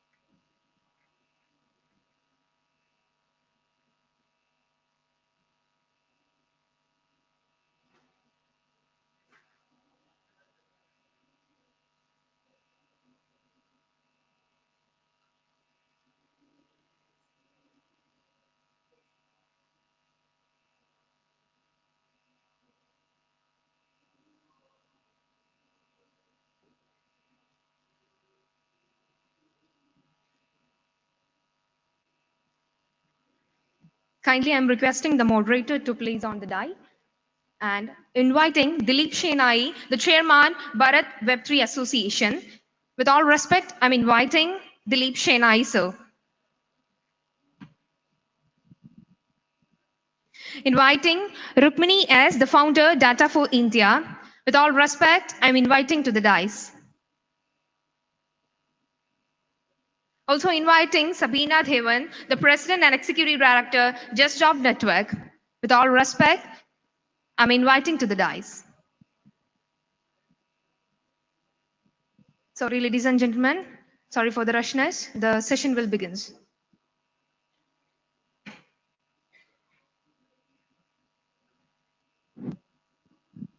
Only two mics, huh? Hello.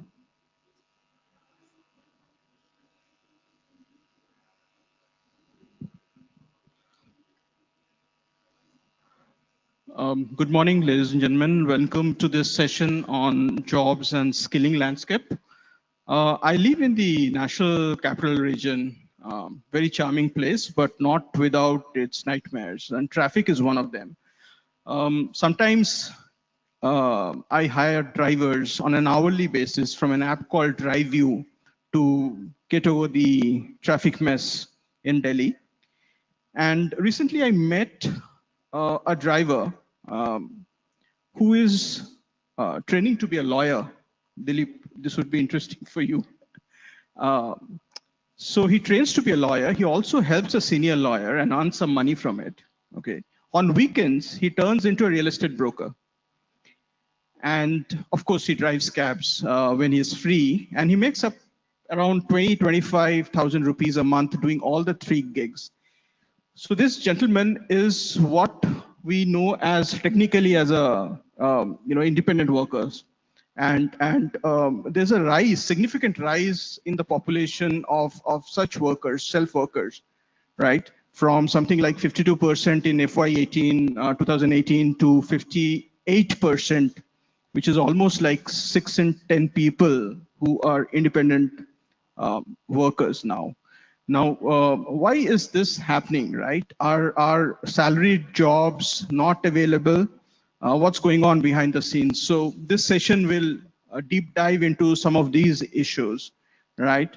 And of course, we'll also talk of some of the macroeconomic challenges that we currently have, tariffs, etc., and how that impacts the job market.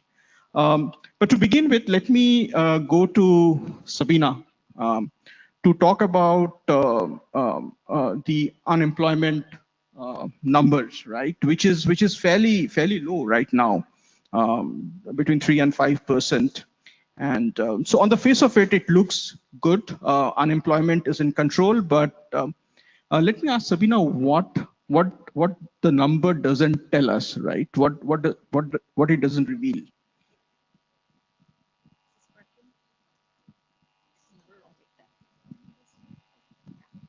Thanks so much, Gautam. I should first thank our organizers for the invitation to be here, and particularly KDISC. And also I should thank you because you've literally written the book on jobs, Jobonomics. So, you know, it's great to have you moderating this panel. I'm sure it'll be a nuanced discussion. So to take your question, it's a perfect place to start because, you know, we hear all the time that unemployment is great. It's around 3.1%, and anything below 5% is considered full employment. So what's the problem? Well, the question is a good one. What's the problem? Look around you, right? Yes, unemployment is 3.1%, but the problem is not the unemployment per se. The problem is underemployment, right? Most people in India don't actually have the luxury of being unemployed, right? So if you actually look at education levels of the unemployed, you find that they tend to be people that are more educated, because those are also the people that can wait and say, oh, let me look and see if I can find the job of my dreams, if I can get a good job, the job that I want, because they have family backing, they have resources to actually be unemployed. But most people are, you know, doing some kind of activity. Look at the people that sell pens on the side of the street, right? I'll take that as an example. They may not sell a single pen. They may not make any money that day, but in the data, they show up as being employed. And so the question is not whether, you know, unemployment is the right statistic. The question is, what is the real problem? And the problem is underemployment, low levels of productivity, people sharing low productivity work, and that ultimately also leads to low wages, right? Productivity and wages technically should be aligned. So I think that's one of the big issues. So if you want to really look at the health of the labor market, we should not be looking at the unemployment statistic as the statistic for our economy. We should look at other data trends, and just to put 3 numbers out there, and then I'll move on. Youth unemployment is 10 times the regular unemployment. And this is starting to become a problem because we are starting to see a lack of jobs for young people. But these young people are also going into things like gig work and so on, that, you know, is again underemployment and low productivity, low value add work. Informal employment has gone up from about 68% in 2017-2018 to 73% in the last PLFS 2024. And as you also mentioned, self-employment has risen drastically. And self-employment means that you're working for yourself, and it could mean anyone from a street vendor, like vegetable vendor, to a graphics designer, right? It's a very heterogeneous category, but self-employment has gone up significantly. So more people are kind of working for themselves than they are working in jobs. But let me stop there, and you know, I'd love to hear what Rukmini has to say on this question or anything else. She's also the author of a fabulous book, Whole Numbers and Half Truths. So I sound like I'm plugging books, but it's a real honor to be on the panel with such distinguished people. Thank you, Sabina. Yes, Rukmini. So maybe you could tell us a little more about why do you think self-employment, right, is on the rise? Is it lack of jobs in the market? Is it sort of a problem of aspiration? What exactly is happening there? Thanks. Let me start again with the unemployment question. And let's start with what the numbers do tell us. We can talk about why it may not be a full indicator, doesn't capture underemployment, as Sabina mentioned. But I think the first thing that's very important is to understand what the definition actually is. Then you know what is being measured. So let me go out on a limb here and say that I suspect that a majority of people in this room would not know that our definition of unemployment, or let's say definition of employment, is that if you worked for 30 days in the last 1 year, you're counted as employed. Or if you work for even 1 hour in the last week, you're counted as employed. Now, none of this is to imply that this is, fudging through numbers or manipulation. These are international definitions, and we are signatory to ILO definitions just as many other countries are. So this isn't, an Indian innovation. But it's important to know what are we talking about when we're talking about unemployment. I have to say that when I started looking at unemployment data, it did not occur to me that working 1 hour in the previous week classifies you as employed in India's official statistics. So when we talk about 3% unemployment, this is what we're talking about. Just 3.5% of the country, or let's say 3.5% of the working population, couldn't find even 1 hour's work in the previous week. So that's the definition there. Then by the official definitions, it becomes important to see if things have changed. If by that very liberal definition, even the unemployment number is rising, then of course it becomes a cause of concern. We aren't seeing that. By that definition, it isn't rising. The second thing that becomes important then is to see what are the differences between different socioeconomic groups as well as different parts of the country. And because we see, as Sabina mentioned, very high unemployment rates among educated people, young people as well as educated, and in fact the combination of being young and well educated is the most potent one. And unemployment rates are highest among young, freshly educated, freshly graduated people, extremely high here, there in the, over 20 and 25%, which means all of this explains why Kerala's unemployment rate is so high. So if you look at national statistics, we do see among the highest unemployment rates in Kerala and in Goa, but it becomes important to understand what the components of that unemployment rate are. To use it as a way to criticize the state government necessarily as saying something is going wrong in creating jobs does not acknowledge the fact that graduate unemployment is very high across the country, and this is a state with a particularly high number of graduates. So all of that fits into definitions and numbers of how we arrive at this unemployment rate. Then the other thing we need to talk about is what is not technically unemployment, but is to me a deeply worrying category in Indian statistics, which is called unpaid work. So among women workers in particular, 40% of women who are in the workforce, so who answer to government surveyors that they are working, work for no wages. This is officially called unpaid work. They are in the workforce but working for no wages. So in our statistics, they may not count as unemployed, and we may take that as a source of pride. But if they are working for no money coming into their own hands, what does it mean? Does it give them agency? Does it give them the independence that we assume that employment will give? What is that work? So all of this fits, there may be the central unemployment number, and then there are all of these statistics around it, sort of satellites or moons of that number that add up to our overall understanding. And now to come to the point on self-employment, I think the problem around self-employment is the narrative around self-employment. So people often use the self-employment number to make it sound like a thriving economy of entrepreneurs. I've set up my own company, for example. I might take pride in calling myself an entrepreneur. However, when we look at the numbers of self-employed, we see that the vast majority of the self-employed in India have no workers. They work in enterprises for themselves only. And in the case of women, working in family enterprises. So there is no shame in this. Working for yourself or working for a family farm or a family shop is not something that necessarily means this is bad work. Only if we look at quality of work data and find that it's low productivity, low wage, we can worry about it. There's no shame in working for yourself. However, if we're going to use this self-employed number to create a narrative about thriving startups and entrepreneurs, this is not the right statistic. We need to look elsewhere.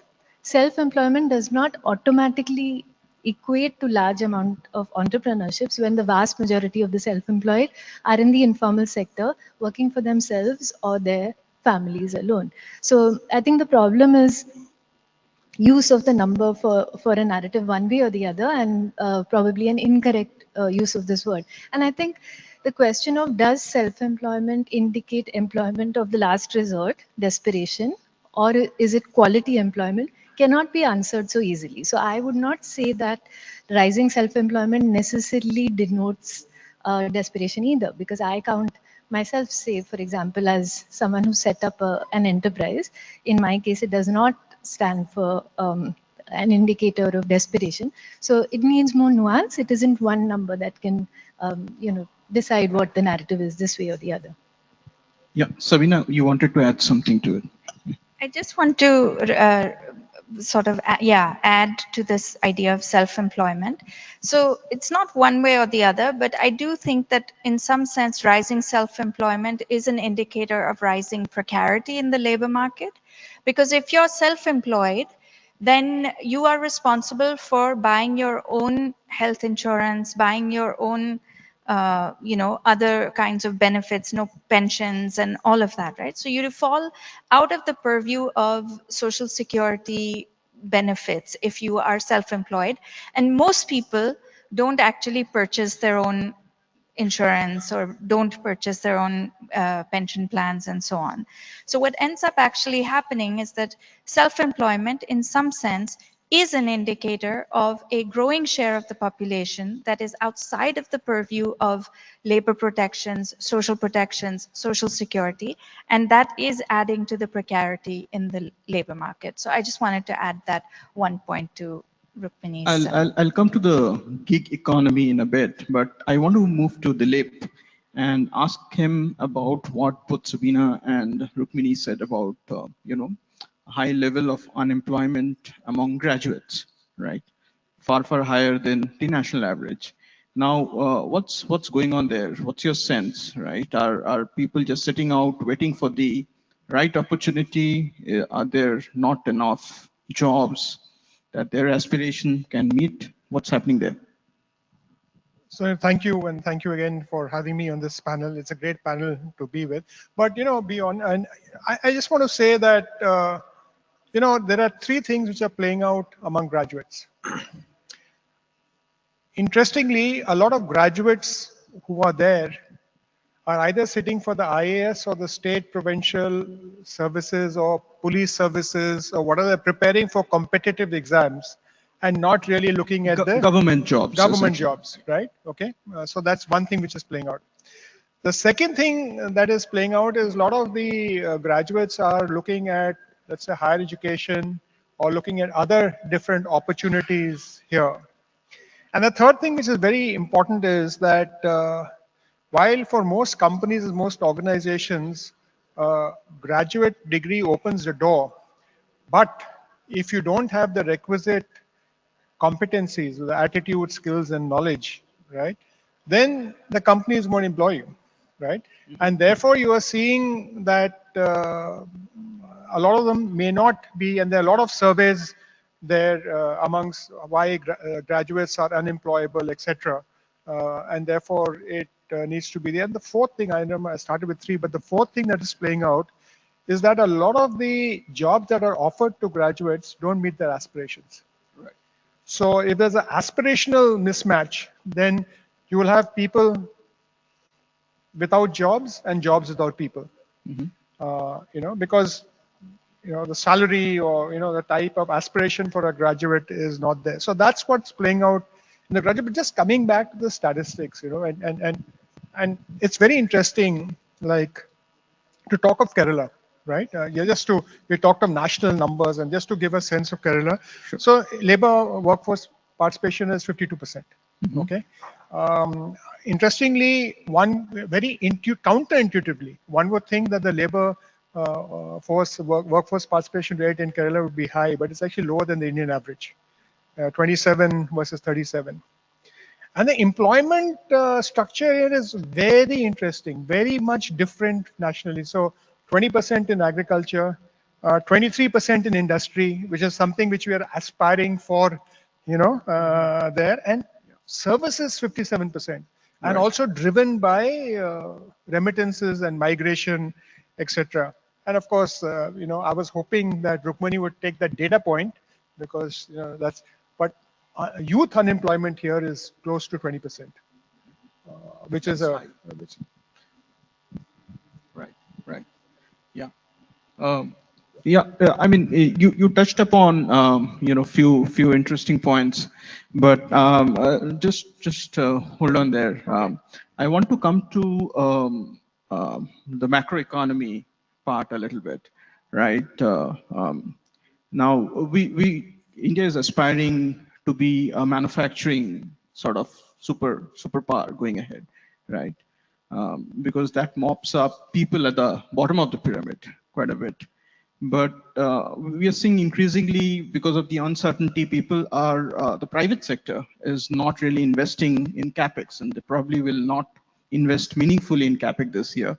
They just wait and see how the macroeconomy, the political landscape sort of matures over the next 1 year or so.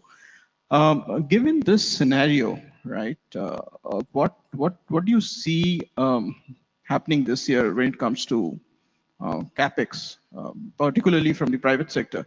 People are aspiring for government jobs because the private sector is not hiring enough, right, Adiba? that's reality. They are not hiring enough, and they are not investing in capex. I mean, the government has tried enough, to sort of invest in public capex so that private capex gets pulled in, but that cycle never picked up. okay, so there are multiple questions in that question. So let me first say capex, private capex. Now, what has happened that there are 14 sectors that have got PLI schemes, right? So assuming that no new investment came in, right? Those 14 sectors would have got some 50,000, 60,000 crores as capex. Those numbers are not showing anywhere, right? So there is and I think Rukmani here should really look at that, because everybody looks for capex at CMIE data, right? But the 14 sectors which have PLI scheme going, and all of them have kicked in now. So that's huge investment in tech leading sectors, right? Whether it is from iPhones to mobile phones to drones to electric vehicles, APIs, chemicals. The 14 sectors are there, so there is capex happening. Why the capex is not being captured and why it is not coming in, one doesn't know. Second, given the DNA of a lot of people is such that given a government job versus a private sector job, they'll always opt for a government job. That's unfortunately the DNA of a lot of people, right? So you're actually seeing that. But let's see now, if I want to get it back to Kerala and policy and all of that. So if you look at how do you increase employment, right? Either you attract new factories, or you set up knowledge parks, global parks, IT parks, invite service sectors, or you play on your strength. Or you play on your strength. So what is Kerala's strength? Kerala's strength is tourism. And like I was explaining to you, I have this habit of saying, if Kerala were a country, right, who would they compare with? Right? So you would be by area, you would compare with Switzerland, let's say. Okay, just an example, right? You would really look at that, or if you look at migration, Philippines, or Jordan, right? In terms of population and size of the country, right?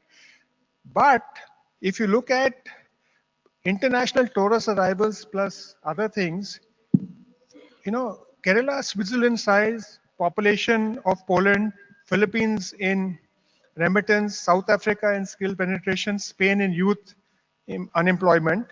But the number of international tourists are very, very low. We are 1/14 of Switzerland. So although domestic tourists in Kerala are around 27 million, but internationally tourists we are That's a trend across India. I mean, post-COVID, I don't think international tourism no, even pre-COVID. hasn't I'm picked up talking at of all. I'm taking of even pre-COVID, right? And what is there, given that the Western tourist destinations are being priced out, how do we as a comparable size country and a comparable size population? I took different examples, not only Europe, right? Different countries. We have 1 million versus 10 to 16 million. So either you get tourists, right, coming in, or you get remittances. As a state, as I think Kerala has said, no, we want to see how we create domestic employment and create employment. So if you were to multiply your tourism sector by 10 times in a year, look at the type of jobs that would create, look at the ecosystem that it would create, right? So that's just a very simple thing, I mean, Morocco gets more international visitors than, let's say, Kerala. So I'm just taking, it's 0.77 in Kerala to 2023 data. Again, I use some interesting website here to get some data. And, that's the actual fact. Yeah. So you can't have one policy for the state. You got to have multiple policies. You got to work in multiple areas. Right. Let me come to Sabina on the policy bit, right? Sabina, what policies are when it comes to skills, right, and thereby hopefully job creation, do you think are working for India right now? Sure. See that smile. Yeah. So I'll take up just one point that was in my head in reaction to what Dilip said, and then I'll take this question. So one is, we think of Dilip, not to nitpick, but sorry. No, you said, unfortunately, people look at government jobs. Whether we think that's fortunate or unfortunate, I think the main point to make here is that why do people look at government jobs? They look at government jobs because they are stable jobs. They look at government jobs because government jobs provide security and benefits, right? They look at government jobs because those are jobs with dignity. So, it's not just, people are stuck in old ways. People actually look for jobs that provide them with with a pathway to go forward in their lives, to provide for themselves and their families. And so I think that's kind of an important thing. And in fact, private sector jobs, we've just seen a deterioration of benefits and entitlements, right? And so, I just wanted to make that clarification. Yeah. I just want to say all four of us on the panel are all private sector. Yes. We provide stable jobs to our employees. We provide them good respect, right? It's not that the private sector does not give you stability or respect or value for money. It's the perception.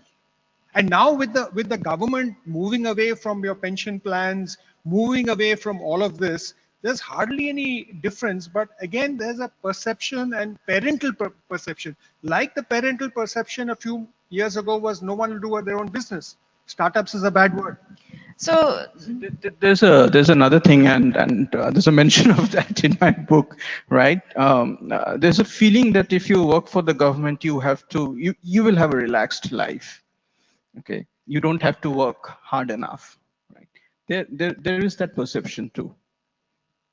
Maybe that there's that perception, but the point is that why do young people aspire to government jobs? It's because they provide them with the security, the stability. I mean, invariably in all of our fieldwork, when we ask young people that are preparing for the civil service exam and so on, like, why are you doing this? Why are you trying for a government job? I get your point. Let's hold on to the policy. Yeah. Policy question. But also it's not just a matter of perception, right? If you look at and Rukmini can add more specifics to this, I'm assuming. because if you actually look at the data in terms of informalization in the private sector, there is growing informalization in the private sector. That means private sector is providing fewer and fewer benefits to employers, and case in point is also the platform economy, right, where the contractors that work for private platforms have like very little coverage. So the private sector, by and large, we are exceptions. That's why we're on this stage, right? That's the exception, not the rule. Okay, now to the policy question. So what do I think is happening well in terms of policy when it comes to skills and education? Unfortunately, I think very little is happening that's good in terms of skills, education and skills, particularly skills. If you look at the data, we've been talking about Pradhan Mantri Kaushal Vikas Yojana. And I'm talking kind of at the national level, central schemes. We've been talking about a lot of investment in Skill India and so on, and yet our data show us that only 4.1% of respondents in the periodic labor force survey actually identify as having any kind of formal skills, right? In our country, most people are actually skilled, but through informal means. Your uncle has taught you how to do carpentry. Your, another relative or your older brother has taught you how to be an electrician. So people do have skills, but these are not formally recognized skills.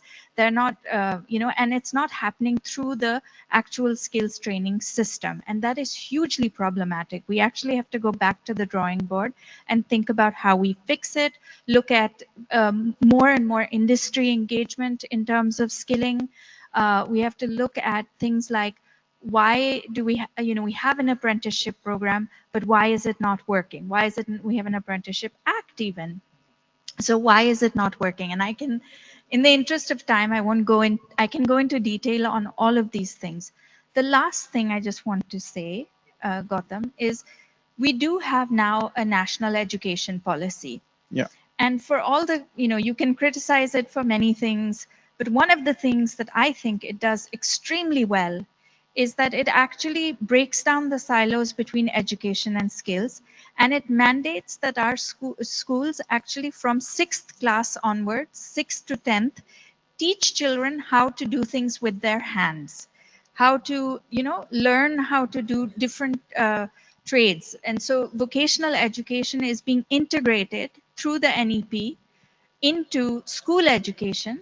And after 10th, kids can decide if they want to pursue the vocational track and what they want to specialize in. But I think that that's if we are able to implement it, that's really important for many reasons, which I won't go into now. But I think that's one policy that I actually think is quite good. Right. Rukmini, would you want to talk about, how do you think we can make our skills education, right, more inclusive, so that the labor participation, particularly for women, sort of rises going ahead?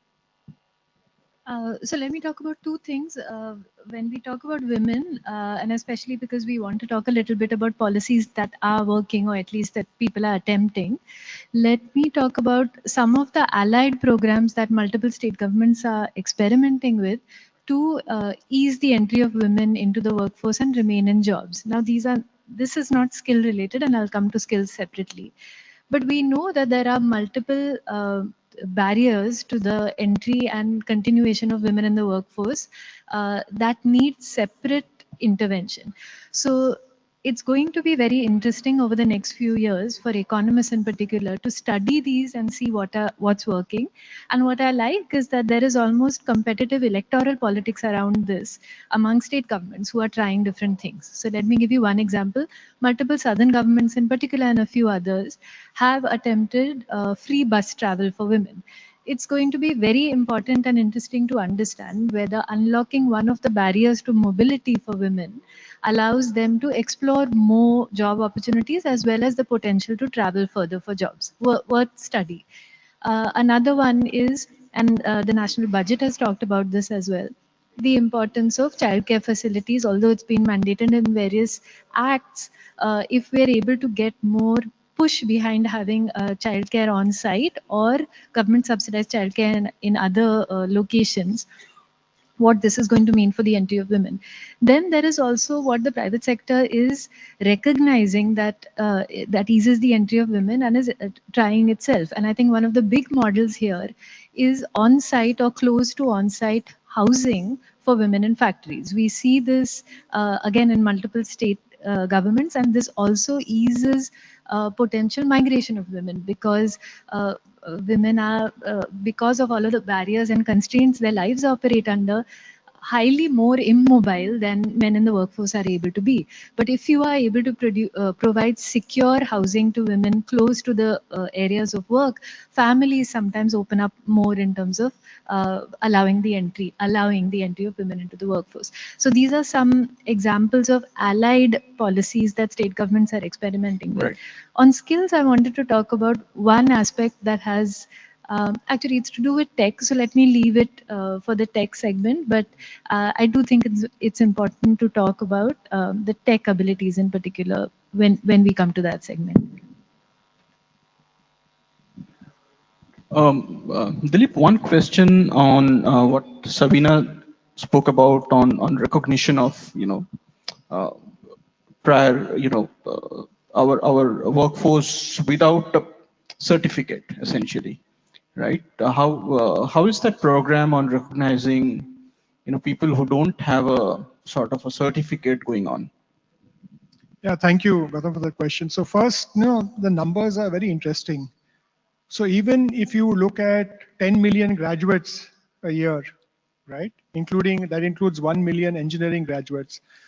So assuming that a graduate would be skilled in something, right? Okay. So if we take 12 million and divide our population, it would be roughly 0.83%. Right. So every year, if you're producing X million of graduates, so many engineering graduates, are they not being counted in the skilling sector? Or why is our number remaining static? So I'm really confused about that. The second thing, that there is a huge program of recognition of prior learning. Correct. Okay. And even now, and I'm part of that committee, there's a guidelines issued on recognition of prior learning in higher education by the UGC. Now we are working out the SOP, standard operating procedures. So this whole thing about certifying, one of the things about creating aspirational in that, right, is to make that skills certificate equivalent to a graduation certificate and see how it is. How do you make skills aspirational? So that's what we need to look at going forward. Right. Sabina, would you want to talk about the Apprentice Act a little bit and what's happening there? How is it working? You touched upon it during your comments on scaling a bit, but if you could just deep dive a little bit into the success or failure of how it's going. So we have an Apprenticeships Act, and I think most people in the room will agree with me when I say that the way that we can improve matching in jobs, right? Connecting young people to jobs is by hands-on training, right? So in essence, I think apprenticeships are a good thing.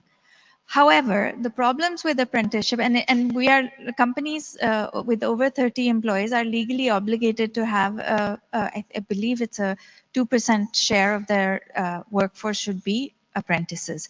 This is not happening because there's obstacles on both the company side as well as on the worker side.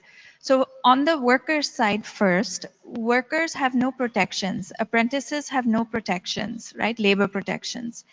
So many companies end up using apprentices as cheap labor and basically exploiting their labor, which is not, the unions are not supportive of it, and nor should we be supportive of it, right? This is deeply problematic. So if we want the apprentice system to work, one thing is to ensure that apprentices are treated like workers and that labor protections are appropriately applied to them as well. On the company front, the issue is that there's a lot of laborious paperwork. So companies don't want to do the paperwork, and the government incentive is quite small. So it's a lot of trouble for big companies to go through in terms of doing all this paperwork for very little benefit. And so both of these factors kind of coalesce can create problems. So I'll stop there. Yeah. So I think, for Kerala, there's nothing preventing the state to have their own apprenticeship law, but on a national basis, right? I mean, last year there are about 8 lakh apprenticeships, right? There are 60 million MSMEs. If we say, okay, every MSME can take an apprentice, right? Okay, and most of the unorganized sector guys, if you take the mechanic, if you take the cook, or if you take a dhaba, or if you take even the retail store in the village or the vegetable seller, they all have people who work with them, right, in the unorganized sector. So if you were to say we can just take this less than, we can take it from 8 lakhs to 60 million, which is, I think, 600 lakhs, right? Yeah, 6 crores. So you can just do that. So I think we need to look at this, and we need to convince the trade unions, and Kerala is the best state to do it, that this is a very good thing. And the internship program, which has just been launched, is a very interesting program, but there are no takers. So if you really want to learn on the job and want to do that, there's a different way of doing it. So you had to add something Just to to it. say that we also need to, just to the internship point, I mean, we need to reduce the duplication, right? We have dual system of training, we have internships now, we have apprenticeship. So like we have to reduce the fragmentation and create coherence across the policies that are in place, because ultimately the goal is to get industry more involved and to create opportunities for working and earning and learning at the same time, and doing it in a cohesive way. I just wanted to also say that, it's a plug for our own work, but there's a lot more detail on the apprenticeship issue, and we've Just Jobs Network together with TeamLease has written a report on apprenticeships that's available on our website. I also wanted to say that to Rukmini's earlier point about creating an ecosystem that is conducive to women's engagement in work and in enabling access to skills and education, this ecosystem of policies. So, Just Jobs is working with multiple states, but in Karnataka, for example, you have the free bus scheme, the Shakti scheme, you have the Kusina Mane scheme, which is enabling women access to childcare. And we've done assessments of these policies to see how conducive they are to women's work, and maybe there's some lessons there. All of this is available on our website, so we can go into greater depth there. Thanks. Right. I wanted to ask one final question on the macroeconomy, right? And some of the sectors that are currently impacted because of the tariffs. Dilip, would you want to talk a little bit about the textiles and maybe the gems and jewelry sector very, very briefly? So, and so three quick points. No, let me finish. Yeah. So if workers get displaced, right, because of tariffs, do they have transferable skills for them to be absorbed in a different sector? If not, what happens to these workers now? Okay, so let me take very quickly textiles and gems and jewelry. Both are 30% plus is exported to the US. So if that, and all the associations have said that there's a big hit. Textiles are talking about 2 to 5 lakh layoffs, and the gems and jewelry is talking about 1 to 2 lakhs layoff. So the numbers and the associations are talking about this layoffs. But if I were to just look at the Kerala, okay, Kerala itself is a big exporter of coir, and a significant market for coir from Kerala is in the US. So the Kerala coir people, they're also saying that there's going to be a kind of a job loss, etc. there. And that's the challenge here. Of course, there's a counter view is that industry always cries louder and wants more SOPs, but you need to look at how we address this sector. So there is a potential for a layoff, and if it continues over for over 12 months, right, then the whole structure of these industry sectors will do. And unfortunately, then tier 2, 3 and tier towns, Ludhiana, Surat, Sholapur, Coimbatore, Tirupur, right?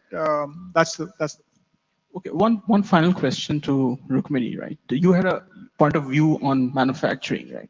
As a percentage of GDP, it's not increasing, right? We are stuck in the 15-16% range. Now, what do you think some of the policy interventions India needs, right, to move the needle, particularly keeping in mind that, changing geopolitics, the world is becoming more insular, right? Almost anti-globalization, right? So, I mean, becoming another China doesn't look like a possibility, right? So where do we go from here now? So let me say two quick things. One, trying to answer your point, and second, doing the thing which politicians do on TV shows, which is saying what they want to, irrespective of what the question was. On manufacturing, I think the first point is to be much more honest about where the numbers stand, and to confront the fact that in terms of employment as well as share of GDP, GVA, the numbers have stagnated for a long time now. So that has to be acknowledged first. Then within manufacturing, we were struck by the size, the outsized contribution of some sectors in particular, and how lopsided that is. So for example, 1 in 3 women in manufacturing is what is called a custom tailor. That one job, which is one code in the NIC, accounts for 1 in 3 jobs. These are not salaried, these are self-employed, home-based workers. So it really changes your notion of what manufacturing looks like if despite the growing share of women in manufacturing, they are overwhelmingly in the apparel sector. Then the other large sector for women is tobacco. And if we want that as a policy to be a declining sector, which we would, it has a huge implication on jobs for women in particular in 2 states, Telangana and West Bengal, whose employment in manufacturing, particularly for women, will be decimated. I wholly support the phasing out of tobacco, but this is a serious challenge to consider just how focused we are on a couple of sectors in particular. Now, a slight pivot relevant to the transferable skills point you asked, and I'm going to talk a little bit more about this in my session in the afternoon. Again, I feel like we need a great deal of public honesty about the level of skills currently. So we know, for example, that despite massive increases in phone usage, 1 in 5 women does not use her own phone, and the majority of Indians use a shared phone, not their own phone. We have these numbers on our side. Then we know, for example, that in terms of ICT skills, we are nowhere in comparison to many of the countries and many of the comparable countries. We also see that both ownership and ability to use a computer, which seems like a very quaint skill because we all talk about phones now, is highly lacking. So the elephant in the room always lately is an AI-shaped elephant. If we want to talk about transferable skills that work for the AI economy, surely we are not expecting all of this to happen on our mobile phones alone. They have helped with connectivity and communication, but the level of tech improvements we want to see in our workforce are not going to happen on mobile phones alone, and we have to confront just how big the gap between our current ICT skills and where we want to be are. These are not unsurpassable. We've seen such enormous improvements in literacy as well as in access to phones, but the next leap in terms of ICT is not going to happen with phones alone. We're going to need to talk a little bit more about that. Yeah, I wish we had time or... One question, the cities where the unemployment is, right, is not where the new jobs are. So, it's not a very simple thing that can you take the choir guys from one place and put them another place in Kerala. We got to really upskill them, create new businesses for them. We need to give something similar in Tirupur, Surat, etc. So that's just a very quick bullet. Yeah, I wish we had time for questions on tech and AI and Gen AI, but I think we are running out of time. Give me 2 minutes. Let me just open it up to the audience if there are any questions for panelists here. If not, we'll close the panel. Yeah. There's one over there. Can the gentleman there get a mic?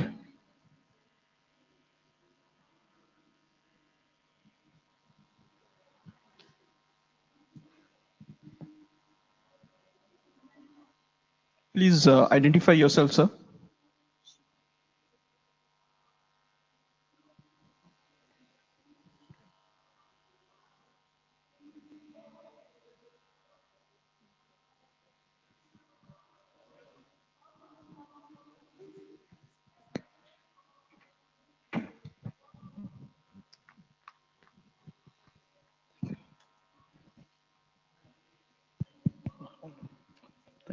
Thank you.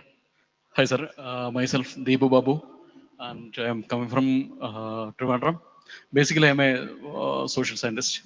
And my question is, sir, regarding to the stress, I mean, mental health in work, especially private sector.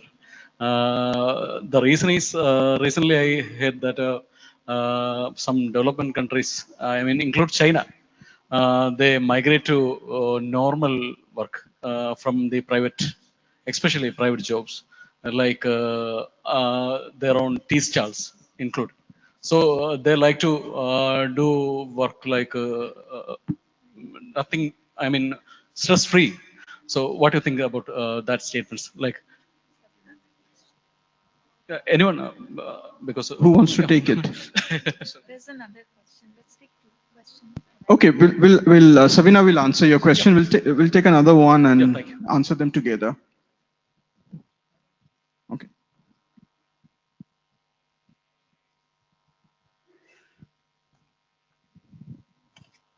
Thank you for this amazing panel. My name is Soumya Bajaj. I'm an economist at the World Bank. I'm curious, so oftentimes now when we talk about skills, the economic impact is cited, how it impacts GDP growth, how it impacts productivity. From that perspective, given all the demographics that you spoke about, can you help us prioritize which section, which policy, what kind of implementation should be focused on? And what would the economic impact of that be, or just how to think about it? Thank you.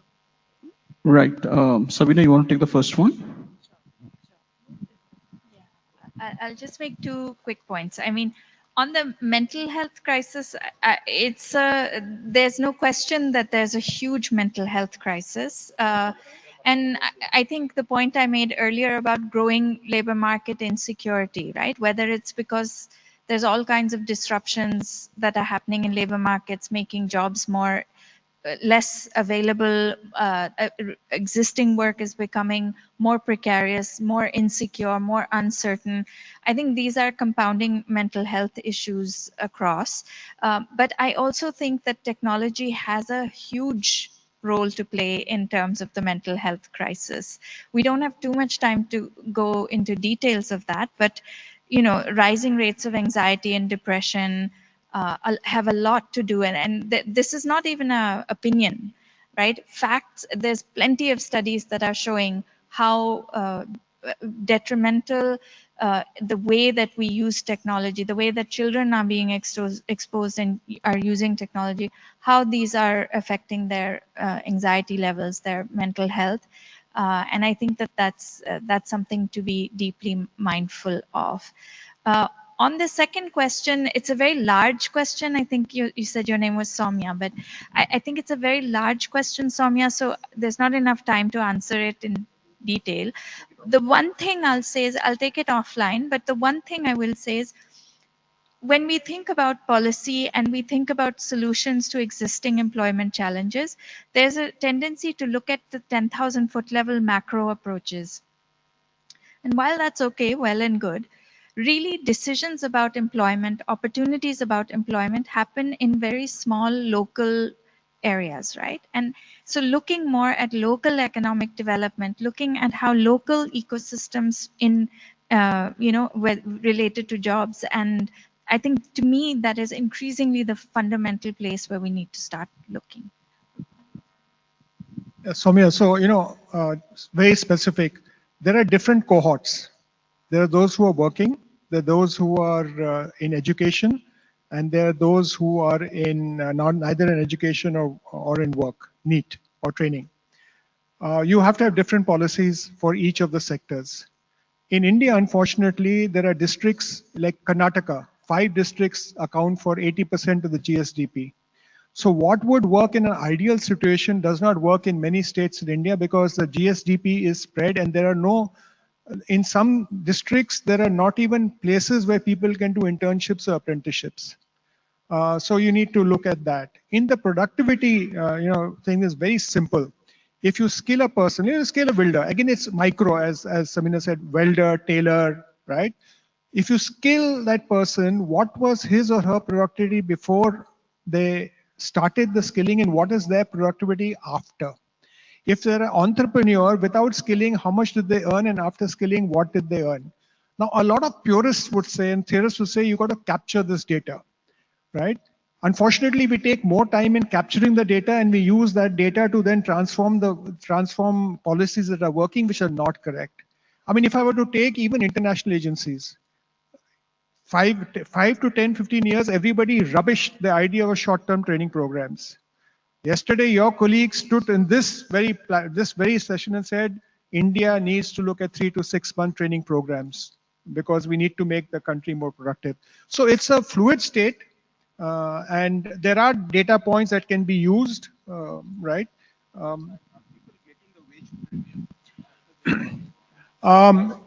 So I will, first of all, there's not anecdotal evidence, there's very clear evidence, right? That if you use, and there are companies, I don't know, I can't see the audience because I got lights in my face, but there are companies who are following hire, train, and employ, right? And those people are actually getting jobs in the company as to another job, right? So that's one thing. And second, if you're an entrepreneur, if you're a piece rate worker, which Sabina said is a majority of this, and if you are doing unorganized work and you're paid for your productivity, there's a definite premium there. A skilled plumber, a skilled construction worker, a skilled electrician will earn more than a non-skilled person. All right. Okay. I think we are completely out of time, and we need to wind it up. Thank you, ladies and gentlemen. Thank you, distinguished, and I'm welcoming Mr. Vaishak to present our token of love to the moderator and the speakers.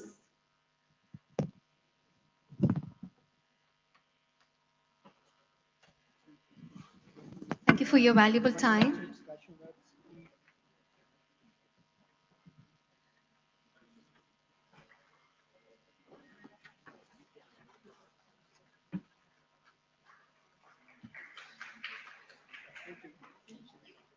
Thank you so much.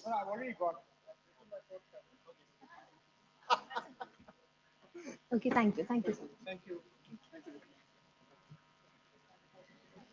We are moving to the next session. Welcoming Mr. Sharath Viraj, Associate Director, Grant Thornton, Bharat LLP. The topic is Beyond Romancing the Balance Sheets, Skills for Finance Sector. I'm kindly welcoming to the DAI.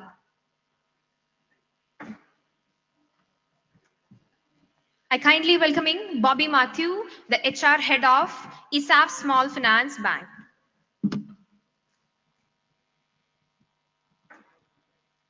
With all respect, I welcoming Matthew Joseph, the Director and Head of CIMP Bank AI Labs. Also, I'm inviting Sabina Shaji, Senior Vice President and Head of Talent Acquisition, Federal Bank. And here the session begins. Thank you. Thank you. To start off, could I just place a small request for all of you to come up to the stage because the panelists were looking at empty chairs. So if it's possible, request you to please join us on the initial rows. So with that, let's quickly start off the session. So very interesting name given to the session, Beyond Romancing the Balance Sheet, at a very opportune moment which we should be discussing. And luckily we have a very good panel, a well-rounded off panel representing people from an MNC bank, a home-ground bank which has now reached a very high level. And so I will give an opportunity for them to talk about their bank. So we have a lady representing Federal Bank. Then we have a microfinance firm, ISAF. We have persons representing from almost a plethora of areas, starting from microfinance to MNC and also to a home ground, a bigger bank entity. Both we have expertise cutting across HR, technology, and even people and legal skills. So that's a quite an elaborate area for people to talk upon. So to start off, why this sector is important is because apart from IT and agri, I think probably banking, BFSI is one of the sector, has always been an evergreen sector in terms of taking people in large numbers. When we talk about volume hiring, the BFSI has always led the pace. So that has added to development of this thing. So to give a quick introduction, I will start off with Sabina Shaji, who is the SVP of HR in Federal Bank. She has more than 22 years of experience, and it's very interesting to see her background. She is a CFA level 3 candidate, winner of Manager of the Year of KMA. She's a postgraduate diploma, gold medal in journalism, which is very interesting. Has a master's in public administration, sociology, master's in sociology, and a woman leader in entities like CAA and all. Welcome, ma'am. Welcome to the. Sorry for the interruption. Kindly, I'm welcoming Sabina Theban, the President and Executive Director, Just Job Network, to the dais to sharing the letter of intent, and welcoming PM Riaz, Executive Director of KDEST, to receive the intent letter. Kindly, I'm welcoming both of them to the dais.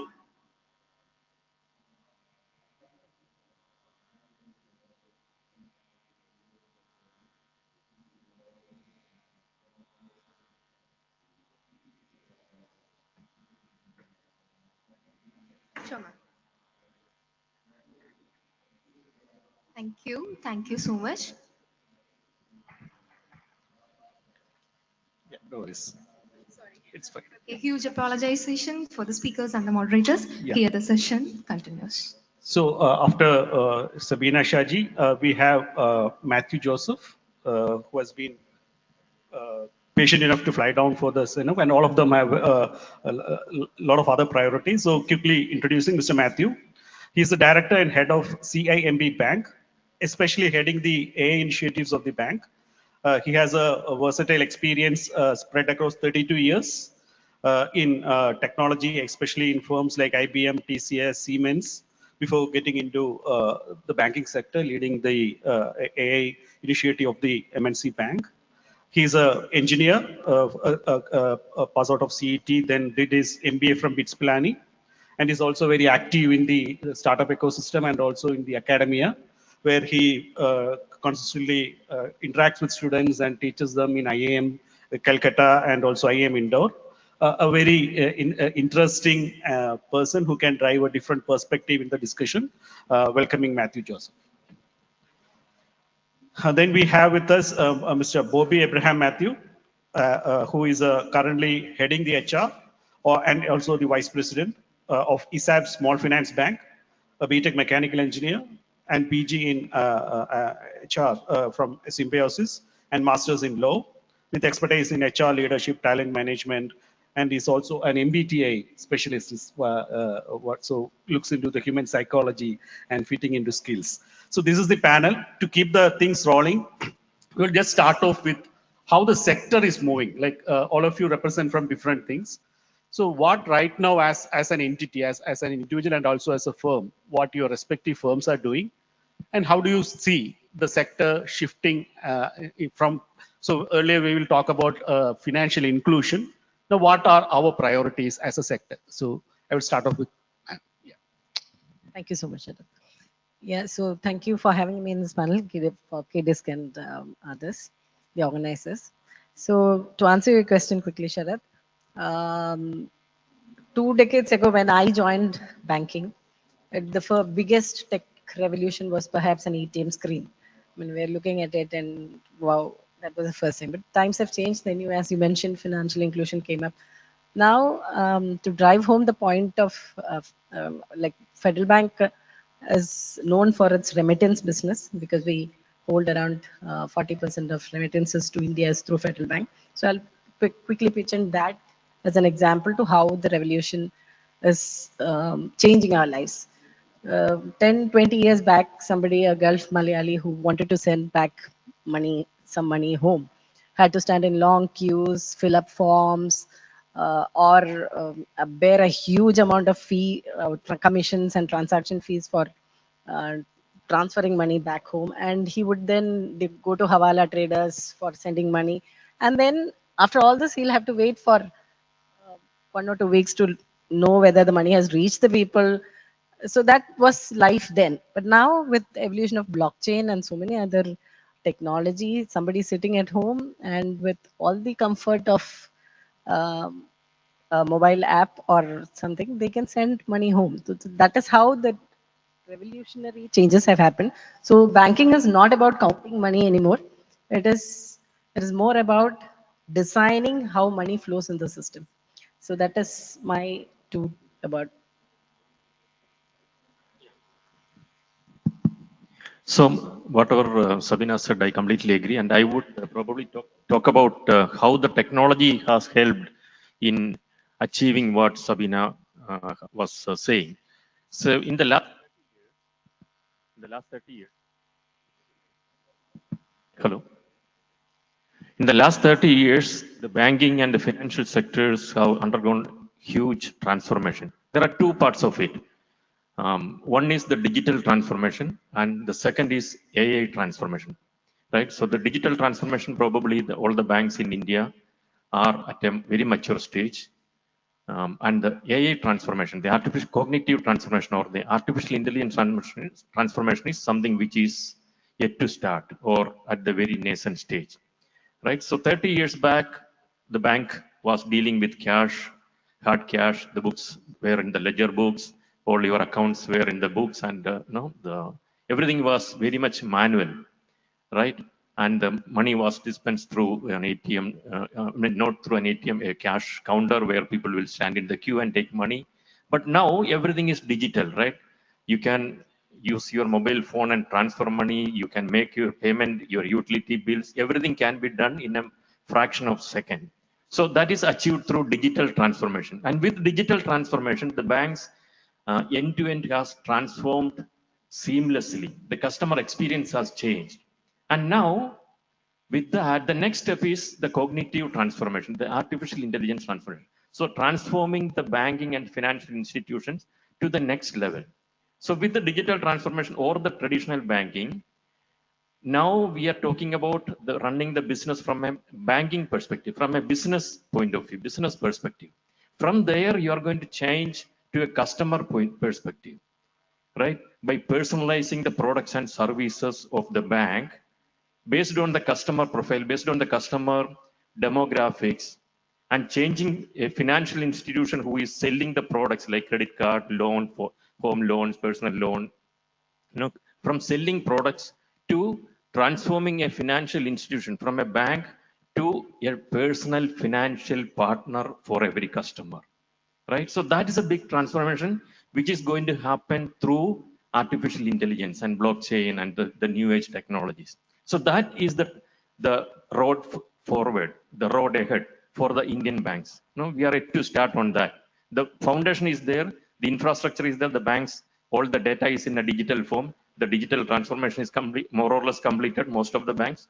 The next step is to take the next big leap into cognitive transformation of changing the banks from a seller of financial products to a personal financial partner for every customer, understanding the financial needs of every customer real time and provide the right product to the right customer through the right channel at the right time, right? I repeat that, reach out to the customer at the right time with the right product, understand his business financial needs, and reach to him at the right time with the right product through the right channel at the right time. That's a huge transformation. That's the next step. Thank you. Thank you. I'll talk a bit on an example from ESAF itself, which is my bank, which is having around 800 branches across India, where 25% of the branches are in unbanked rural areas. That's where the financial inclusion really comes in.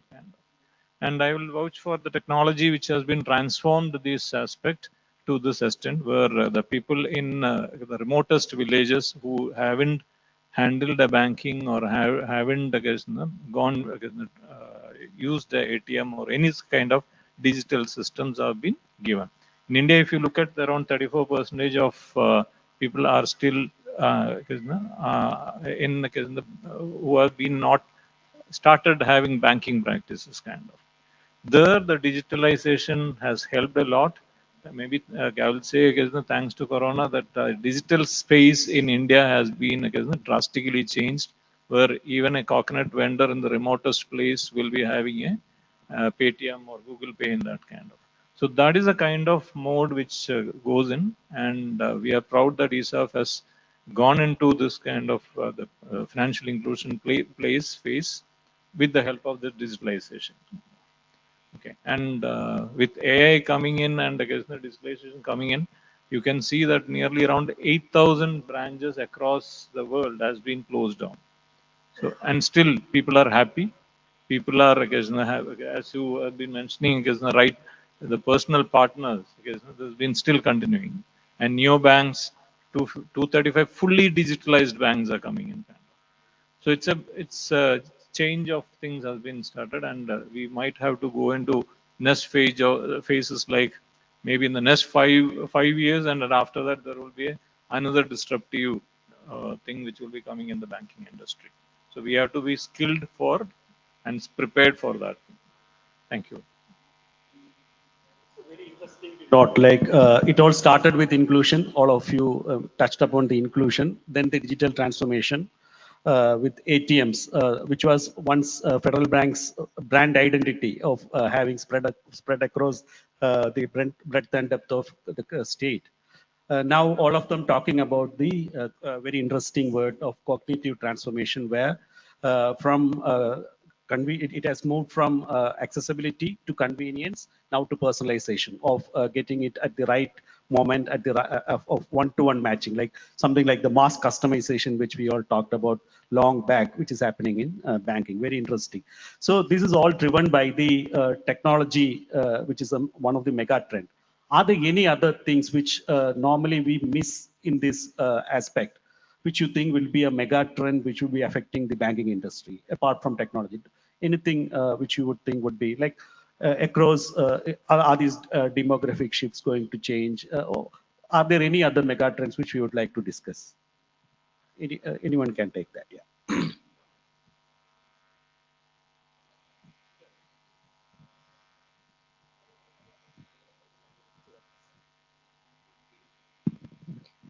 Yeah, one shift is from banking. If you look at the historically, the banking groups or the financial groups are big, right? Not like we don't have SMEs or small players in the banking, right? So traditionally, you take any bank, these are all multi-million-dollar groups, whether it's a public sector bank or private banks.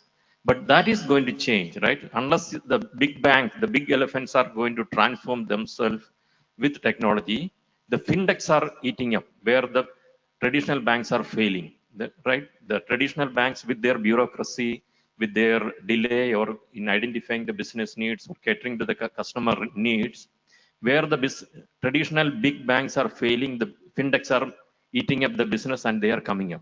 So the new age business shift will be from the big players into democratizing the financial sector, right? So who is the person who is able to meet the customer need, who can identify the customer financial need and help him with lesser and lesser bureaucratic processes, right? He is going to make the business. So that is a challenge for the big banks, which unfortunately many of the banks are not identifying it or addressing it. And the fintechs are coming up. As he was saying, the branches are closing down with technology.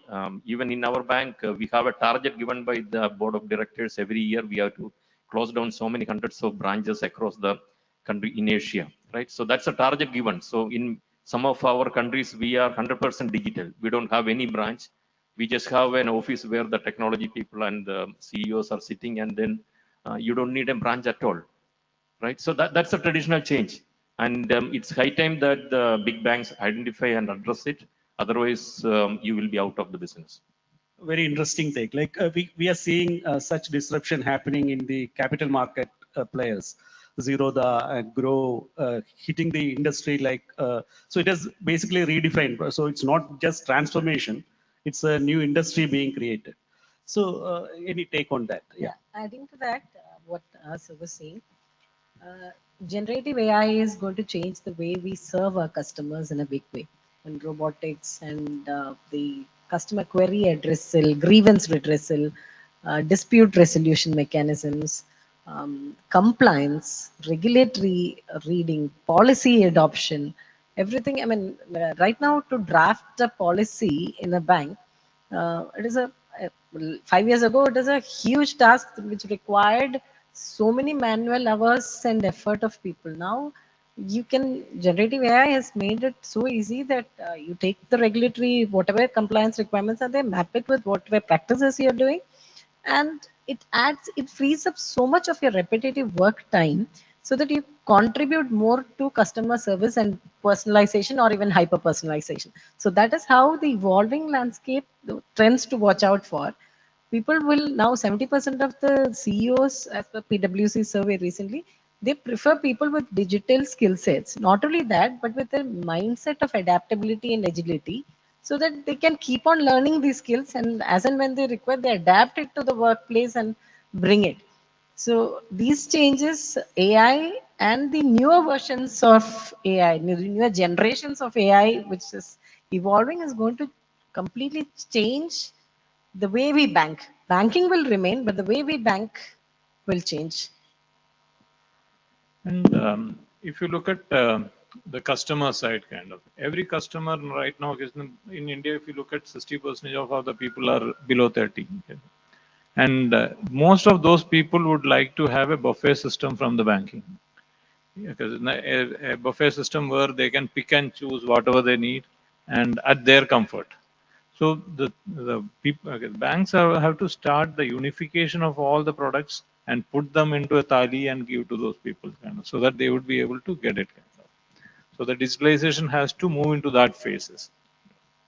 So a very interesting aspect, like all of you were touching upon the impact of technology, especially with the AI, generative AI, blockchain. So banking was traditionally built on the single pillar of trust. And a lot of trust worked on relationships, one-to-one relationships. When we talk to our friends and colleagues in the banking sector, now what they are saying is banking, as a professional working in the banking sector, has been very transformative for them. Wherein the credit, earlier it was people running around behind credit. Now credit is running around creditworthy people. So which works mostly on the human relations. So today being a month end, today I had a chat with my batchmate. I was with him in the morning. So he said, I will try to join provided I can meet the today's monthly target. I'm calling a few friends of mine in industry and trying to use the already worked out credit limits for them. So how this relationship technology paradox as a professional working in the sector, how do you see what will give you an edge when technology is going to be commoditized? Is there still going to be a high context, high touch industry, or how do you see as a professional working in the sector?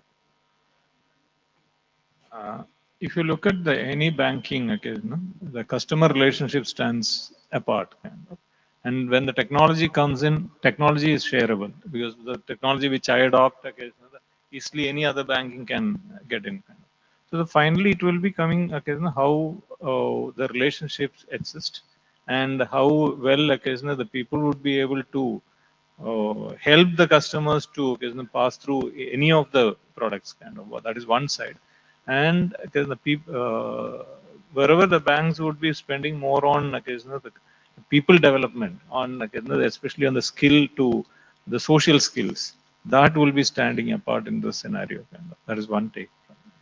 Yeah, just to add on to that, see if I take an analogy, there is a difference between a medical doctor and a medical representative who is selling the medicine, right? A doctor is respected because he understands you, he understands the patient, he is able to diagnose the problem and he is able to give the right medicine and he is able to solve your health problem, right? but a medical representative is only going around and selling medicines. Probably a medical representative knows more medicine than a doctor, right? He's going around to medical stores and he's selling the medicines. Unfortunately, the banks are now working as a medical representative. We are going around and selling products. I have a loan product. From the call center guys are calling, sir, do you want personal loan? Do you want credit card? You go to a hospital, standing in the queue, there will be a guy asking for credit card, asking for loan, all that, right? From there, the technology will help you to transform your business into a medical practitioner, into a medical doctor, right? All these in outbound channels will stop. He will come to you, the customer. What is his need? What is his financial need? Is he a high net worth individual? He may be having millions to invest. You help him in financial planning. You help him with the right advice to manage his finances. Somebody who is doing a business, help him what kind of loans he need. I'm not going to take a home loan every day, right? Probably a person, I'm not going to take a car loan every day. A person will probably take a car loan every once in a 5 years or once in 10 years. You identify the customer who is likely to buy a car and reach him with the right product at the right time instead of calling him every day for car loan, right? So there is a huge shift in that. And this is enabled by technology like artificial intelligence. Identify the customer, analyze the customer demographic data, his credit data, right? The banks today have all the data. Unfortunately, even if I have, when I was constructing a house in Bangalore, I approached the bank where I have my salary account for the last 10 years. Still, I had to submit all the documents to prove that I am not a thief, right? But the bank has all the data. Now, what we need to do is, you have all the data, his purchase behavior, his investments, where is he going, where he is swiping the card. You have all the data. With all that data, you identify him, his financial needs, and help him reach him with the right product and personalize, right, real time, and give him the right offers instead of bombarding at the wrong time, right? That's a huge shift. Unless and until the traditional banks do this, you are going to be out of the business down the line. Next 5 years, mark my words, the fintech will eat your business and you will be out of the game. So technology transformation is not an optional, nice to have thing. It's mandatory. It's a matter of survival. Adding to Matthew sir and both Bobby, see, 70% of bank jobs which were traditionally being done are getting automated. So, but having said that, humans are still needed to teach AI. I mean, in Federal Bank, we believe that digital at the fore, human at the core. So that is our punchline. So, which is true. Like for teaching AI and to get the best results out of it, still humans are needed. And to design the AI systems, humans are still, I mean, unavoidable. So what will happen in, I mean, adding to your point on credit and adding to what Matthew sir said, earlier a credit appraisal used to take like weeks and months probably to get it corrected. Banks then also had the data of all the customers. It was sitting with them.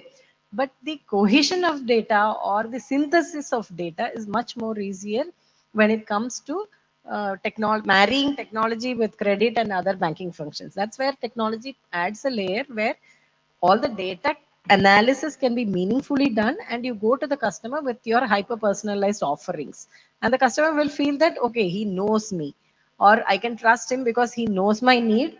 And instead of offering blindly like credit card, this, that, insurance, this thing without knowing my background, the system or the technology will help you to prompt the customer that, sir, you are from this background. I know that your daughter is here. Your this is there. You have these requirements. Would you like to see? That kind of hyper personalization is enabled by technology. So coming back to the core of today's discussion, today, what is the number of people which we are talking, which the industry can absorb? Any idea on that? I think there is a NASCOM study that has come up, which I'll just pull it out.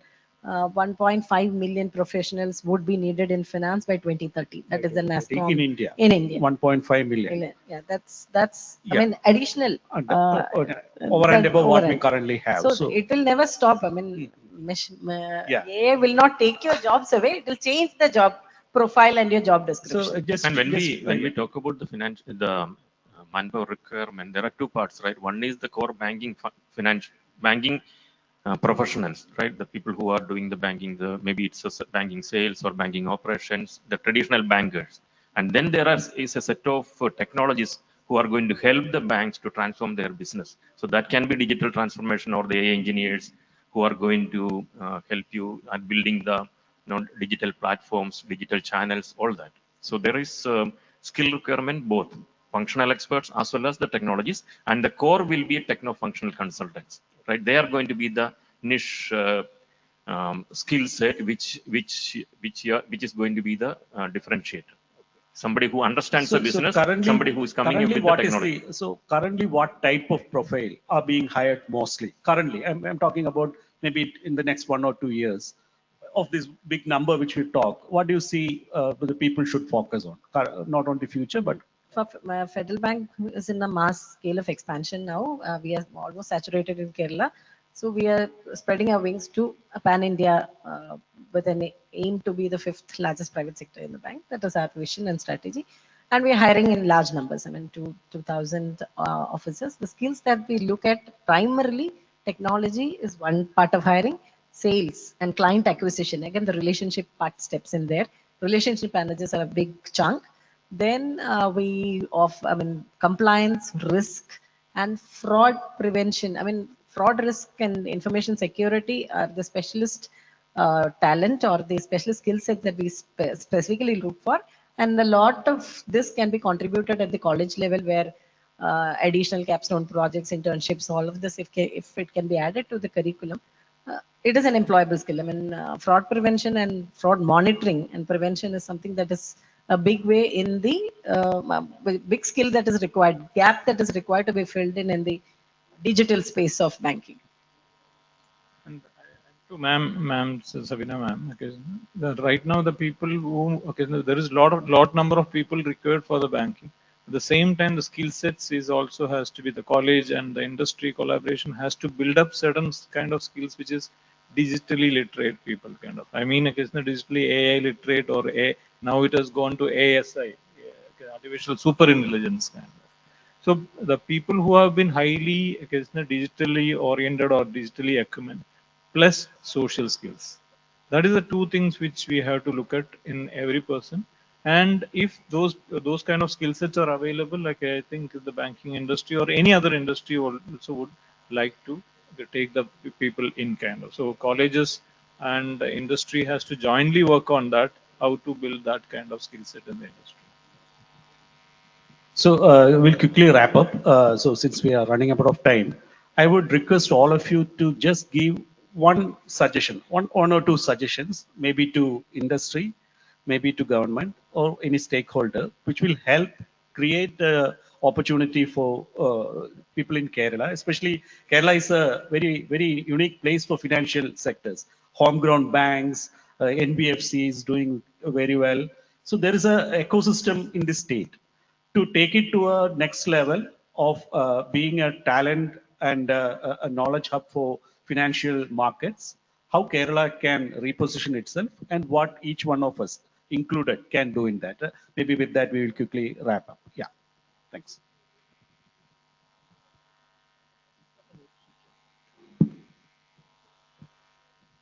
Yeah, so on the demand side, I mean, Kerala has a very unique advantage because almost, I think, 20% of state GDP is from remittances from abroad. See, that is a unique financial advantage and the ecosystem that we are placed in. And on the supply side, we have a very good, skilled, talented education system. I mean, education system that grooms talented people, but they're degree ready, not job ready.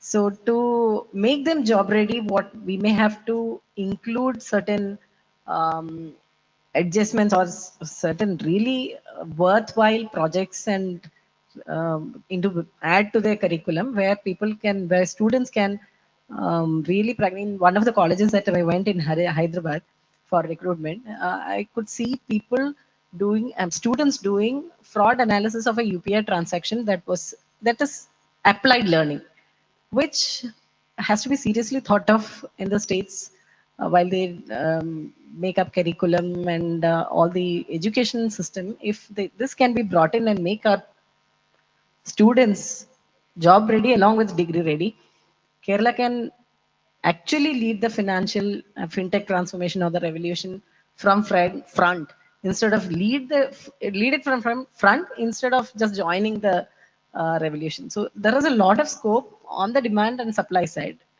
We have to figure out a way to marry both. That's it. One is occasionally Kerala government can compulsory make that occasionally after the college 1 year compulsory apprenticeship for occasionally every student who pass in kind of. Maybe in those kind of places, industry, academia partnership can work out, and every student coming out of colleges can be absorbed in the industry as apprentices, and occasionally they can be worked on certain projects which has been real projects kind of. So by the time occasionally they would be able to come out in 1 year, they would be able to get a good hang of okay, what is industry needs, and they can continue kind of. That is one side of it. And academia also has to prepare for that, for occasion allowing the students to go through this grilling sessions kind of. That's it. Yeah, so from my side, I would say there are two parts of it. One is we always say employability is an issue, right? That's an issue, but that's something which we need to address it with the right focus. So if I'm hiring a civil engineer, I mean, in the engineering BTech, when I did the BTech, we had 52 subjects in 4 years, right? The first year we studied civil engineer. Even if you are joining a computer science branch, you study civil engineering, electrical engineering, electronics engineering, mechanical engineering, everything. The breadth of the subjects, which is good for general knowledge, right? But if you are joining as a civil engineer, and if I am recruiting you as a civil engineer, I expect that you should have the skill to design a building. I expect you to have an architect to design a building or a house. I am not expecting him to be an expert in electrical engineering. I'm not expecting him to be a mechanical expert, right? These are all general subjects which need general knowledge. So when you say skilling, you need to identify what is the career path. And there, if you are joining as a software, if you are joining as a computer engineer and you want to be a software engineer, you build expertise in Java development or .NET development, 2 or 3 technologies. And rest of the subjects you study for marks and you forget it. Yeah, that's exactly what you need to do. So when I recruit data scientists, AI engineers, or a machine learning engineer, and if he say I cannot code in machine learning, then I cannot hire. I don't care how much you know about civil engineering. You study and you got 80% marks, fine, forget it. So when we say skilling, this is very important. You have 4 years of engineering course and you are expected to be an expert in 1 or 2 or maximum 3 subjects. Can you do that? It's not a big challenge. The problem is we are trying to boil the ocean. Everyone is trying to study all the 52 subjects equally important.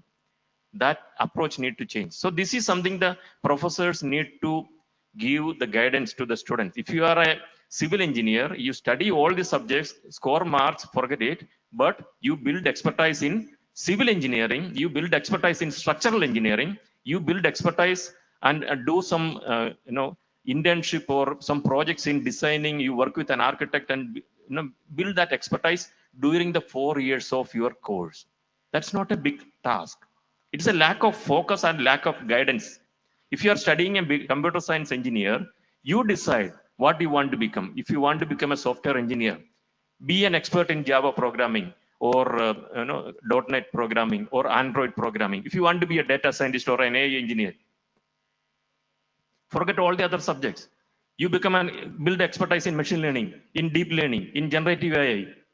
Bas, that's all. Only 3 subjects. It's not a difficult thing to build expertise in 3 subjects during the 4 years of course, right? And you do some 3 or 4 projects during that time, you become an expert. I was yesterday talking to one of the ladies here. So she was saying her son is now 14-year-old studying in the 9th standard, and he can code in machine learning, Python, and all that. If a 14-year-old student without going to a BTech course can become that, why not a BTech student? So it's all about focus. You have 52 subjects, study 49 subjects, score marks, forget it. 3 subjects, become an expert, go beyond the subject, go beyond the syllabus, be an expert there, do some projects, do some internship, and come out with your expertise. And you will be hired for that 3 subjects. No one will hire a software engineer for his knowledge in drawing a building. No one will hire a data AI engineer for his knowledge in automobile engineering. No, nobody. That is just general knowledge. That's number one. And then second is the syllabus, right? Need to, and especially in the technology side, right? The computer science or and all the new technologies are coming up every year. Unfortunately, most of the universities are 20 years behind, 10 years behind, except the autonomous universities, right? I am in the board of studies of four universities, and I know the struggle they are going through. In Kerala, the difficult thing is the colleges want to teach the latest technologies, but the universities, the syndicate, these are they are in a different world altogether, right? You need to upgrade your syllabus. So these 2 things are very important. The syllabus, make it relevant, make it industry ready. And then second, guide the students to become an expert in their career path. Study jack of all. Now the problem is jack of all, master of nothing, none. So be a jack of all, but be a master of 1 or 2 core areas where you want to build your career and come out, you will be employable. So skilling is not a big issue. It is just a matter of focusing. That's an excellent point to wind up the discussion. So we had a very interesting talk, a lot of different perspectives. We have seen how banking is getting transformed from a digital experience to a cognitive and user-based customer-centric experience, how that is going to impact the career, especially now AI is not an edge. It has to be a language which everyone should be able to understand and talk. The technology should be a third language like what we learned. And the need for focus is something which all of us stressed upon, and not theoretical focus, but on hands-on focus based on apprenticeship or hands-on training. And also with that, I think we will call it today. It was a pleasure talking to you all, gentlemen and ma'am. And any questions, quick questions? We have one question. Can we take one question? One last question we'll take.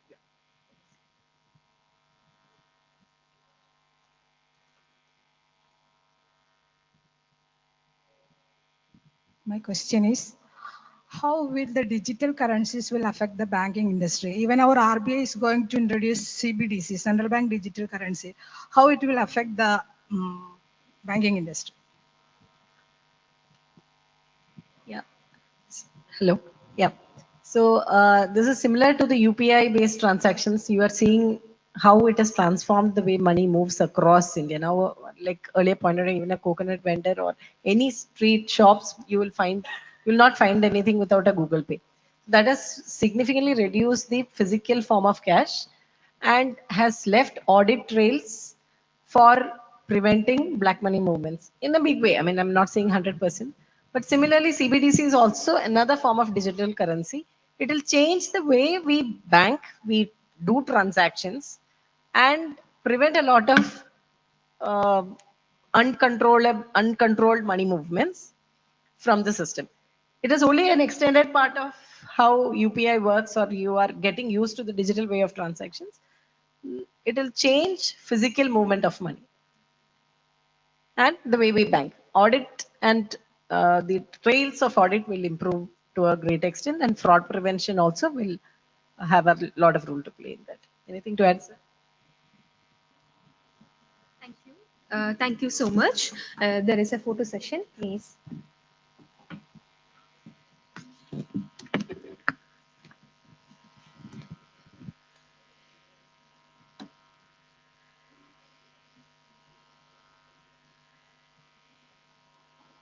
Thank you. With gratitude, we request you to gracefully leave the dais. Thank you so much. We have one more session too. The topic is Advancing Human Capital Development on Emerging a Critical Industries. Kindly, with all respect, kindly I'm welcoming Fu Kiang Chong, the Senior Social Sector Specialist, Skill Development, South Asia Department, Asian Development Bank. Thank you. Welcome to the dais. Thank you. Here the session begins.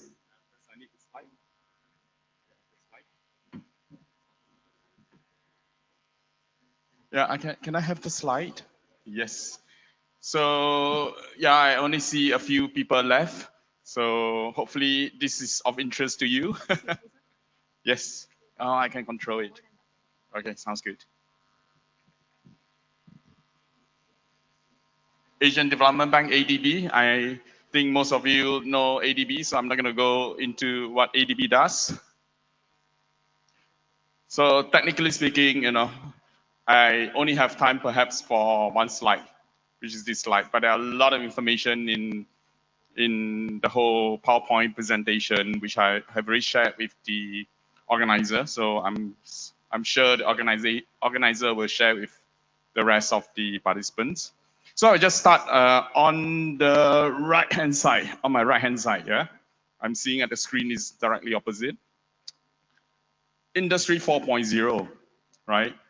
I think that was something that was mooted way back in 2015, 2016, right? Because of the advance in manufacturing technology, particularly, IIoT, smart manufacturing, robotic, autonomous manufacturing system. And back then, 2018, 2019, there was so many publications that talks about job losses because of Industry 4.0 technologies. But then fast forward, nobody talk about job losses because of Industry 4.0 technology anymore, right? The other thing is, has Industry 4.0 disappeared? Not at all. It is being implemented in all the major MNCs that do manufacturing.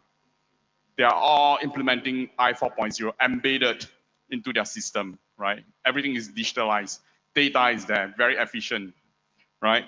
But the small, medium enterprises, those that aim to get into the global supply chain or the supply chain of the bigger, manufacturing companies, they are the one that is struggling because they don't have the financing to just buy new equipment that is I 4.0 embedded, enabled, right? So that is where I think there's a lot of opportunities for institutions to develop training program so that students, when they graduate, they are able to help companies to integrate their machine, digitalize it, especially the legacy machine, so that small, medium enterprises do not need to borrow, a hefty sum of money from the banks, right? Because that will break their business. And fast forward, now we are in 2025. What is happening is, I don't know how many of you heard about industrial AI. So what is industrial AI, right? In the day-to-day AI that we use, that is based on a large language model, it's text-based, right? When we talk about industrial AI, we are talking about data set, numbers, figures coming from the production shop floor.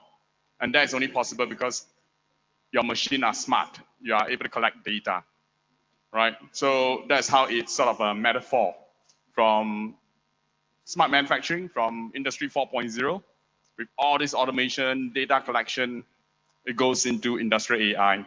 So industrial AI, you see here, on my right-hand side, green color, it's quite a new field because you need to collect data, right? And you need to model it, and a lot of companies don't share data across different, among their competitors, right?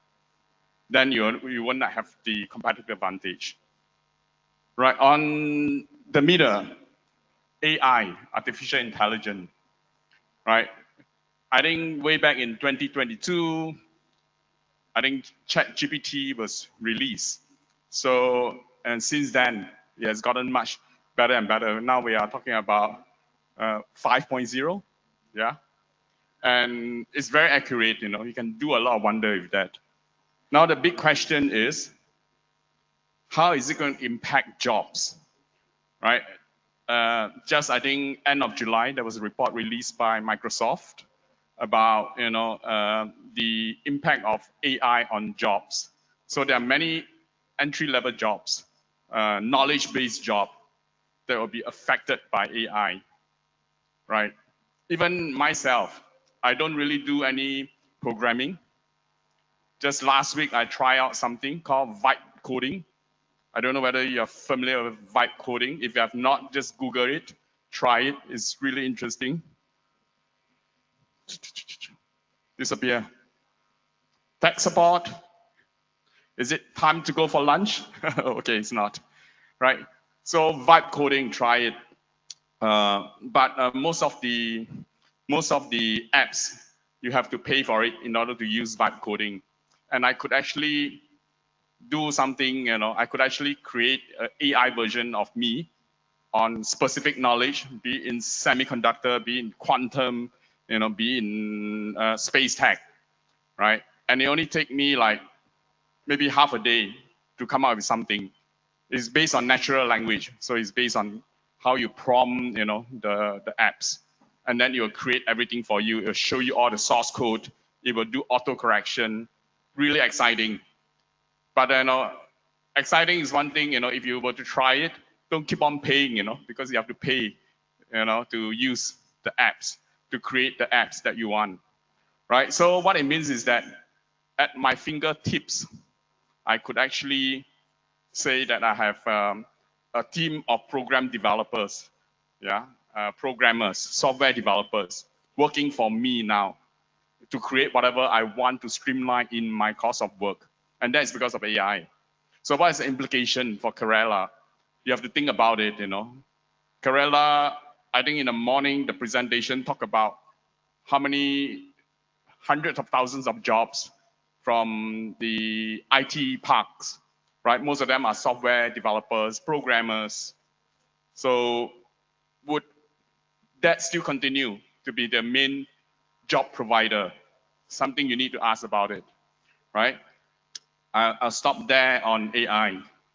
And of course, because of AI essentially needs a lot of computation power, right? The more advanced AI is, the more computation power you need, and the more data server you need, right? So that leads to the need for semiconductor as well as big data center.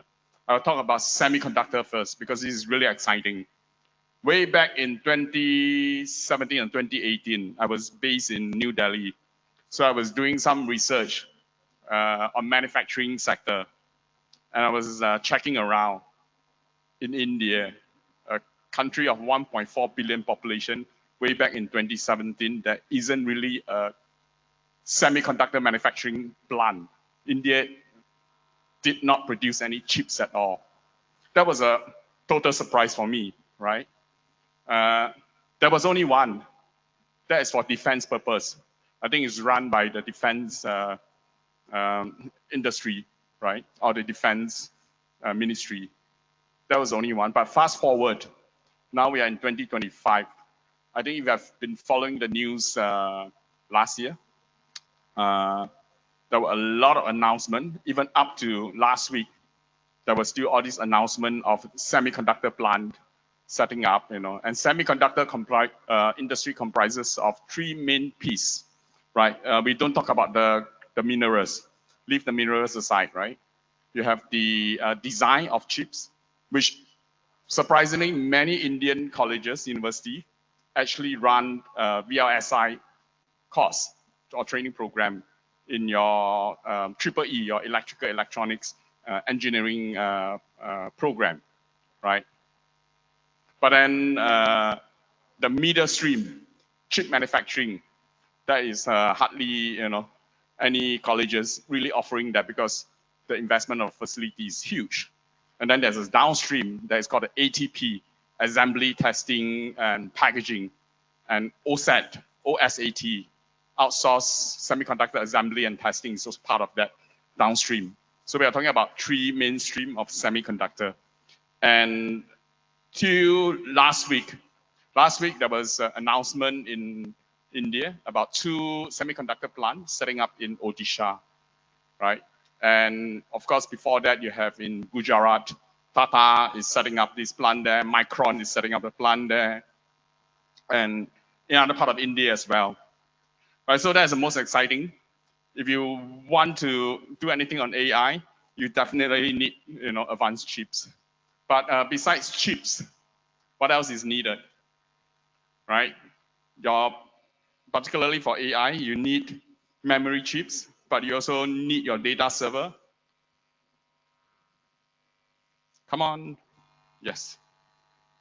Let me just go back. Go back. Yeah. So big data, data center is really important, right?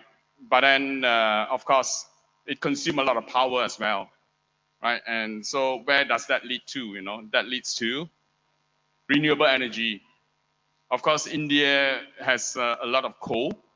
You can, technically speaking, use coal to supply, the energy that's needed to run the data center, to the cooling particularly, right? But then, India is also a signatory to COP, right? And it's also about climate, So that is something, to really look into, in the near future. The transitioning from fossil fuel, basically coal, into renewable energy. And in renewable energy, you have many different fields, right? You have, of course, solar, you have wind, and then you also need, and also hydrogen. I've been hearing about green hydrogen quite a lot in India, right? It's one thing to be able to generate, green hydrogen through your renewable energy, be it solar or wind.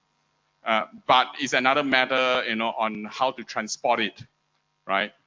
You can't just transport green hydrogen easily with the existing infrastructure. So that is something, to be worked out in the near future, hopefully.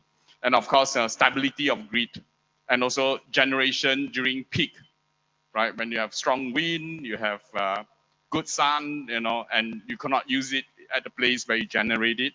Your transmission line, somehow is not connected, or you just simply cannot use it during the high generation.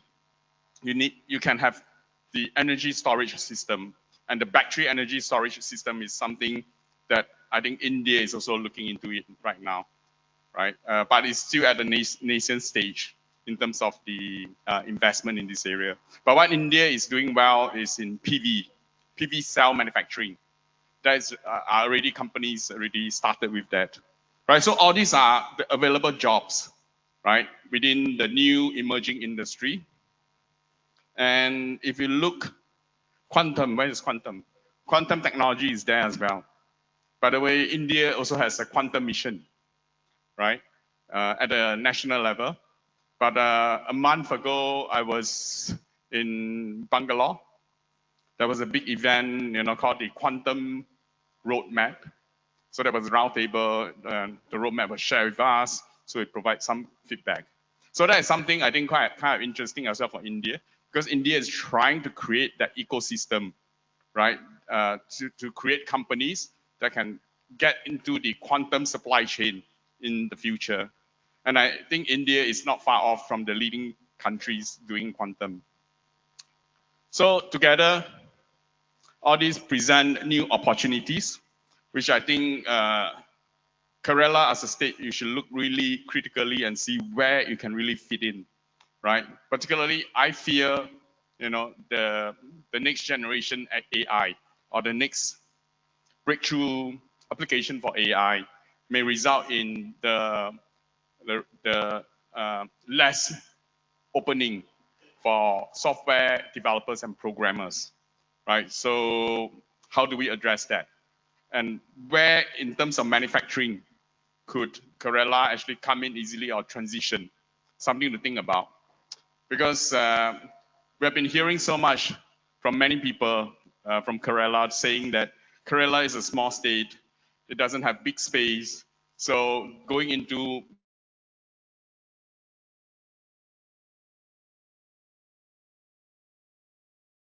Singapore is a powerhouse in semiconductor manufacturing. It has the entire ecosystem, right? From not only just from design to chip manufacturing to downstream ATP, but it's also making equipment to make semiconductor, right? Or the etching machine, lithography machine, and all those. So why Kerala can't do it, right? Something to think about. Let me see how much time I have. Okay, maybe I'll do another 5-10 minutes. So the next slide, let's see. I give some example of semiconductor, right? So this one sort of, capture in a nutshell the entire value chain of a semiconductor, right?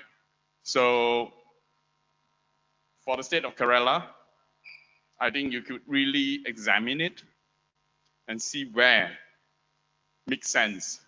But of course, you cannot just do everything.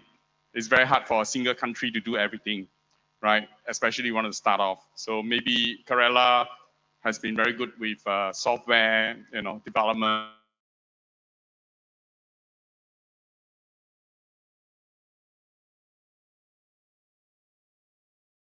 Don't have their own plant to produce the chips, but they actually do the advanced design, 3 nanometer, 2.5 nanometer, whatever, right?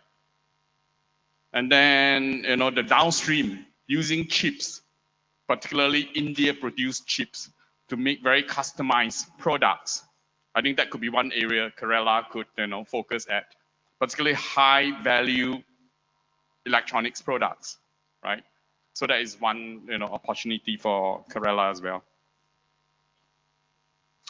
This one is the entire value chain from R&D. If you look at R&D, could Kerala do R&D? You bring in the right expertise. Pick 2-3 good universities in Kerala, right? Focus on the R&D. That is like 15-20% of the industry value, right? And then you have the design, which I talked about just now. Wafer fabrication, perhaps Kerala is not interested, but I think it's a missed opportunity. I love chips manufacturing, by the way.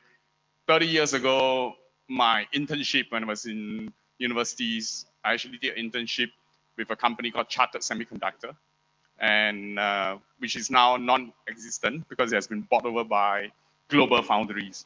But that sort of opened up my knowledge about semiconductor, right? And I'm a business grad. I did my Bachelor of Business, not in engineering, but I work in the fab because of that internship opportunity, right? ATP, assembly, testing, packaging. That is the downstream of semiconductor manufacturing, right? And then, of course, you have below, you have the electronics design automation that is on, design of chips. And then wafer processing and testing equipment, material, all these make up 100%. So you can see where the value are, right? And then, of course, on the left-hand side, right? Electronics product, which I talked about just now, it is used in automotive, right? It is used in all your phone, iPhone. Most advanced chips is used in iPhone. And then, your power chips, used in so many areas, transmission and so on and so forth. And of course, aeronautical, aerospace. Almost everything you need to use chips. So these are some of the application of chips. Something to think about. Can Kerala, focus on something here? And there is manufacturing. I think manufacturing job is really sexy. These are some of the chip manufacturing company announced in the news. Some started their production. Yeah, it's a little bit small. I'm not going to go into detail. These are more. This is ATP. Before that was the chip manufacturing. estimated job known, announced, I think it's about 128,000. But I think it'll be much, much more than that, 10 times, 20 times more than that. Philippines, a country that has a steep tradition in semiconductor, only focusing on a little bit on design and then a lot on ATP, assembly, testing, packaging. They hire almost 3 million workers in the industry, and their major, high value export is actually semiconductor.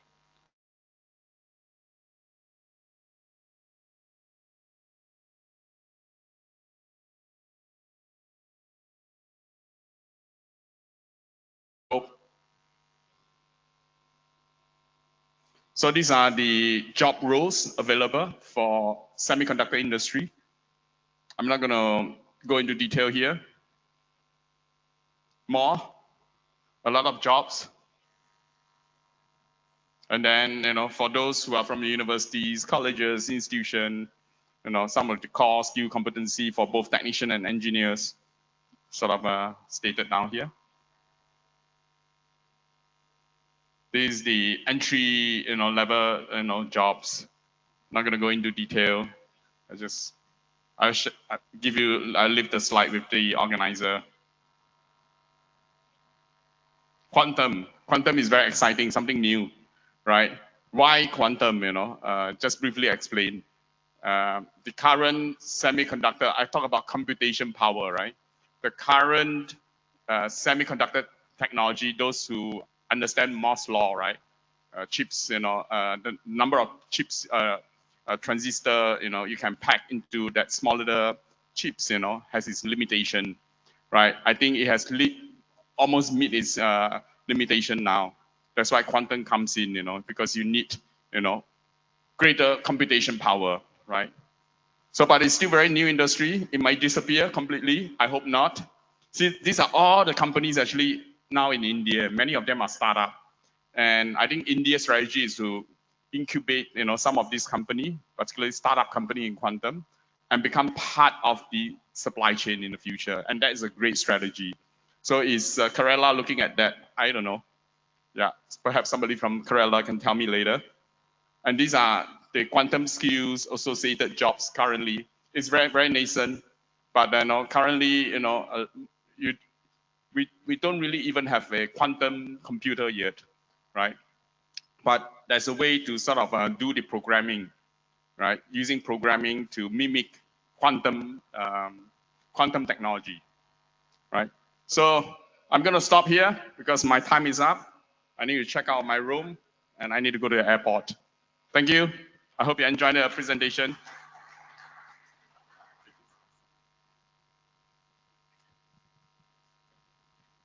Thank you. Thank you so much for the beautiful session.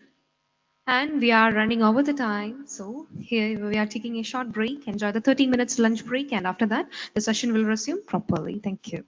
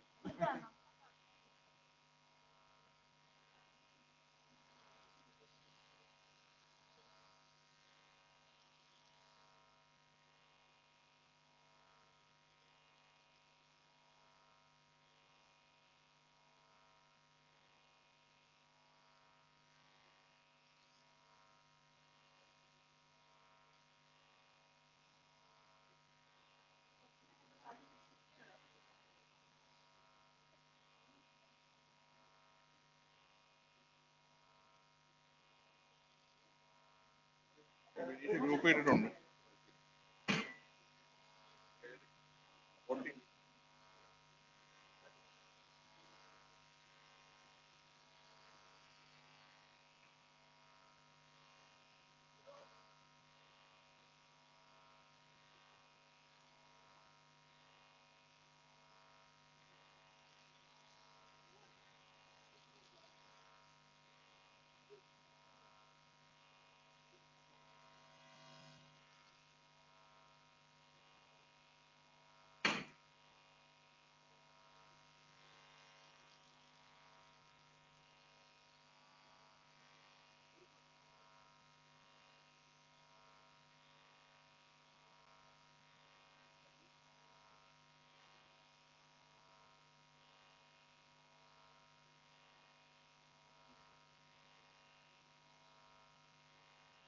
ഇവിടെ നിൽക്കണം കണ്ട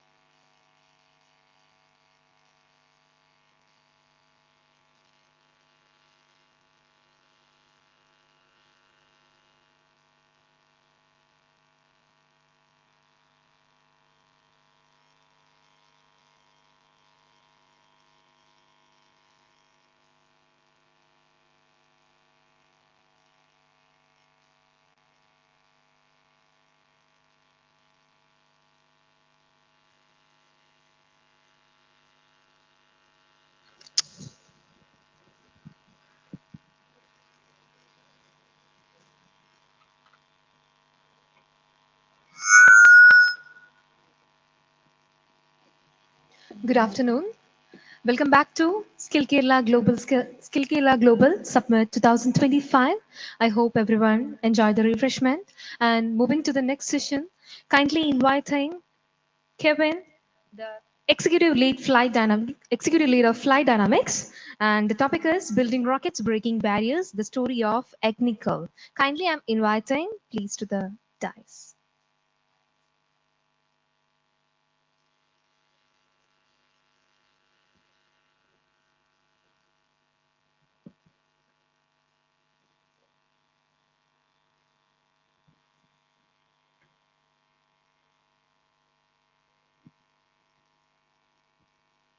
Thank you all. Happy to be here.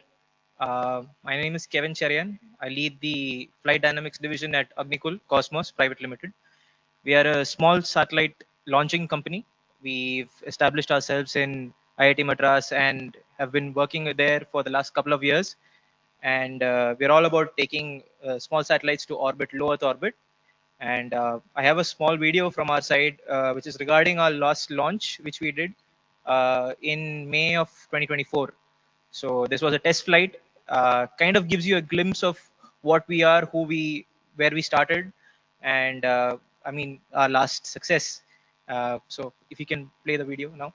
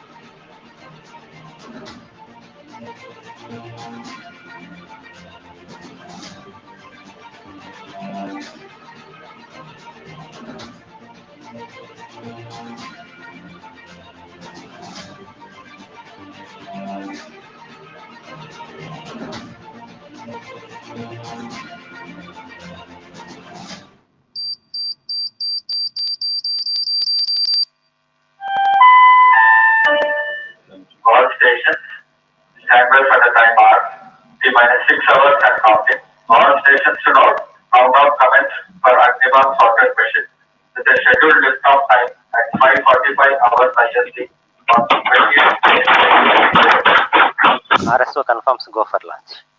TD authorizing for launch. Based on Agnikul vehicle readiness and range readiness, test director hereby authorizes the launch of Agniborn Sorted 1001 mission. Confirming ALS initiated. 10, 9, 8, 7. MCC took control, confirming even 5 completed. 4, MCC took confirming 2, 1, 0. Ignition confirm. Plus 5 seconds. Lift off confirm.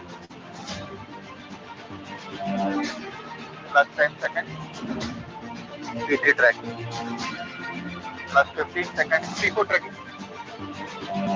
R2 tracking. Plus 20 seconds. Plus 25 seconds. plus 30 seconds.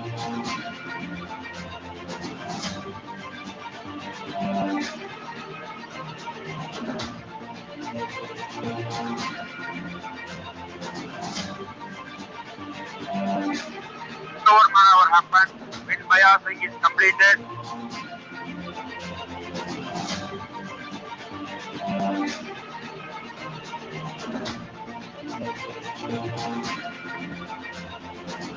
Plus 1 minute.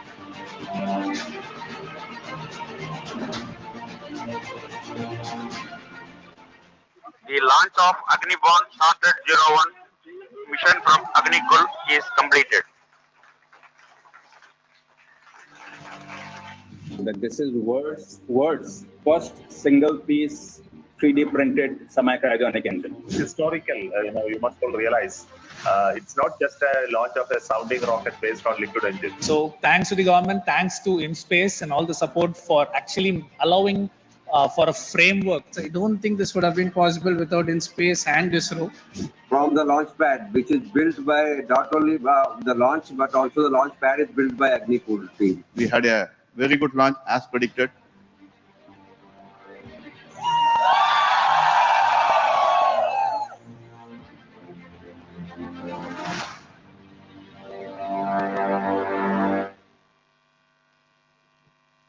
Small video from our side.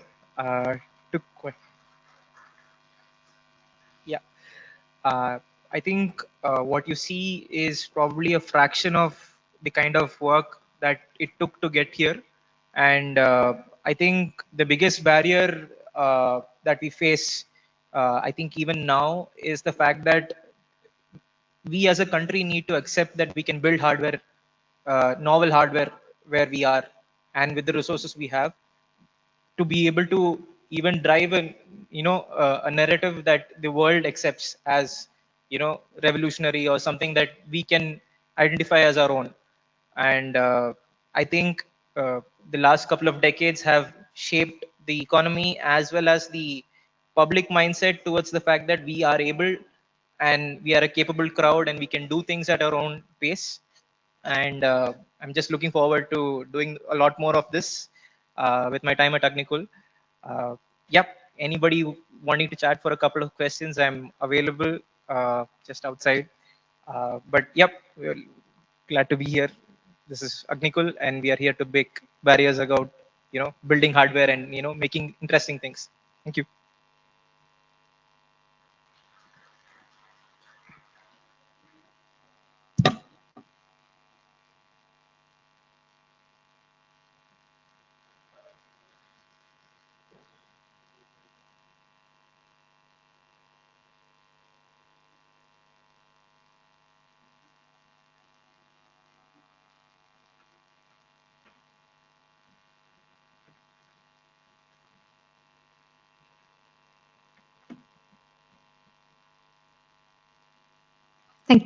Thank you, sir.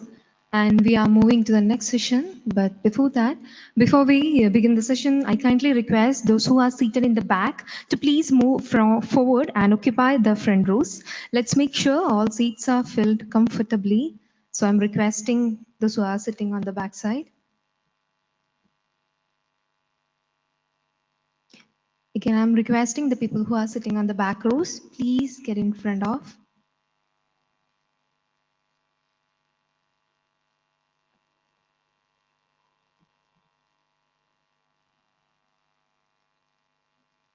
There are a lot of vacant seats are available in the front area.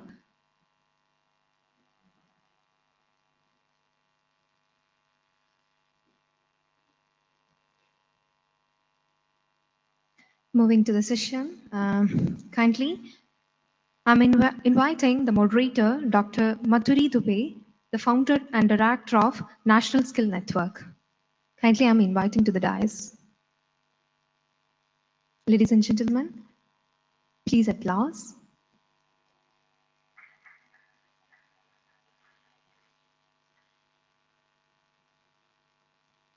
Thank you, ma'am. Also, I'm inviting Abubakar Koya from MD Jebrit India to the dais.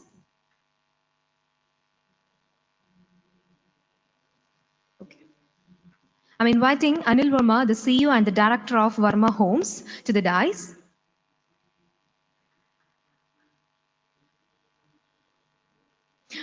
Kindly, I'm inviting Mehboob MA, the National VP Credai, to the dais.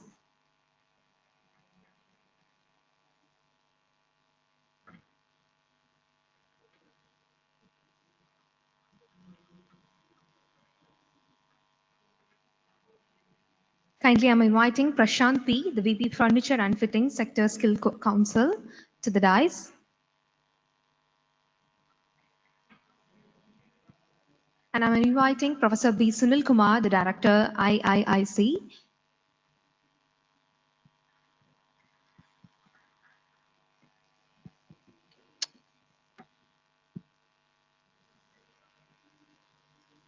Thank you. And the session begins.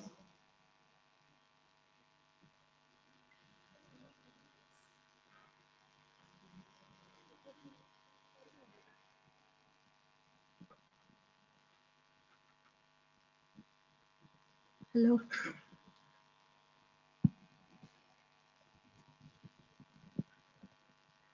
Yeah, thank you for this opportunity to organize this particular session and a discussion which is rather focused, I would say, on an industry. And this is such an important industry that without this industry, we cannot imagine living in this world. That is what I would say. And the industry has such a huge scope that you can fit in many other subsectors in this industry. And that is how this panel is formed here. So we have experts, we have people who are representing this industry, and I would like to get started by asking few questions so that we get to learn about the industry and the perspectives and the best practices.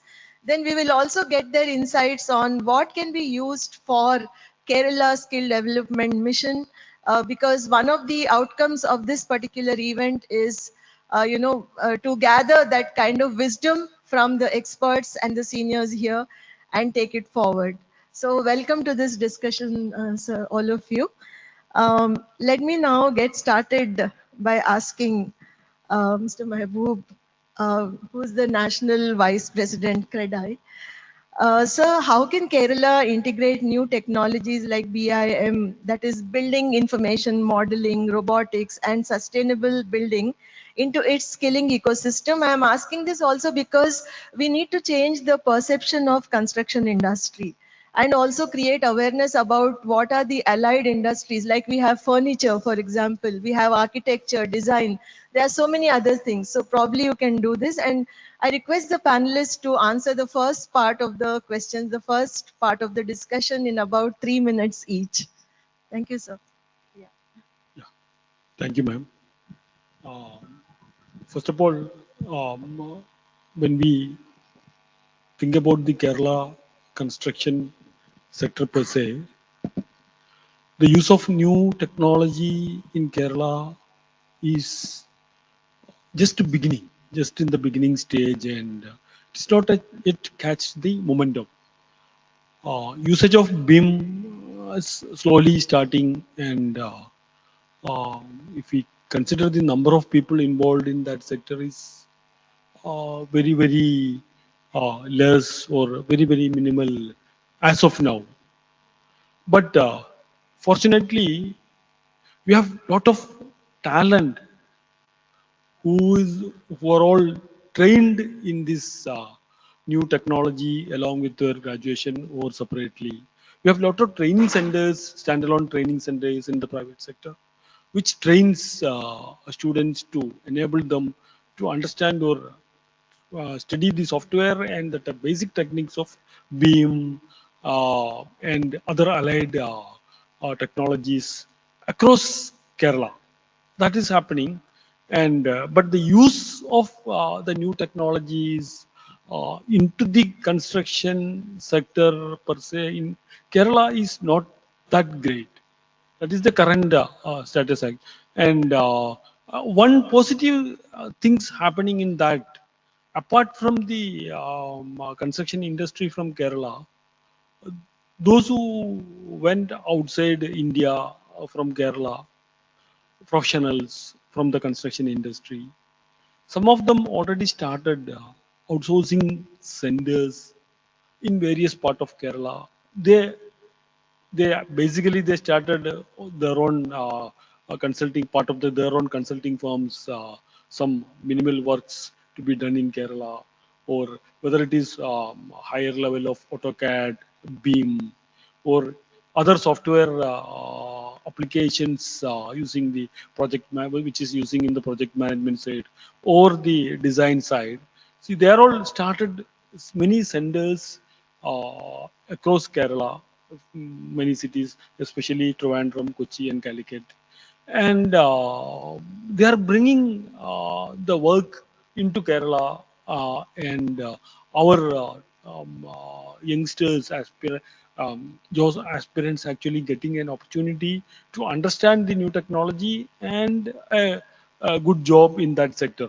I think if the government and KKEM also focus on that sector, bringing more companies. Currently, who are all there is not big companies or big organizations.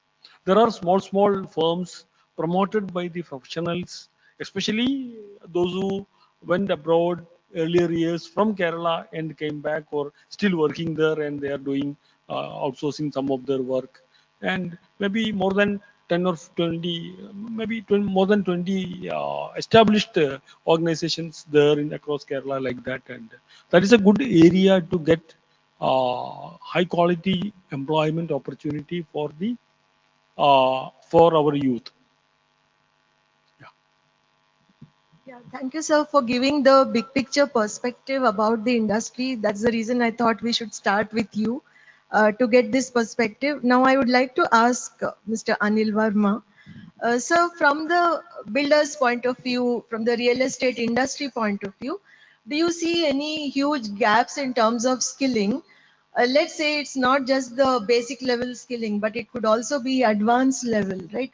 Because we want to look at this industry as not just people who are doing hands-on work, but also those, there are engineers, there are architects, and there are so many others associated with the industry. So what's your view on this? Yeah, good afternoon. Thank you.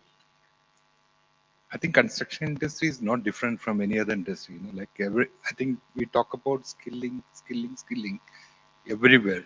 I think the world is talking about that. Kerala is not different. I think Kerala is much in a lower stage, especially our workforce, the labor, the so-called the labor force is all migrating, and we do have only migrant laborers coming from Bihar or Orissa or places like that. So in that scenario, I think our people, the skilled people are going abroad and they're earning a lot of money, maybe. But we are depending on the migrant workers. So I think we need to change the structure itself. Why they are traveling abroad or why they are going abroad? For, of course, for salary purpose and the quality of life. So that aspect we have to change. I think we should try to figure out why they are going abroad. And coming back to the engineers or the supervisors, of course, there is a gap, a lot of gap in the skills. And I think that has to be addressed by government also, as well as the private sector also. Like at our company, we have a program called Skill Bridge. That we do it for, it's a charitable organization running. That is, we do it for people who have completed diploma or engineering. Maybe after 2-3 years, we train them because they know what is happening in the site or in the desk. So if you take the people, you know, the engineering students or diploma students directly and we try to skill them, I think that is not the right way. They understand something and they should be hands-on trained at site or at the design stage. So for that, I think they should understand what is site. So I think it is better if you ask them to work for 2 years, and if you train them, they will learn better. If you straight away go to them, go to the school and or college and train them, they don't understand. They just mug up the theory and they don't see what is happening. They don't know what is column. They don't know what is anything, furniture or anything. So I think you should, first of all, you should educate the teachers. At college level itself, you should train the faculty, and I think government should bring it like that. Like if you want to be a professor or a lecturer, you need to work at site or at the design stage. I think then it will change. I think then they can understand what they're talking and what they're teaching. So there is a huge gap. So the need for so basically this means emphasizing on the need for practical hands-on training, even for the the instructors and at all levels, right? And I think this is where when we look at the entire picture of training, whether it is construction or like Sir was saying, skilling is across sectors. This is also a gap we see in our country where the instructors have to be trained, and then they have to be told about what is the best way to impart training to the students. Now let me reconnect this with the kind of technology and the kind of changes that are happening in the construction sector today, as we know. And when you look at big buildings coming up, at least the place where I come from, Hyderabad, around me, I see a lot of construction activity and it's very high tech, everything. So I think that gives a very different picture. So let me connect this with the kind of technology, integration that's happening, and ask Mr. Sunil about, sir, what is your view about how the industry is changing and bringing a lot of technology into the work itself and also impact skilling? First of all, I'm really glad to share this dais with eminent panelists here. I start with what Mr. Anil and Mr. Mehboob said. See, construction industry in India is in the limelight, contributing something like 10% of the GDP now. And construction infrastructure industry in India requires something like 92 million people in coming years to cater to the requirement, out of which only 50 or 60 million is in the stock. So we are short of such a big workforce to meet with our requirement in coming years. And very sad to make a note that out of the 50 to 60 million workforce that is available in the country, almost 80% of them are not trained and certified. As Mr. Anil rightly pointed out, we are depending in Kerala, we are fully depending on migrant laborers. These migrant laborers, I understand that after the harvest, post-harvest, in the agriculture sector in North India, they come for a 2 months or 6 months here, spend some time here, earn something and go back. So we are actually construction industry in Kerala, maybe in other parts of the country also. We are operating with the support of people from the agriculture sector. This is a very sad state of affair. And here, not just government, actually the industry also should come forward to address this scenario. On the technology side, the digital transformation happening in construction industry is very important. It has already happened in most of the developed nations, fully operating on BIM platform. I believe that India is only emerging on this digital transformation. It's just emerging, and therefore industry is a bit reluctant to suddenly switch on to the BIM platform for various reasons. But again, I don't believe that there is no reason like to shy off from this. In fact, IASC is offering many programs, or almost all PG programs and advanced diploma programs that we offer at IASC related to construction. All of them are trained in BIM. So a mindset change again is essential from the industry side also, to quickly switch to the digital platform and harvest, reap the benefits of that. Because, for example, the estimations and changes that you want to make in the design and planning, and it's all easily done and accurately done, and you get the accurate figures of what you're doing rather than making wrong estimates and things like that. So the advantages are huge, and it's high time that we switch to such digital platforms. So I stop here in the first round. Thank you for emphasizing on the need for this technology-oriented approach and recognizing that this sector is really transforming at a very rapid pace, which many of us still are not still aware of, I guess. So along with the construction in the broader sense, we have other allied subsectors. We can put them under construction or related to construction. One of them is furniture and fittings. So as we know, without furniture and fittings, we won't be able to use the kind of buildings that we are making, right? So we have with us today Mr. Prashant, who's the Vice President at the Furniture and Fittings Sector Skill Council. So he's representing the Sector Skill Council, and this is one of the important organizations in India which works on the kind of training, the curriculum, and many other things about any industry sector. So, sir, can you please tell us a bit about how this connection happens, the subsector, which is furniture, and related to the larger construction sector? And how do we change the perception of furniture sector itself as a very, low skill kind of an industry, which people are still not aware that it has many more opportunities? Yeah. Yeah, the perception I will not agree. It's cannot construction or furniture cannot be a low skill area. Yeah. Because construction itself a high skill, because every construction, even if it is a building or a bridge or a commercial complex or residential complex, it's the building is for 50 years, 100 years, or in our previous tradition, we seems 200 or 300 years building is still functioning in different parts of the world.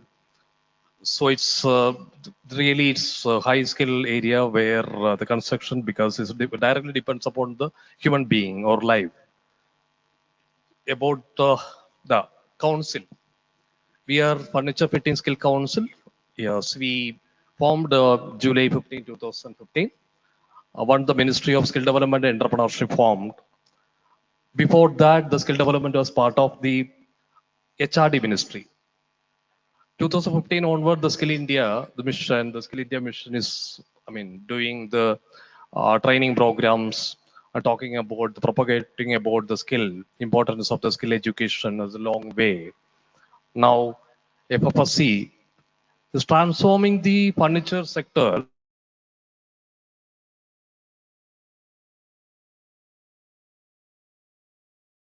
as per the job role. It's a joinery, cabinet making, or carpentry. It's internationally, as per the curriculum, it's a different job role. It's not part of it's not only a community job. So we are in the mission propagating imparting the advanced skilling, training in the curriculum or among the carpenters or the industry who are already engaging in the furniture making. Or now, the new era, the interior design, if you see even this building itself, how beautifully designed, the interiors. Earlier, we construct a house or we construct a mall. After the completion of the building, we buy we change. Along with the layout of the building, we make this interior layout also. So the architecture, interior architecture starts with or is connects with the furniture making or furniture industry. It's a big career for the young aspirational engineers, designers, our people walking from the traditional. So what we do, we were transforming the traditional carpentry to the modern advanced by using the advanced technology. Because if you see how it is connected with Kerala, we have a manufacturing sector, we should say. In every district, we have furniture manufacturers. Traditionally, Kerala is a furniture manufacturing state. Even the textbooks itself say Peribaur or Kallai in Kozhikode. These are the areas traditionally the furniture or wooden trading or wooden manufacturing, wooden processing was happening traditionally. where lot of activities required for transforming the traditional carpenters to using the advanced technology. Now every factory is using the CNC machines. Machines are available while we go for the exhibitions to foreign countries, industrial exhibitions. So we need to have the sustainability. We buy our industries are ready to buy the modern machinery. Many of our factories are working with CNC machines in Kerala. So we buy the machines from the overseas exhibitions and we install in our factory. And then the machine manufacturers coming here and training the machines and they go back after the installation. So how the sustainability of the machine running, many of the entrepreneurs facing difficulty for getting the operators, second line or third line operators. So there the skill council matters. What we do, we created 23 job aligned courses, 23 allied courses. We call different vertical in this furniture itself, DBIM, design, build, installation and managing. Design itself have different job roles, system related. Any job aspirants or any category of the people from BTech or postgraduate or any technical, aspirants can learn this design softwares and they can make beautiful furnitures and interiors. So we have the courses for the design, and we have then comes to the production. There are production happening in the factories. Different furnitures which already design is made. There are job roles we are creating. As we create the course, we create the courses with the PPP model. As a PPP model, the council is working as a PPP model, and we sit with the industry and create a course and get it approved from NCVT and imparting training in our various training centers pan India. Next to this, the installation. Installation is another major area. So DBIM, somebody learns design, build, installation, then last coming the manage. Those who are learning the courses to manage, they can be the factory managers. So this is the way the council has been transforming the unorganized sector to a formalized sector with the internationally matching the courses as per the NSQF level, National Skill Qualification Framework. Thank you, sir, for giving us the big picture or the kind of work that is being done at the Sector Skill Council, and you connected it so well with the larger construction industry. Now, before we move to the next part of this discussion, which is going to be a very short, short part of the discussion where I'm going to seek the experts' views on various aspects of the industry pertaining to Kerala. Before that, let me just quickly summarize. What we just heard about our expert panel is that this industry is undergoing changes. As we know, technology is disrupting, and it's not just the low skill job roles that are becoming popular, but there is also the other aspect of the industry which has like designers, engineers, etc., who can add value to the local industry that's in Kerala. And we also discussed about the migrant workers, who are a very different set of people, and their skill levels are different. Now, let me come back to the most important part of it, where we would like to know from all of you, keeping the event in mind, the discussions that are happening since yesterday, what could be the, your views if we look at a vision for Kerala for the next 5 years? How should Kerala prioritize to build a world-class set of skilled workers in this industry, in construction industry, or we can even talk about allied industry? This is a common question to all of you. I would request you, sir, to start with your views. Yeah. First, I represent Confederation of Real Estate Associations of India. CREDA is the industry organization for developers across the India. We have around 13,000 plus members in 260 cities in India. And one of the next 2 years, one of our major priority, we identified 5 major areas across India to work in next 2 years. One of the major area is skilling. And we give that kind of importance to that skilling. And it starts from the basic labor to the promoters. We are skilling everybody. And this year, our national target is skilling 1 lakh employees.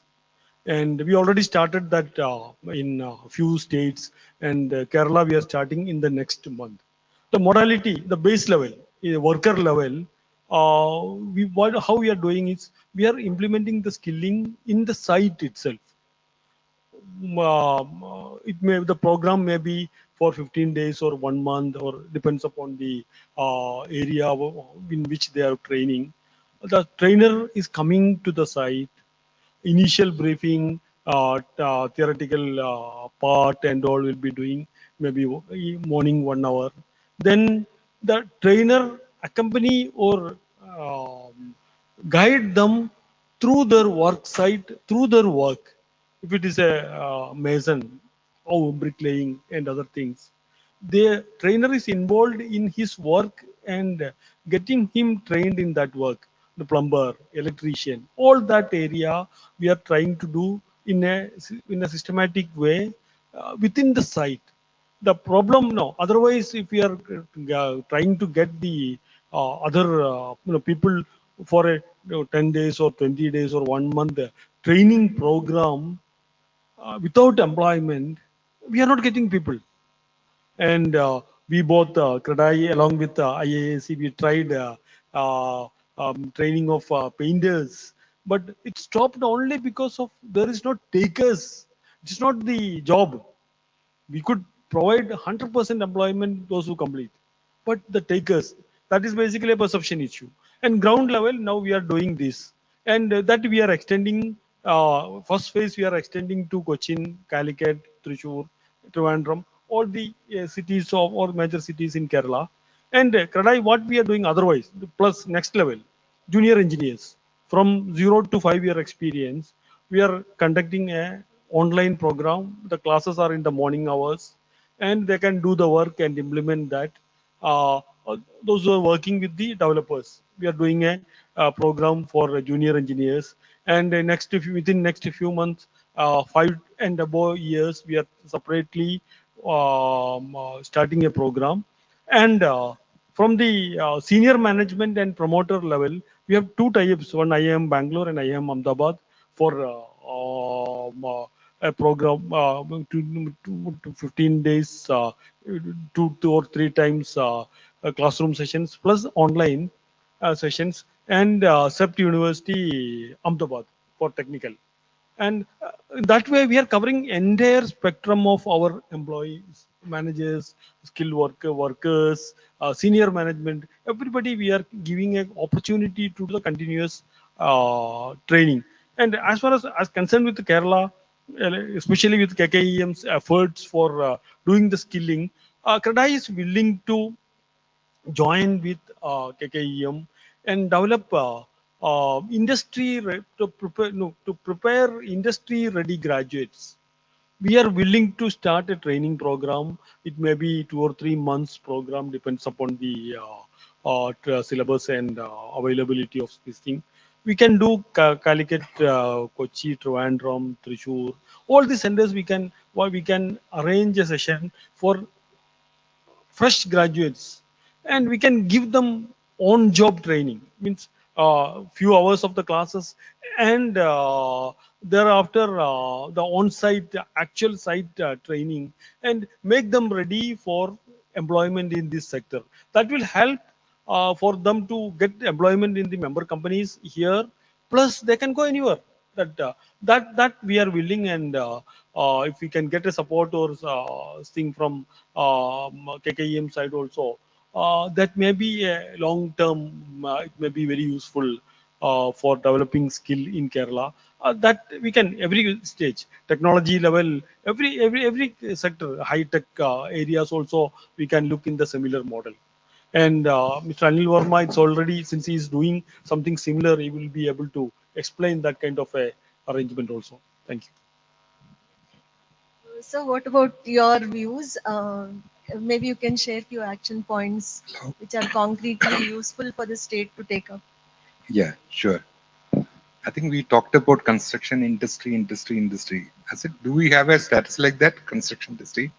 No, government has not recognized as a construction industry. there are many other industries like IT, lot of things. So it should start from there. Government should recognize construction as an industry. Like so many, I think after agriculture, the maximum number of people working are in construction. So that has to be given the status of construction industry. And if you take the statistics, like almost all the engineering colleges, the civil engineering course, I think there are a lot of vacancies. It is not getting filled up. Almost 50% is vacant. If you take a worker, skilled or unskilled, he gets almost around 1,000 rupees in Kerala. He works for 25 days, he's getting 25,000 rupees. Whereas a civil engineer coming from a engineering college, and he joins for maybe 10,000, 15,000. So that has to change. I think industry has to give salary to them. Like if they go to IT industry, the same boy or girl will get maybe 25, 30,000 rupees, the beginners. So I think it has to start from the employers also. Employers should also take initiative, and we should attract engineers as well as the technicians. Like he said, that it's not carpenter; it is a wood technician. It should be like that. So that also should change. That stigma should be changed. Plumber, electrician, mason. So that has to change. So it should be technician or a engineering, something related with engineering. And the skilling is really required. I already spoke about that, because when you come out of this college, even I am an engineer. When I joined the company, when I started my career as an engineer in a company, I didn't know anything. I was totally blank. I was just moving with the force. And maybe after 2 or 3 years only, I could understand what is happening in the site, how the site runs. So if you try to learn, if you try to train them in colleges, I think that may not work out. They should at least familiarize with the sites or whatever job they are doing, even in design or whatever it is. Then only you should train them. Of course, you can teach them, you can train them a lot of things, but if you understand what is happening at the site, I mean, I'm talking about, ultimately it should be a product, it should be a building or a bridge or whatever it is. So if you go to the site, you don't understand. You learn everything, this engineering things, everything in the books or the lab in the college, but that is totally different. Nothing to do with what is happening at the site. So the curriculum has to be changed. I think then only that wherever it is, like Kerala or India, we can change. So I think it has to start from that perspective that construction should be called as an industry. That status should be given first of all. Then I think we can attract more people and we can bring in a lot of talents from abroad also. Thank you. Thank you. Thank you, sir. Since we are running short of time and we have just about 1 minute, I would like you, both of you, to quickly share your points. Yes. Yeah.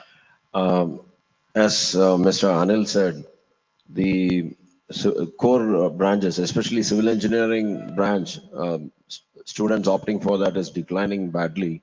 Yeah. And he himself said about the reason for that. When unskilled labor in the construction industry earns something like 20 to 25,000 per month, the civil engineer was very good in his 10th and 12th standard and cracked the engineering entrance exam and scored 8 CGPA or 9 CGPA, getting 10,000 rupees is really sad. So that is one reason why there is a decline in the whole segment. So it is very important. I mean, the main stakeholder being the industry. Industry should come forward to address this and attract youngsters into the core areas. And again, the CREDAI starting skill training pan India is quite attractive to address this particular scenario. Anyway, in that context, IASC will be very much pleased to join hands with CREDAI and do take it forward, because skilling again requires trained hands to skill. That is again a challenge. You need to have trained trainers to handle the scenario. Otherwise, it again won't yield the expected results. So with that, I wind up. So as far as council, we are talking about unorganized sector. Both the furniture industry and construction industries is generally called as unorganized sector. We, as a council, we trying to organize the sector as imparting the job role, creating the job roles and trainings as per the industry of level. And also we are connecting with the industries as a PPP model. Currently, Pan India, we have 500 manufacturers are members of the council. In Kerala also we have 36 factories are associated with the council in Trichur, Kochi and Kozhikode, Malappuram locations. And the questions about how we can do in another 5 years time, what we can do in Kerala. We can see Kerala, why the young generation is going abroad. As per the human resources, there are not only the finance, not only the money, the career stability, aspirational level, growth opportunity, big companies. I mean, in all the levels, learners in the career. So this all our young aspiration or aspirational youth required. So we have to keep them, I mean, hold immediately by 10th class, everybody is taking passport, thinking where to go abroad. But it's not because of many global reasons may not be happening, may not happen in future. And the migratory workers, which we depend generally, even the construction industry, I also will agree, 90% of our people will be from migrants. Once the other states will start developments, for example, now Bengal, Chief Minister is calling their own workforce. So same way, other states also development happening. If they are going back one harvest season, if they go back, they will not come back. We cannot ensure them. They will, for lifelong, they will be working in Kerala. So as per the industry prospect, as far as the government prospect, we go to our own youth, our own people to be skilled, and they know to take off this challenge. Naturally, the salary will be equal on time, no doubt about it. But they have to be skilled. They have to take up the challenge of the technologically as well as the management skills. They have to learn and they have to support the industry. As per the council, now the CREDI or the industry and IASC, everybody is ready to join together. After this session, what should we again, they have to call the sector wise. Those who are willing to sit for the, think about the sector wise, even the furniture or reconstruction sector wise. So we sit together and we can make plan for next 5 years what should be done in Kerala. Be happy to also the council, be happy to associate. Thank you.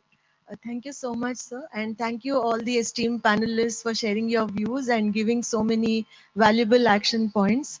On behalf of the organizers, again, I wish to thank you. And this was a very insightful and enlightening session to learn more about the skilling in the construction and allied sectors. So thank you, audience. And in case you have any questions, you can please ask them directly after the session since we are running out of time. Thanks once again. Gratitude with your presence on the stage. Thank you for that. We now respectfully invite you to vacate the dais and return to your seats.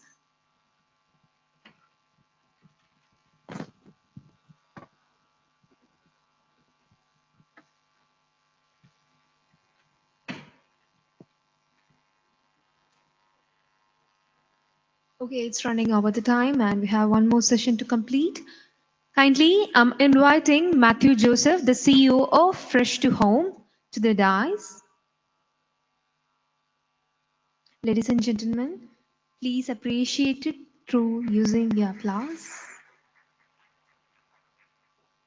Thank you.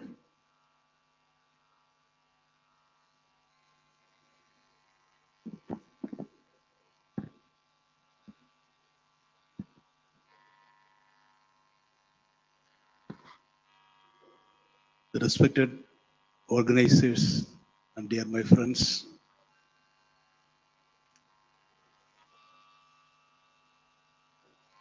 you see the topic of my session is following fish. Why this organizer is selecting this topic? because they need to prove you have chances even in fish in our state and in our country. I agree. Fresh to Home is a typical example to the people who can identify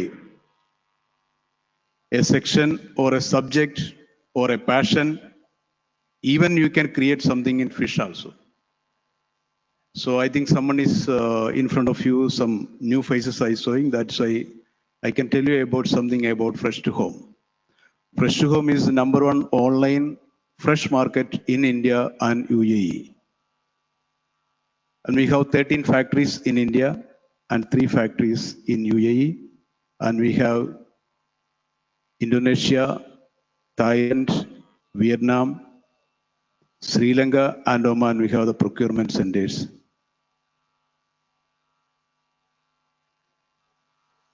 See, this is one side of the company, but as a businessman,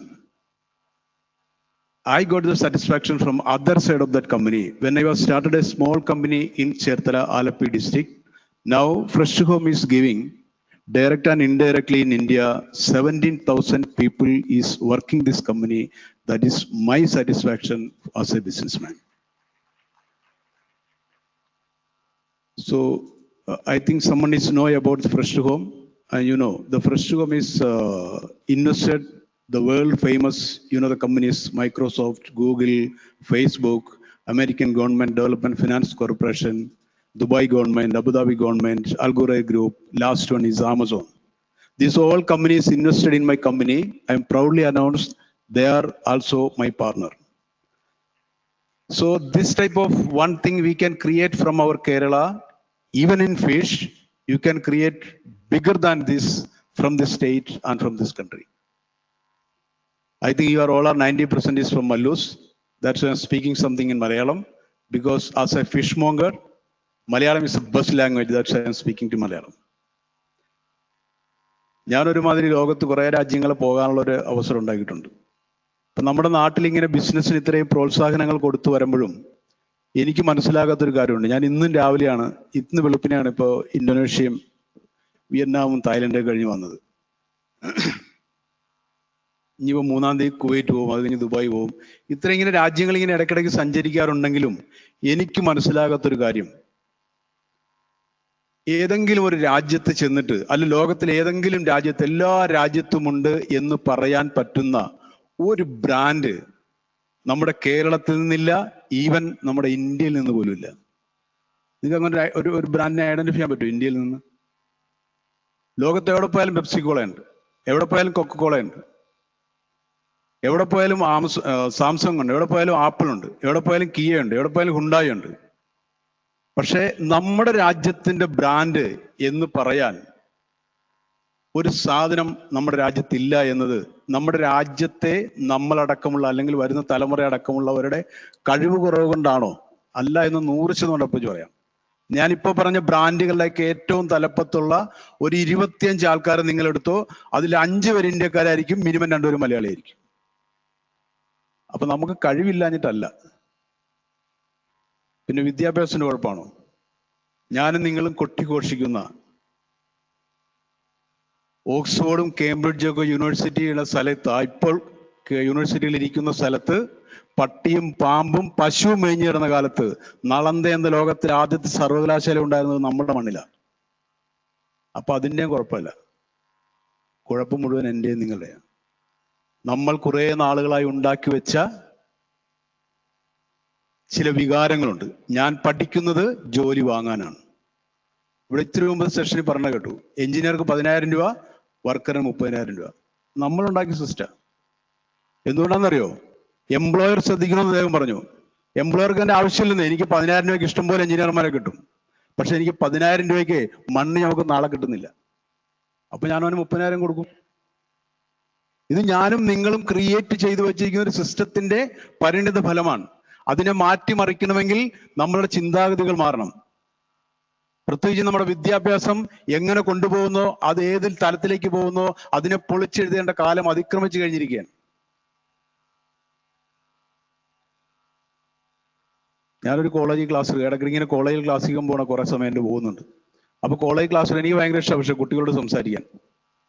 അപ്പോൾ class എടുക്കാൻ പോയപ്പോഴേ ഒരു college എന്നപ്പോൾ ഞാൻ പറഞ്ഞു എനിക്കറിയാവുന്ന നിങ്ങൾക്ക് എല്ലാത്തിനും chance ഉണ്ട്, നിങ്ങൾ ബിസിനസ്സുകാരനാകണമെന്ന് പറഞ്ഞാൽ നിങ്ങളുടെ മനസ്സിലുള്ള എന്ത് പാഷനും, ഇപ്പം എനിക്ക് മീനായിരുന്നുകൊണ്ട് ഞാൻ മീൻ തുടങ്ങി, നിങ്ങൾക്ക് എന്ത് പാഷനാണോ അത് വെച്ച് ബിസിനസ് ചെയ്യാനുള്ള എല്ലാ സാഹചര്യവും ഇന്ന് രാജ്യത്തുണ്ട്, അതുകൊണ്ട് നിങ്ങൾക്ക് എന്ത് വേണേലും എടുക്കാം എന്ന് പറഞ്ഞ് ഞാനെ കൊടുത്തൊരു ഉദാഹരണം പറഞ്ഞത് ഒരു കബഡി കളിക്കാരൻ്റെ കഥ പറഞ്ഞു. കഥയല്ല സംഭവം. ബാംഗ്ലൂർ എനിക്കറിയാവുന്ന ഒരു കബഡി കളിക്കാരനുണ്ട്. അവൻ പൂനെയിലെ ഒരു കബഡി ടീമിൽ മെമ്പറാണ്. ഒരു വർഷത്തെ ശമ്പളം അവൻ്റെത് 60 ലക്ഷം രൂപയാണ്, അതായത് ഒരു മാസം 5 ലക്ഷം രൂപ.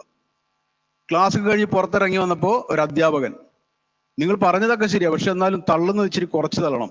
ഞാൻ എന്തു പറ്റി? ഇവിടെ കബഡി കളിച്ച് ആർക്കും അവിടെ 5 ലക്ഷം രൂപ കിട്ടുന്നത്? ഞാൻ ആ മനുഷ്യനോട് തർക്കിക്കാനൊന്നും പോയില്ല. ഒരു 3-4 മാസത്തിന് മുമ്പ് മനോരമയിലും മാതൃഭൂമിയിലൊക്കെ ന്യൂസ് വന്നു, നിങ്ങൾ കണ്ടു കാണും. ഈ കഴിഞ്ഞ വർഷത്തെ കബഡി ലേലത്തിൽ പോയത് 2 കോടിയാണ്. ഏറ്റവും കുറവാണ് 60 ലക്ഷം രൂപ. ഞാൻ ആ പത്രത്തിന്റെ ഫോട്ടോ എടുത്തിട്ട് ആ അധ്യാപകനും അദ്ദേഹത്തിന്റെ പ്രിൻസിപ്പലിനും അയച്ചു കൊടുത്തു. എന്നിട്ട് ഞാൻ അമ്മയോട് ഇതൊന്നും അറിയാതെ നിങ്ങൾ എന്തീ കുട്ടികളെ പഠിപ്പിക്കാനാണോ? ഒരു കോളേജ് അധ്യാപകർ ഇരിപ്പുണ്ടാ? ആ, കുട്ടികളുടെയൊക്കെ മനസ്സെല്ലാം മാറി. ഡോക്ടർ ആണോ എഞ്ചിനീയർ ആണോ എന്ന് പറഞ്ഞ് കൈവെക്കുന്നവരുടെ എണ്ണം വളരെ കുറവാണെന്ന്. എനിക്ക് സ്വന്തമായി എന്തെങ്കിലും ചെയ്യണമെന്ന് ആഗ്രഹിക്കുന്ന, സ്റ്റാർട്ടപ്പ് തുടങ്ങുമെന്ന് ആഗ്രഹിക്കുന്ന കുട്ടികളുടെ എണ്ണം ഇന്ന് വളരെ കൂടുതലാണ്. പക്ഷെ അധ്യാപകർ, കുറ്റം പറയുന്നവർ കൂട്ടരുത്, നിങ്ങളുടെ 90% ഇപ്പോഴും വിചാരിക്കുക 99% മാർക്കും മേടിച്ച് A+ ഗ്രേഡും മേടിച്ച് വന്നാൽ മാത്രമേ രക്ഷപ്പെടുകയുള്ളൂ എന്ന് നിങ്ങൾ അവരിൽ കുത്തിവെക്കുന്ന ചില സാധനങ്ങളുണ്ട്. അതൊക്കെ എടുത്ത് കളയണം. എൻ്റെ ഒരു സന്തോഷം എന്താണെന്ന് അറിയാം, ഇപ്പൊ നിങ്ങളോട് ഞാൻ പറഞ്ഞില്ലേ ഓക്സ്ഫോർഡ് യൂണിവേഴ്സിറ്റിയുടെ കാര്യം. ഓക്സ്ഫോർഡ് യൂണിവേഴ്സിറ്റി ഫ്രഷ് ടു ഹോമിനെ അടുത്ത വർഷം മുതൽ അവരുടെ ബിസിനസ്സിൽ പഠിക്കുന്നതിന് വേണ്ടി എന്നെ ഇന്റർവ്യൂ ചെയ്യണമെന്ന് പറഞ്ഞിരിക്കുകയാണ്. ഇപ്പോൾ already Stanford university fresh to ഹോമിനെ ഒരു വിഷയമാക്കി അവിടെ പഠിക്കുന്നുണ്ട്. നിങ്ങൾക്ക് വേണമെങ്കിൽ ചെക്ക് ചെയ്യാം. അതാണ് നമ്മുടെ രാജ്യവും മറ്റു രാജ്യങ്ങളും തമ്മിലുള്ള വ്യത്യാസം. പ്രാക്ടിക്കൽ സൈഡിൽ ഇന്ന് കുട്ടികൾക്കുള്ള ഏത് കഴിവിനെയും ഏത് താല്പര്യത്തെയും നമുക്ക് അവർക്ക് ജീവിക്കാവുന്ന തലങ്ങളിലേക്ക് എത്തിക്കാനുള്ള എല്ലാ ചാൻസും ഇന്ന് ഈ രാജ്യത്തുണ്ടെന്ന്. ആ വലിയ രാജ്യത്താണ് ഞാനും നിങ്ങളും ജീവിക്കുന്നത്. ഞാൻ മുമ്പ് പറഞ്ഞ വലിയ കമ്പനികളൊക്കെ ശ്രമിച്ചുകൊണ്ടിരിക്കുന്ന ഇന്ത്യ എന്ന മാർക്കറ്റ് പിടിക്കാനാണ്. ഞാൻ ഒരൊറ്റ ഉദാഹരണം പറയാം. നിങ്ങൾക്ക് എല്ലാവർക്കും അറിയാവുന്ന LIC. LIC ഇന്ത്യയിലെ ഏറ്റവും വലിയ കമ്പനി അല്ലേ? ലോകത്തിലെ തന്നെ എണ്ണപ്പെട്ട കമ്പനികൾ ഒന്നാണ്. LIC കഴിഞ്ഞ 2023-24 ഇന്ത്യയിൽ എത്ര പോളിസി വിറ്റെന്നറിയോ? 2,04 ലക്ഷം പുതിയ പോളിസികളാണ് LIC ഇന്ത്യയിൽ വിറ്റത്. 2,04 ലക്ഷം എന്ന് പറയുന്നത് ഇന്ത്യൻ ജനസംഖ്യയുടെ എത്രയാണെന്നറിയോ? 140 കോടി കൂടുതലുണ്ട്. വേണ്ട, 140 വെച്ച് കൂട്ടിയാൽ പോലും 1.5% പോലും വരികയില്ല. ഈ 1.5% മനുഷ്യർ മാത്രം ഒരു വർഷം പുതിയ പോളിസി എടുത്തപ്പോ LIC ഇന്ത്യയിലെയും ലോകത്തിലെയും വലിയ കമ്പനിയായി മാറിയെങ്കിൽ ഇന്ത്യൻ മാർക്കറ്റിന്റെ ഡെപ്ത് നിങ്ങൾ അറിയണം. ഞാൻ പറഞ്ഞില്ലേ, ഫ്രഷ് ടു ഹോമിന് ഇന്ത്യയിൽ 13 ഫാക്ടറി ഉണ്ട്, 17,000 ആൾക്കാർ ജോലി ചെയ്യുന്നുണ്ട്. നാളെ ഇന്ത്യൻ ജനസംഖ്യയുടെ 1% എന്നോട് പറയുകയാണ് ഞങ്ങൾ മറ്റന്നാൾ നിങ്ങളെ ഫുഡ് മാത്രമേ കഴിക്കുകയുള്ളൂ എന്ന് പറഞ്ഞാൽ, മീനും മീറ്റും ഫ്രഷ് ടു ഹോമിന്റെ കഴിക്കുകയുള്ളൂ എന്ന് പറഞ്ഞാൽ, ആ 1,40,00,000 ആൾക്കാർക്ക് ഒരേ ദിവസം സർവ് ചെയ്യാനും കട്ട് ചെയ്ത് പാക്ക് ചെയ്യാനും ഞങ്ങളെ കൊണ്ട് നടക്കില്ല എന്ന യാഥാർത്ഥ്യം ഞങ്ങൾ മനസ്സിലാക്കിയിരിക്കണം. ആ വലിയ മാർക്കറ്റിലാണ് ഞാനും നിങ്ങളും കളിക്കുന്നത്. അവിടുന്നാണ് നമ്മുടെ കുട്ടികൾ ഇവിടെ പറഞ്ഞ മാതിരി കാനഡയ്ക്കും അമേരിക്കയ്ക്കും ഒക്കെ പറക്കണത്. കുട്ടികളൊന്നും കുറ്റം പറഞ്ഞിട്ട് ഒരു കാര്യമില്ല. അതുകൊണ്ട് നമ്മൾ നമ്മുടെ അടിസ്ഥാനമായിട്ടുള്ള കാര്യങ്ങൾ തിരുത്തണം. ഞാൻ ആരെയും കുറ്റം പറയാനല്ല കേട്ടോ. ഞാൻ പറഞ്ഞത് അത്രയും വലിയ ചാൻസ് ഉള്ള രാജ്യവും മാർക്കറ്റുമാണിത്. ഈ മാർക്കറ്റ് പിടിക്കാനാണ് നമ്മുടെ മലയാളി കുട്ടികളെയൊക്കെ ജോലിക്ക് എടുക്കുന്ന വലിയ വലിയ വിദേശ കമ്പനികൾ ശ്രമിച്ചുകൊണ്ടിരിക്കുന്നത്. അത്രയും വലിയ മാർക്കറ്റാണെന്നത്. ഇവിടെ നമ്മുടെ കുട്ടികൾ, നിങ്ങൾ പ്ലേസ്മെന്റ് ടീച്ചേഴ്സ് ആയിരിക്കും ഇവിടെ ഇരിക്കുന്നത് അല്ലേ? നിങ്ങൾ പ്ലേസ്മെന്റുകൾ തപ്പിപ്പോകാതെ പ്ലേസുകൾ ഉണ്ടാക്കാൻ അവരെ പഠിപ്പിക്കൂ. നിങ്ങൾ ഒരു കുട്ടിക്ക് 2 പേർക്ക് ജോലി കൊടുത്താൽ ഒരാള്, നമ്മുടെ നാടിന്റെ നിറം മാറിപ്പോവും. എന്തിനാണോ അവർക്കിഷ്ടം അതിനെല്ലാം ഇവിടെ ചാൻസ് ഉണ്ടെന്ന്. പഠിക്കാനാണോ, ഡാൻസ് കളിക്കാനാണോ, പ്രസംഗിക്കാനാണോ, പാട്ട് പാടാനാണോ, കബഡി കളിക്കാനാണോ, ക്രിക്കറ്റ് കളിക്കാനാണോ, എല്ലാത്തിനും ചാൻസ് ഉണ്ട്. 90%, 100% മാർക്കും ഗ്രേഡും മാത്രമല്ല അവരുടെ ജീവിതങ്ങൾ തീരുമാനിക്കുന്നതെന്ന് നിങ്ങൾ അറിയണം. അത് വേണ്ടെന്നല്ല കേട്ടോ, അത് വേണ്ടത് തന്നെയാണ്. അവരുടെ മാർക്കുകളും ഗ്രേഡുകളും മാത്രമല്ല അവരുടെ ജീവിതത്തെ തീരുമാനിക്കുന്നത് എന്ന സത്യം കൂടി നമ്മൾ അറിഞ്ഞുകൊണ്ട് പുതിയ തലമുറയ്ക്ക് വേണ്ട, പുതിയ കാലത്തിന് വേണ്ട, ഈ രാജ്യം എന്ത് ആവശ്യപ്പെടുന്നു, ഈ ലോകം എന്ത് ആവശ്യപ്പെടുന്നു എന്നതിലേക്ക് നമ്മുടെ കുട്ടികളെ തിരിച്ചുവിടാൻ അധ്യാപകരും മാതാപിതാക്കളും ശ്രമിച്ചാൽ മാത്രം മതി. ഇവിടെ വലിയ സംഭവങ്ങൾ, വലിയ ചരിത്രങ്ങൾ നമ്മുടെ നാട്ടിലുണ്ടാവും. ഒന്ന് ഞാൻ ഉറപ്പിച്ചു പറയാം, അധ്യാപകർ നിങ്ങളുടെ കുട്ടികൾ നോക്കിക്കോ, അടുത്ത 15 വർഷത്തിനുള്ളിൽ ഞാൻ പറഞ്ഞില്ലേ ഇന്ത്യയിൽ നിന്നൊരു ബ്രാൻഡ് എടുത്തു പറയാൻ ലോകത്തിലില്ലെന്ന്, ഉണ്ടാകുമെന്ന കാര്യത്തിൽ ഒരു സംശയമില്ല. അത് കേരളത്തിൽ നിന്നുണ്ടാകണമേ, മലയാളികളിൽ നിന്നുണ്ടാകണമേ എന്ന് വിശ്വസിക്കുന്ന, ആഗ്രഹിക്കുന്ന ഒരാളാണ് ഞാൻ. അതുകൊണ്ടാണ് ഞാനിത് പറഞ്ഞത്. അത്തരം ബ്രാൻഡുകൾ നമ്മുടെ ലോകം കീഴടക്കുന്ന കാലത്തിലേക്ക് കടന്നു വരുന്നു. അതിന് ഇന്ത്യ എന്തായാലും വിത്തുപാകുമെന്ന കാര്യത്തിൽ ഒരു സംശയവുമില്ല. അത് കേരളത്തിൽ നിന്നാകുമോ UP-യിൽ നിന്നാകുമോ എന്നത് മാത്രമാണ് നമ്മുടെ വ്യത്യാസം. അതുകൊണ്ട് അതിലേക്ക് നിങ്ങളുടെ മനസ്സിനെ കടത്തിവിടണം, അതിലേക്ക് നിങ്ങളുടെ കുട്ടികളെ നയിക്കണം.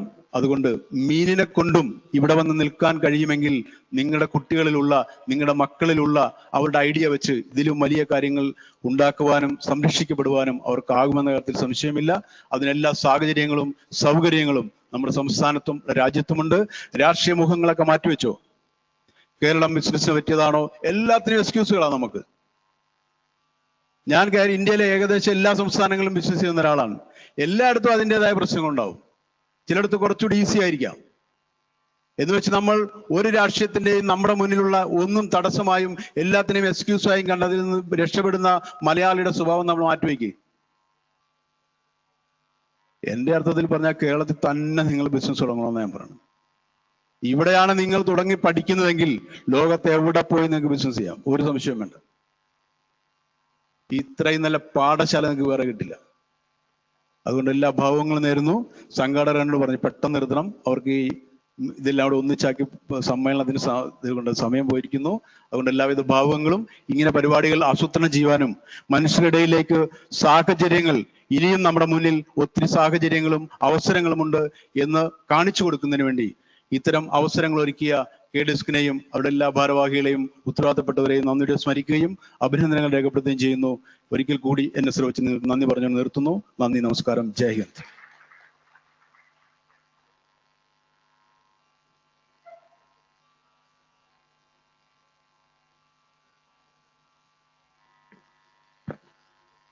Thank you, sir. Here the sessions are over. I extend my heartfelt gratitude to all our distinguished speakers, esteemed guests, and the participants for making this summit a grand success. It has been my privilege to host the stage as Skill Bee at the Skill Kerala Global Summit 2025. With this, we officially conclude the session. Now we kindly invite the audience to proceed to the center stage for the valedictory function. So thank you. Wishing you a wonderful evening.